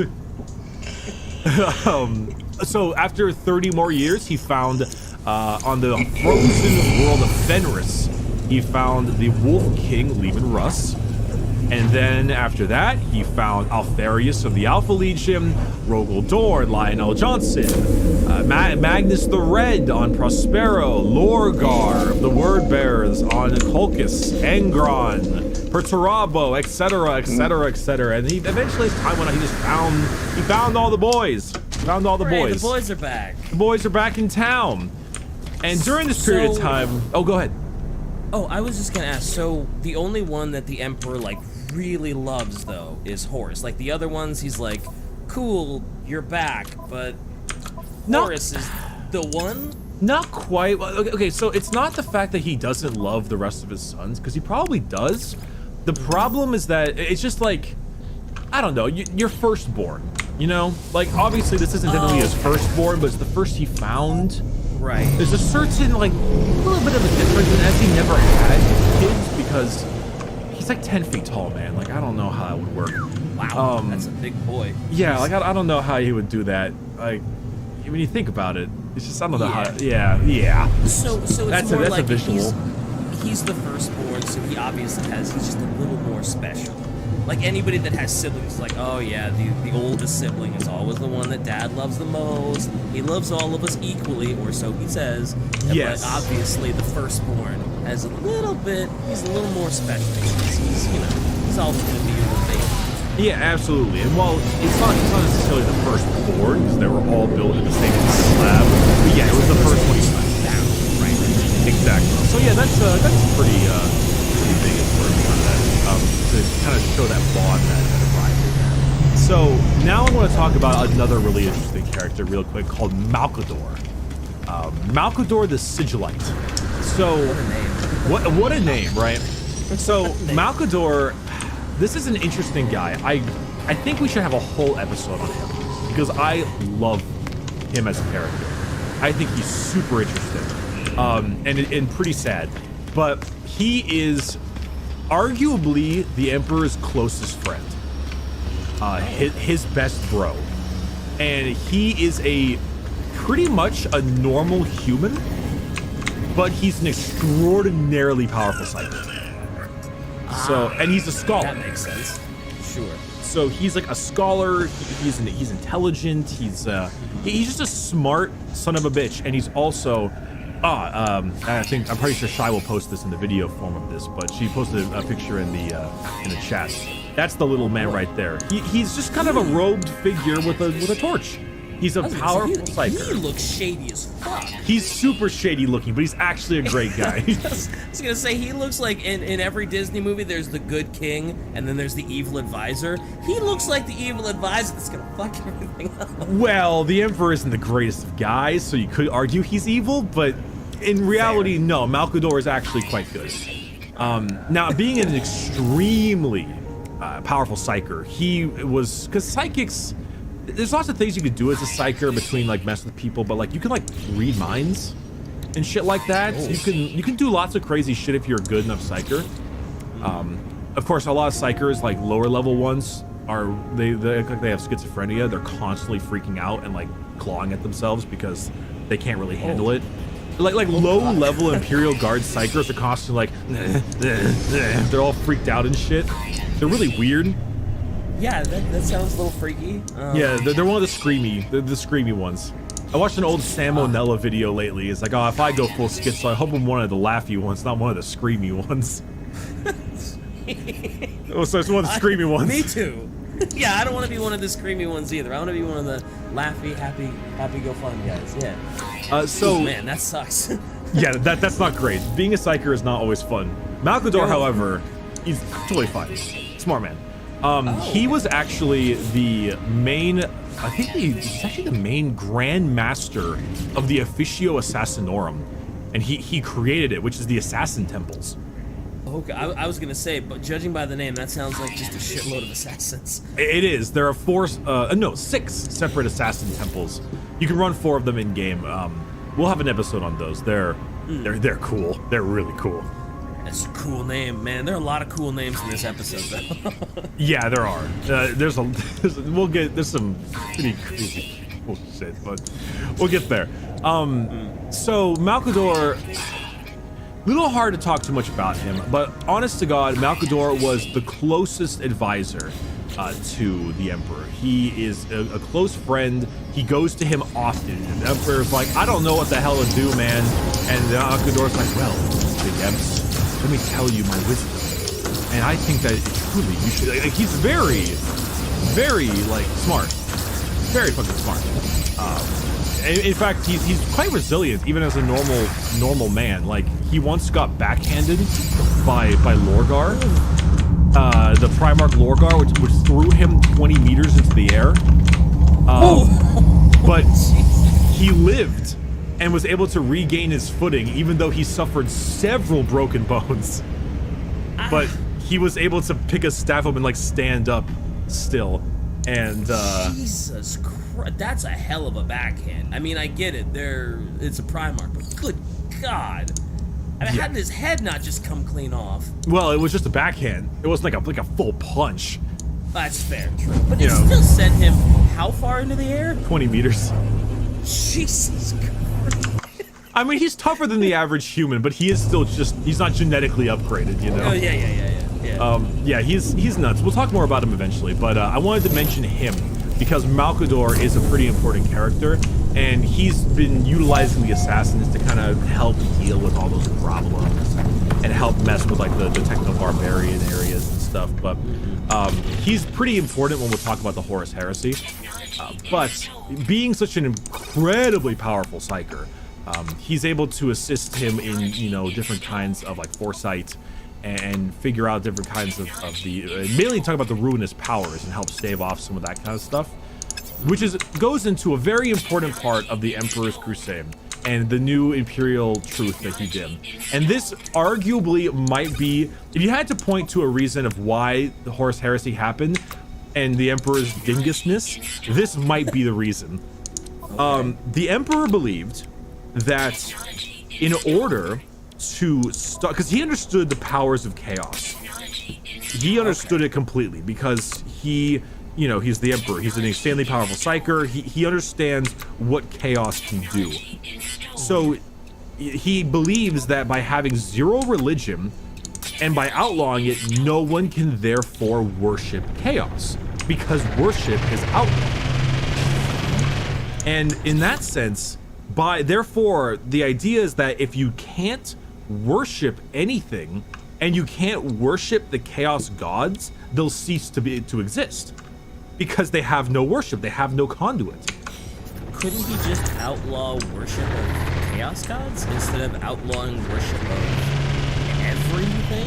Well, he believes that the worship, the issue comes down to what if you worship a god and you unknowingly are worshiping a chaos god? That's fair. I hadn't even thought. Okay, that makes sense. Yeah. There's a slight problem with his methodology, though. By doing this, he didn't tell anyone that chaos existed, including all of his sons. None of them even knew chaos even fucking existed. He didn't tell any of them. He didn't tell any of them. No. He's like, so long as you don't know, then you'll never have a problem. But he didn't. This is easily his biggest folly, because in reality, lack of worship does not ruin the Chaos Gods. Not worshiping something other than the Chaos Gods is actually where you can drain their power. And so he had it backwards. Okay. Oh boy, so he made a big boo-boo. He made a huge fucking boo-boo. This is also where this is a big part of like the Magnus plotline too, right? I think. That's one of the few codexes I have is for the Thousand Sons, and I was just, I know this is gonna be a recurring theme. So that is actually yes, we're actually about to talk about that. So good old Emperor is like, hey, here's a perfect one. The idea is Emp's thought that saying, hey, gods are real, and if you pray to them, they will give you powers and make you immortal and send you sexy demon ladies. Now, don't do that, okay? which makes sense. Like, don't tell them that these gods of power exist. Yeah. But at the same time, it's like, it's hard. It's like telling your kid that like not to do drugs. Right? Yeah. Like, okay, you could do weed or something and it makes you feel all fun and loose and yada yada, but don't do that because it's bad or I mean, weed's a bad example, but you get the point, right? It's like, Yeah. But my bad, wrong one. Heroin. We'll go with that one. Don't do heroin. Man, we went from one extreme to the other. Don't do heroin, Lorgar. Yeah. So, also, just as an aside for research, which one of these Chaos Gods sends you sexy demon ladies? Oh, Slaanesh, of course. Except they're also like they're like men. They're both. Hey man, I don't judge. You do your thing. I didn't. I'm just inquiring. Greenhorn wants to know, just for research purposes only. God damn. Okay, so as time goes on and as things like kind of move on and he brings his sons back and all, so that was a big problem. And now things started getting a little bit rough. Because all of his legions, you know, they're all different people, and because of that, they all act. It's like trying to tell all 20 of your sons not to act out. The Night Lords and the World Eaters, two different legions, they started becoming a little infamous for terrorism and and like heavy amounts of murder. Oh God! I mean, I wasn't quite expecting all that. I was like, oh yeah, they became infamous. They were a little mean-spirited. They weren't really following Dad's rules. I wasn't expecting terrorism and murder infamy. They're like, every Primarch's job was to go out and get more worlds for the Imperium, right? Just to get more worlds. Their methods were rough. Gotcha. Quite rough. I can see in the Warhammer world where if Emps is just like, hey guys, we need more worlds. Go and do my work. How it may be some people could maybe take that a little far and be like, whoops, murdered a few million people. Got the world though. So yeah, that's that fucking hell. It truly ended up becoming a problem, and they like the Night Lords are bad people. They're not nice people. The Thousand Sons. Cool names though. Again, cool names. Night Really Lords and the World names. Eaters. Yeah. Yeah. Dope names. The Thousand Sons. They in their large. I serve because I love where I live. I serve part-time, so I can study for my degree. I serve because I'll do whatever it takes to save lives.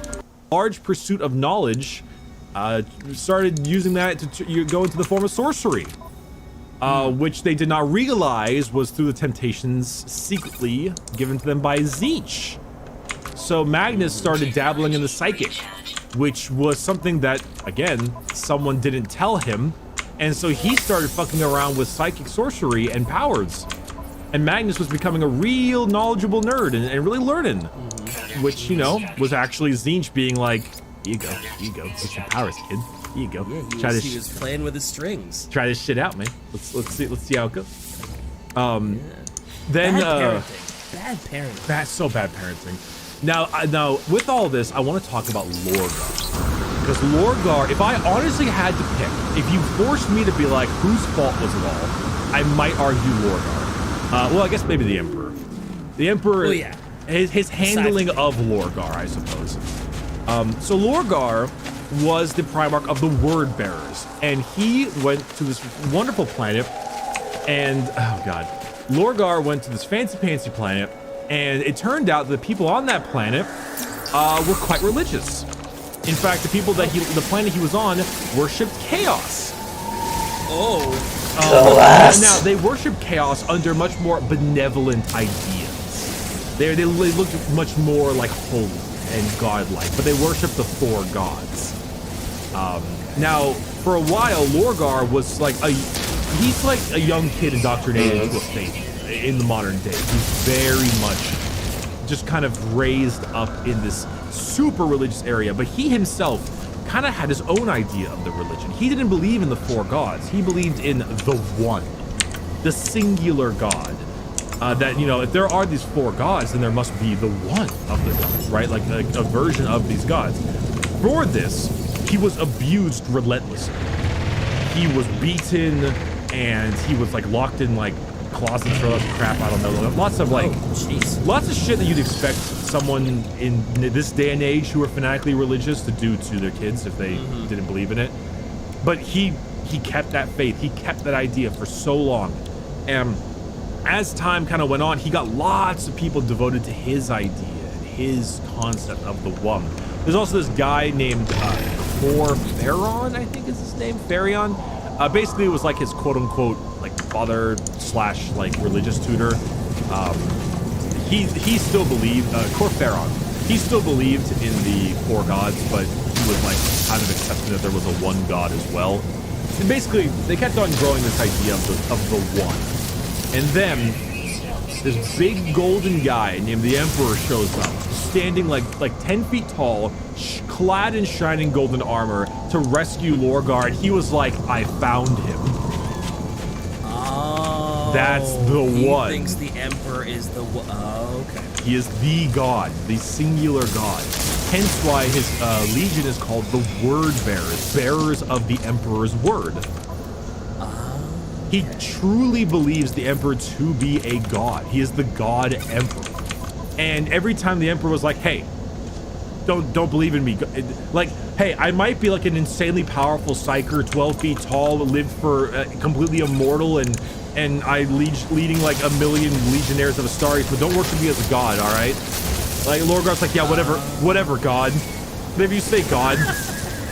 Yeah, whatever, God. God's like, I'm not God. Okay, God. Yeah, whatever, God, loser. Oh boy, I can see this causing problems. It absolutely does. This already seems like it's the snowball has been pushed down the hill. Yes. Now, there's this other guy, I want to talk about him real quick. There's a guy called Erebus, or some people call him Erebus. I'll do it. Erebus Please. Erebus does sound cooler. I told you this before in the last, or before we started this podcast. I was like, you know that guy in the Avengers Civil War, I think his name was like Zemo or Zebo or something like that, who was basically like the little invisible hand pushing people around to make them fight each other. That's basically Erebus. I don't want to talk much about Erebus because I think that Erebus is just an asshole.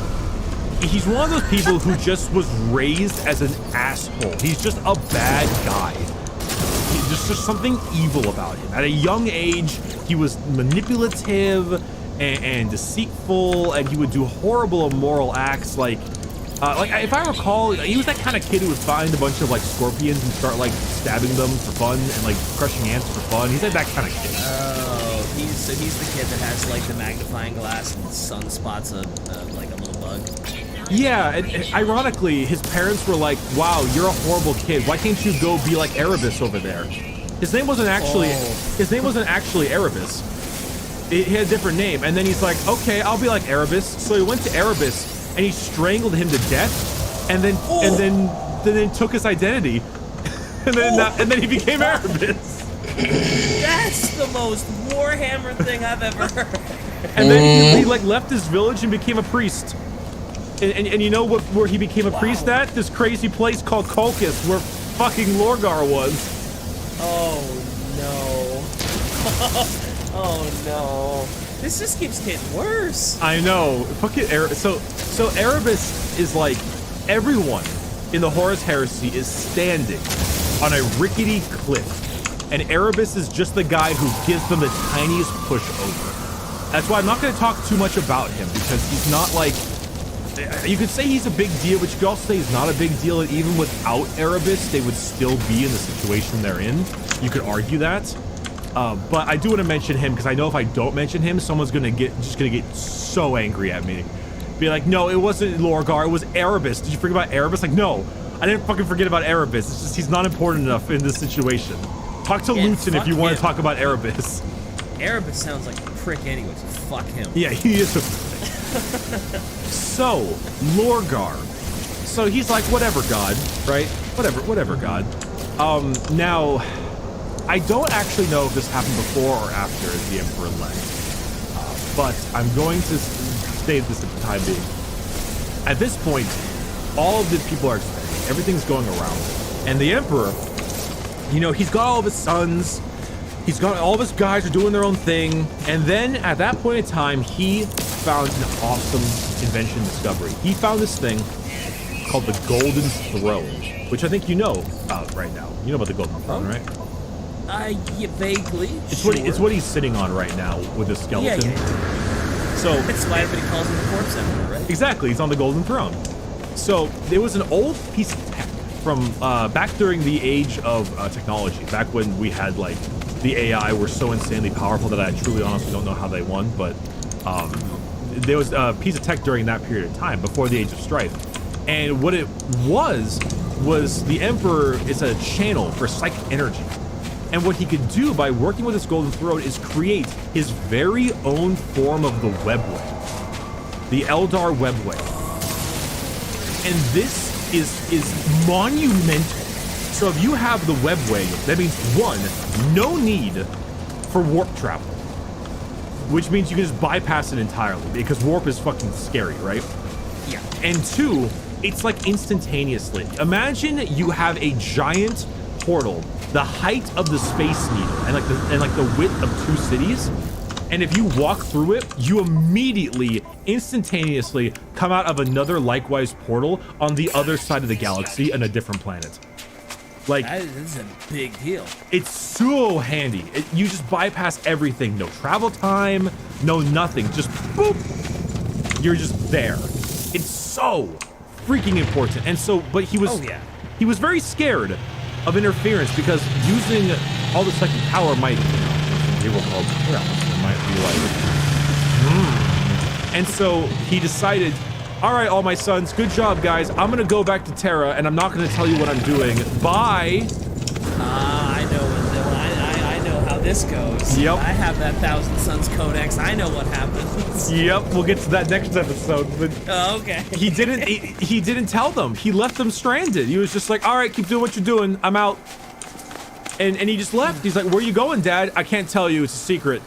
Like, it's not important for you to know. Oh man.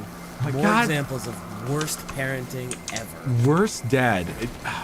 You want to know something crazy? I was looking this up when I was talking, and I was looking at this, and there's a quote. There's a quote from fucking Emperor that he specifically stated to Gilliman, the Primarch of the Ultramarines, and it's like it's hard to describe it, but he was taught. It was something along the lines of like I do not see you as my son. I see you as like a creation. I see you as a tool to the means of an end. Like he's besides except for Horus. So everything else, the other ones aren't real. They're more like he sees him as like a wrench. Like it's like, oh cool, I made this really handy wrench, and you're just a tool to help me do a thing. And yeah, pretty much. He's really not good to his sons. He's such a bad dad. Yeah. I know I keep saying that, but man, he is so bad at this. There's also a couple other things that he did that they didn't like. For instance, he created the like High Lords. Well, not really High Lords at the time, but he created like a council on Terra, the Officio Assassinorum, like the Imperial Guard guys who run that, like the lawmakers, and none of them involve the Space Marines. they were all non-Space Marine based, and so his legions were pretty not happy with that because they just like conquered the galaxy for him. And then they're like, yeah, you don't get. It's basically like you did everything you don't get a seat at the table. It's super harmful, and that was all. It's so bad. It's so.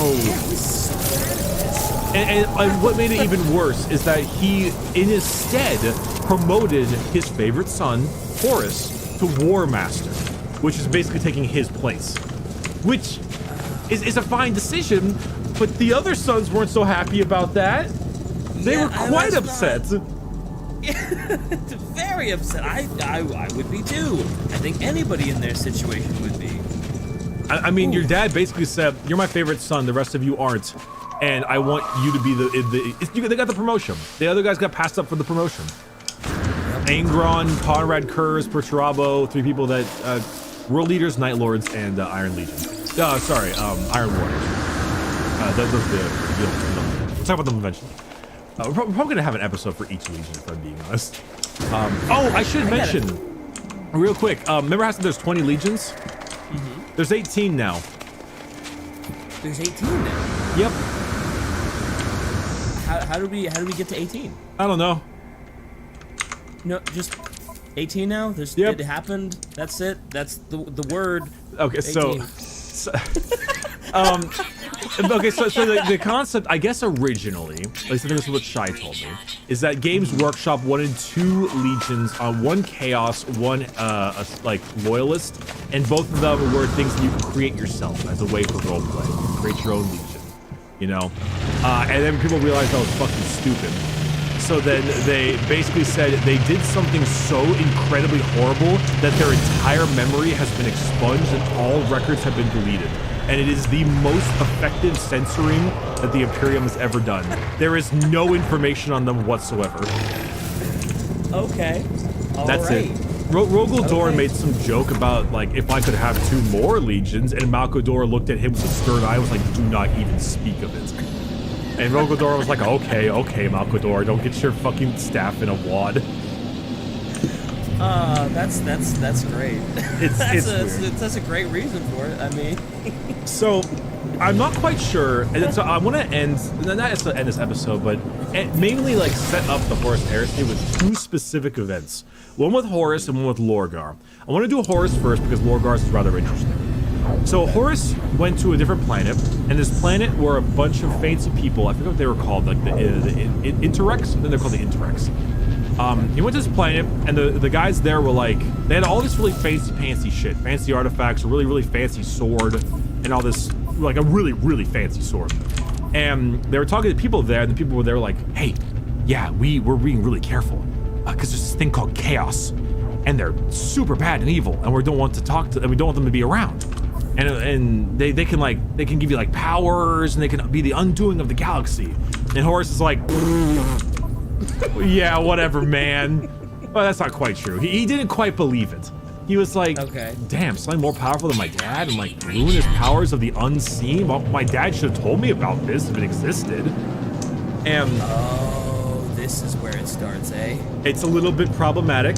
And then after, because the Interrex were a little bit hesitant of Horus and his boys. They were kind of like creeped out, but they were pretty powerful. The Interrex, because the Horus was too, but you know, the Interrex were kind of powerful, but they were a little bit spooky. And then their fancy sword got stolen. Do you want to know who stole it? Oh, who stole it? It's this guy named Erebus. Of course it was. Who else? So he just nicked it, and then all of the Interrex were like, "You guys, I knew you guys couldn't be trusted. You're Chaos worshippers." And then they fought Horus, and Horus and his legions killed them all. Naturally, sure. But he was like, fuck, what the hell? They tell me about these ruinous gods, and then like I didn't steal it, and then they like, is it that bad? And he starts getting really freaked out about this kind of shit. And then his dad just leaves and doesn't tell him why. And then in a battle later on, he actually fights, I think Nurgle undead, and then one of them shanks him with that same sword. Oh, really? And he's like, what? because he was like the sword is fancy pantsy and like in the dark gods, and he gets shanked by the same fucking sword. He's like, wait, what the hell? And in fact, it had such a terrible Nurgle toxin that he couldn't heal. He has like inhuman healing, but he was actually starting to die. And so they like, okay, like Horus is dying right now. We need something to save him. And then this cool guy named Erebus in the world first chaplain Erebus was like, listen, ma'am, I'm just saying, you're in a lot of bad shape. I have a healing ritual. It's a fancy pantsy ritual. It may work, but it's all we've got. And Horus is like, oh God, my insides, just fucking do it. And so what he did is that he gave Horus an insanely dark vision of the Imperium worshiping his father as a god, and his father a corpse on a throne, and of aliens and chaos and Xenos, or I already said aliens, and all this crap destroying the galaxy, and half of his brothers turned traitor, and all this stuff, and he believed that this is all because of what the Emperor was doing, and that the Emperor, because of the Emperor's control over the Imperium, it would turn the Imperium into a horrifying, chaos-ridden rule of false worship and all this stuff, being the grand scheme where when he awoke, completely healed, he was like, I need to stop this at all costs. Oh, man. So even the heresy was of good intentions. He thought, truly, that the Emperor, because it made sense, like, the dad was being an asshole. He wasn't telling him shit. Secret shit, wasn't telling him anything. He just goes off on his own. What's he doing? I don't know. You get this crazy dark vision. I get it. I get where he's coming from. Also, again, I cannot. I have to reiterate. Fuck Erebus again. He's such a conniving asshole. I know. He's such a douche. But like I said, like, he's the guy who pushes them. But yeah, he is a part of it. But then, at that point, the Chaos Gods, he was now an agent of chaos, and truthfully, he had a lot more of himself at that point. He really wasn't that like corrupted, so to speak. But his deeds were of the gods themselves, and obviously what he's going to do is what they wanted. So then he began to go out and do his other mischievous things. Of course, undercover. He was not full of spikes yet, you know, but we'll get there. No. But before, where'd you get all those spikes from? It's like, you know, it's just a phase, man. Really, dude, the cast is so edgy. It is really just a phase. But Hot topic Horus, baby. But before we end, I want to talk about Lorgar real fast, because I mean that entire, because Erebus is one of Lorgar's chaplains. He is the first chaplain of the Word Bearers Legion. So that's kind of why he's been around a lot. But and I'm not quite. My timeline is a little bit messed up. I think this might have happened after what I'm about to tell you. I'm not. Timeline on 40K is fucking impossible. But the timeline's a little weird, but it's not really important. So Lorgar has been doing his crusading, right? He's been spreading the word of the Emperor with the Word Bearers. And as he's been doing this, the Emperor was realizing, wow, Lorgar, you're like really slow. Every 3 planets that you get, everyone else gets 10. Ooh, like what the shit, man? You're underperforming. So the Emperor went out to see what the hell was going on, and he realized, oh my God, Lorgar, you are not just taking these planets, you are religiously converting the entire population unto the belief that I am a god. You are creating churches and fundamental institutionalized religion, and anyone who says no is either being like maimed in the square or instantly murdered, who does not accept me as a god, and therefore the population has to regrow. And oh my God, Lorgar, what are you doing?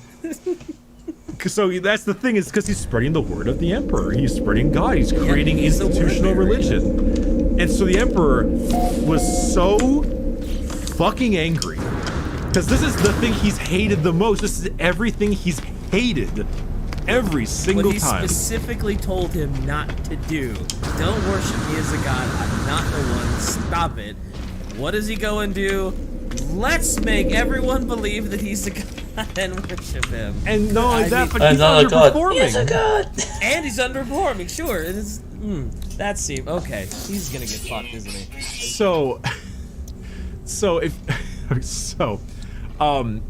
Now what does the Emperor do? Oh, all right. Multiple choice here? No, I'm just gonna tell you, because this is arguably the greatest galactic public spanking I have ever seen. Okay. So what he decided to do is he took this planet. It's called Monarchia, like Monarch IA, Monarchia, and he imagine it akin to like Jerusalem. It's like the holiest city, the holy city, the holiest city of all time. And he took him, his custodians, Malkador, and Mr. Robot Gilliman, the Primarch of the Ultramarines, and the entire Ultramarines population, or chapter, like which is like 300,000 Marines at this point. And he burnt it to the fucking ground.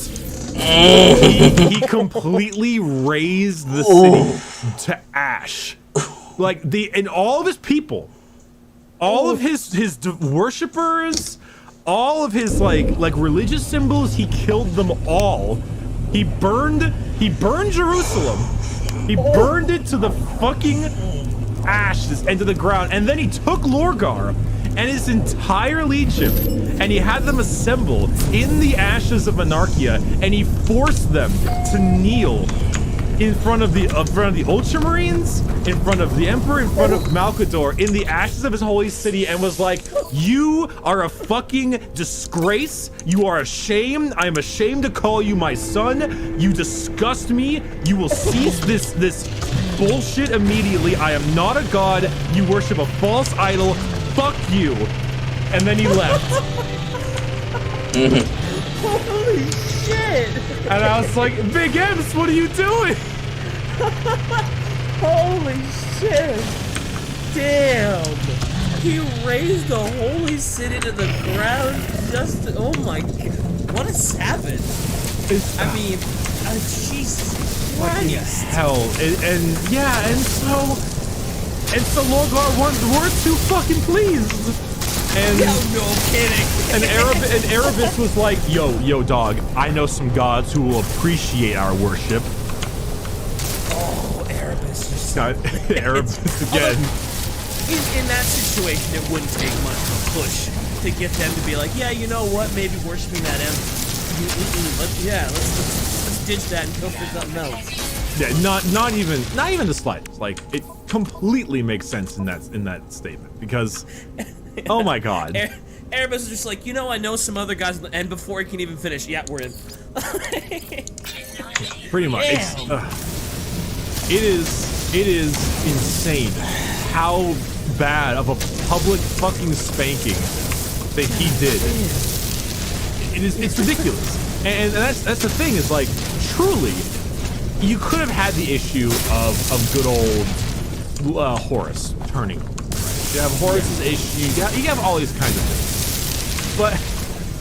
But the raising of Macarius is quite a situation, and at that point, it should not surprise you why Lorgar turned traitor. Like that right there, I would honestly argue was the turning point.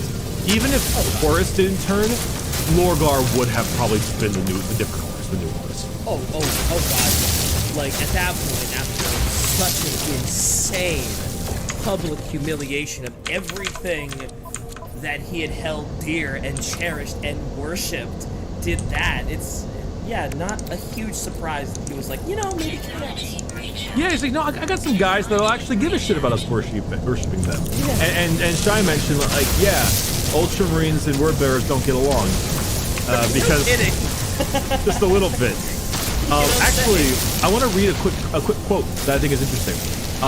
Lorgar wrote a book, the Book of Lorgar, which is the first canticle of chaos. And the Book of Lorgar says, and I quote, "All I ever wanted was the truth. Remember those words as you read the ones that follow. I never set out to topple my father's kingdom of lies from a sense of misplaced pride. I never wanted to bleed this species to its marrow, reaving half the galaxy clean of human life in this bitter crusade. I never desired any of this, though I know the reasons for which it must be done, but all I ever wanted was the truth." And ironically, we haven't talked about the Horus Heresy yet, but spoiler alert, Lorgar is still alive. Yeah. Like in current times, he is still alive. Okay. So we don't like have a model for him. We don't know where the hell he is. I think he's he exists. Yeah, I think he might be a Chaos Primarch right now, like a Demon Prince or Demon Primarch, kind of like Magnus is, but we don't know what he looks like or where he is or anything. But yeah, so Horus has been tricked into a vision of destruction. Lorgar is fucking infuriated. Yeah, you should. Yep. Big Emps checks out. Big Emps is bailed, and he's working on his own thing, and the rest of his sons aren't too pleased. And for the next and final episode of this three-parter, Horus is going to go talk to his brothers. Shit is about to get real. And we will discuss that in the next one. Such a tease. Any questions, DK? I feel like we should end this episode if you have anything I can clarify on to help. There's a lot. Really. I feel like this is just like, hey, Emperor did a lot of things pretty poorly. A lot of hindsight is 20/20 stuff, but it's like, man, you should have seen this coming. Like this, it doesn't take a psyker that can see into the future and read people's minds to If you say the candy name 5 times while looking in the mirror, he appears and kills you.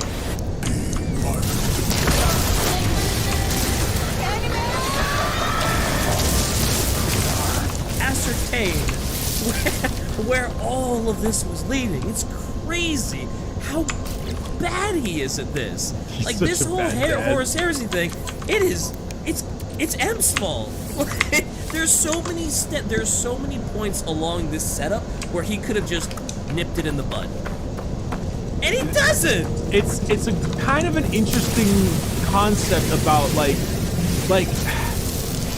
how do I explain it? Compassion.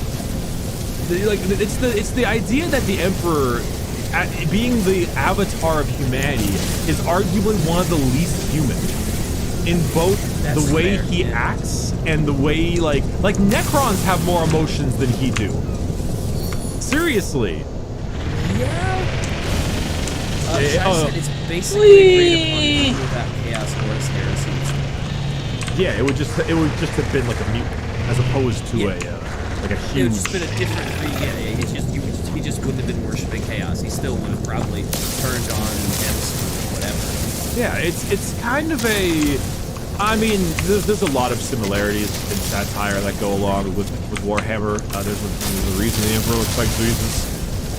There's a reason why he died, and then like everyone versus there's always that like obviously I'm not a religious person, so I don't know much about the Bible and all, but there's that prevailing theory that like Jesus himself didn't want to be worshipped, like the idea that he is like worshipped as a god is like the thing he wouldn't want because he's trying to give stuff to people and blah blah blah blah. The idea the Emperor doesn't want any religion, he's now worshipped as a god. The irony. Like I can't really go too far into that because I don't fucking know it, but you can kind of see the irony they're trying to spin, along with our giant muscular fucking space marines. Mm-hmm. It's a good combination of a little bit of commentary combined with just fucking nerd out gothic bullshit. Also, you know, the Emperor, like, without the fact that he is such a bad dad, but he's at the same time like, okay, with the concept with a lack of compassion, a lack of understanding, a lack of caring is actually what ended up becoming his downfall when he in reality thought that it would be what saved him. So there's some good irony in there, you know? Yeah, that's some solid irony, you know? It's the free ride that you just didn't take. Do it. Of course, that song gets... It's a fair enough statement, I get it. But yeah, Biggie... that's... Biggie dumb. Biggie got problems. Biggie not smart at times. Very dumb. Yep, and shit's about to get way worse for him too, isn't it? Oh god. Yeah, you know, I think it will. I'm glad that we set that up because as far as I'm concerned, I don't think we'll be even talking about Erebus anymore. I think that's all of Erebus. Good, fuck him. Yeah, he's a shithead. I think I think that's it. He's just like, he's the guy that kind of, you know, he just pushed them a little bit. But after this, I think it's all Horus, it's all Lorgar, it's all like the Emps and Sanguinius, and we're talking a little bit about that. Well, yeah, it's oh yeah, Shai made a good point. Ironically, everything that Erebus did, the Chaos Gods like didn't give him anything.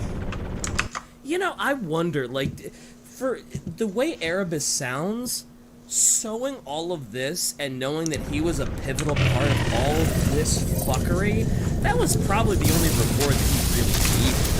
Oh no, like, he wanted more. He wanted more. Oh, did he? Oh, he wanted to become a god. He's fucking Erebus. He's like, I have powers, make me immortal, make me insane. Do all the crazy shit for me. I thought Erebus was just like a sadist, and he was just like, yeah, I fucking did all this shit. Fuck well, you, that's me, baby. That too, but he wants the ability to do more. Oh, okay, gotcha. He wants the like power. Such a fuck rat. He is really a douche. Yeah, I do not like Erebus. I don't know if you could tell. No one does. He's a man-child. He's a petulant man-child. Honestly, there's actually another guy that I'd argue is about as bad as Erebus. His name is Typhus. Typhus is a whole new dude. And that... Well, he's like where if Erebus was for the word bearers, Typhus is Erebus for the Death Guard. Typhus is actually a model you can actually use on tabletop right now, and he fucks. He not only is he an awesome model, like he looks incredible. But Erebus is a model too? Oh shit, I had no idea. He's probably the prime target for everyone. Fuck that. I think it's because nobody If plays I saw Erebus on the Word field and I was playing, I'd be like, look, I'm going after him. He's dying first. Yeah, he's a douche. But we'll probably talk a little bit about Typhus during the Death Guard episode. That man is a shithead, but that'll be later. Anyway, that was the Great Crusade and the Sowings of Heresy. I hope you enjoyed it because this is it's exciting. This is when we get into the big shit. Yeah, it's ramping up.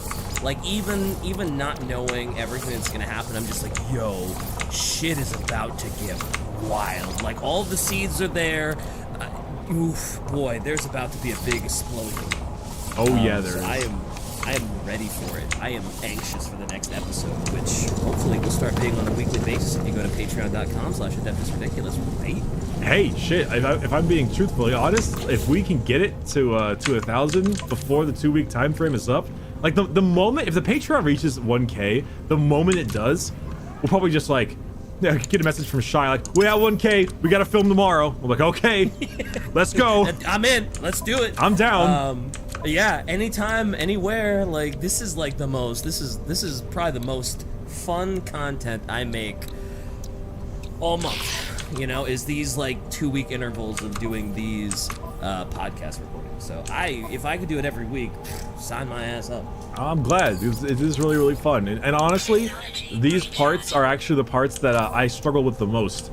I really like talking about characters and talking about like individual factions. So this part, these things are actually not my forte, if I'm being honest. But once we're done with like all the background lore, and they're like, all right, we're doing an episode on the Age of Apostasy. Like, I am so fucking hyped for the Age of Apostasy. I am so excited. This is gonna be like a 2-hour-long fucking episode. I'm so excited. It's the Age of Apostasy sounds like a fuck time. It's like it does not sound fun. it is when the Sisters of Battle became a thing. Ah, those are your girls, right? They are. I'm so excited. This is okay. We're going too far on the time limit right now. We're going too far. Right. You're right. Thank you to all of our wonderful viewers and patrons. You are absolutely fantastic. This has been growing at an exponential rate that we never thought would be going this quickly. Especially because, you know, lots of 40K podcasts are like 3 hours long when it comes to lore, and I mean, obviously we don't want to bag on them, but it can be really difficult unless you're already familiar. But we're really happy that we can help you get a jumping off point. Besides that, thank you to all of you so much. Please check us out on Depths Ridiculous, as we said, on Patreon. Also, we have the YouTube channel. If you're not watching there, if you're listening to the normal podcast and you're like, oh man, I wish it was on YouTube. It is! Depths Ridiculous on YouTube. We upload every episode. We also have some fun art in there as well. If you want some visual representations of the things that I'm talking about, and you're like, oh, I wonder what that looks like. Shy tends to put stuff in there, so that's pretty cool. Besides and you can that, see all of our minis. Yes, that too. We made a video on our minis. I gotta make a better video of mine, but I had very little time. Yours are sick, dude. Thanks, dude. I'm really proud of some of my sister stuff. They're real slick. And then after that, also check out the Twitter as well. That's ridiculous on Twitter. And if you are a patron, make sure you link your Discord so you can come on over to Discord. It's actually quite bumping. There's a lot of people talking around here. There's always a good conversation in Discord. Absolutely. DK, where can they find you? DK Diamantes on everything except Instagram, where I'm real DK Diamantes. But yeah, I hope you all enjoyed. This is so much fun. Can't wait for the next episode where everything goes to shit. Where can I find you, Bricky? You know, I'm on Bricky everywhere. Twitch.tv/Bricky, YouTube.com Bricky, Twitter @Bricky, Instagram BrickyIG. Fuck. Damn, so close. that branding though. So close. I had to pay a few people. It's all right. I did what I had to do. I need to get really big on Instagram so I can like force the other.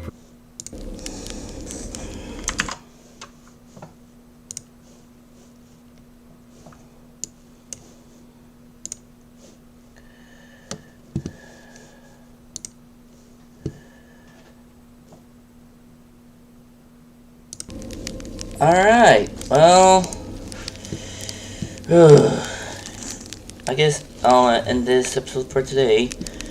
So if you like this video, please give a like and subscribe. Now follow me on social media, and I'll see you guys next time.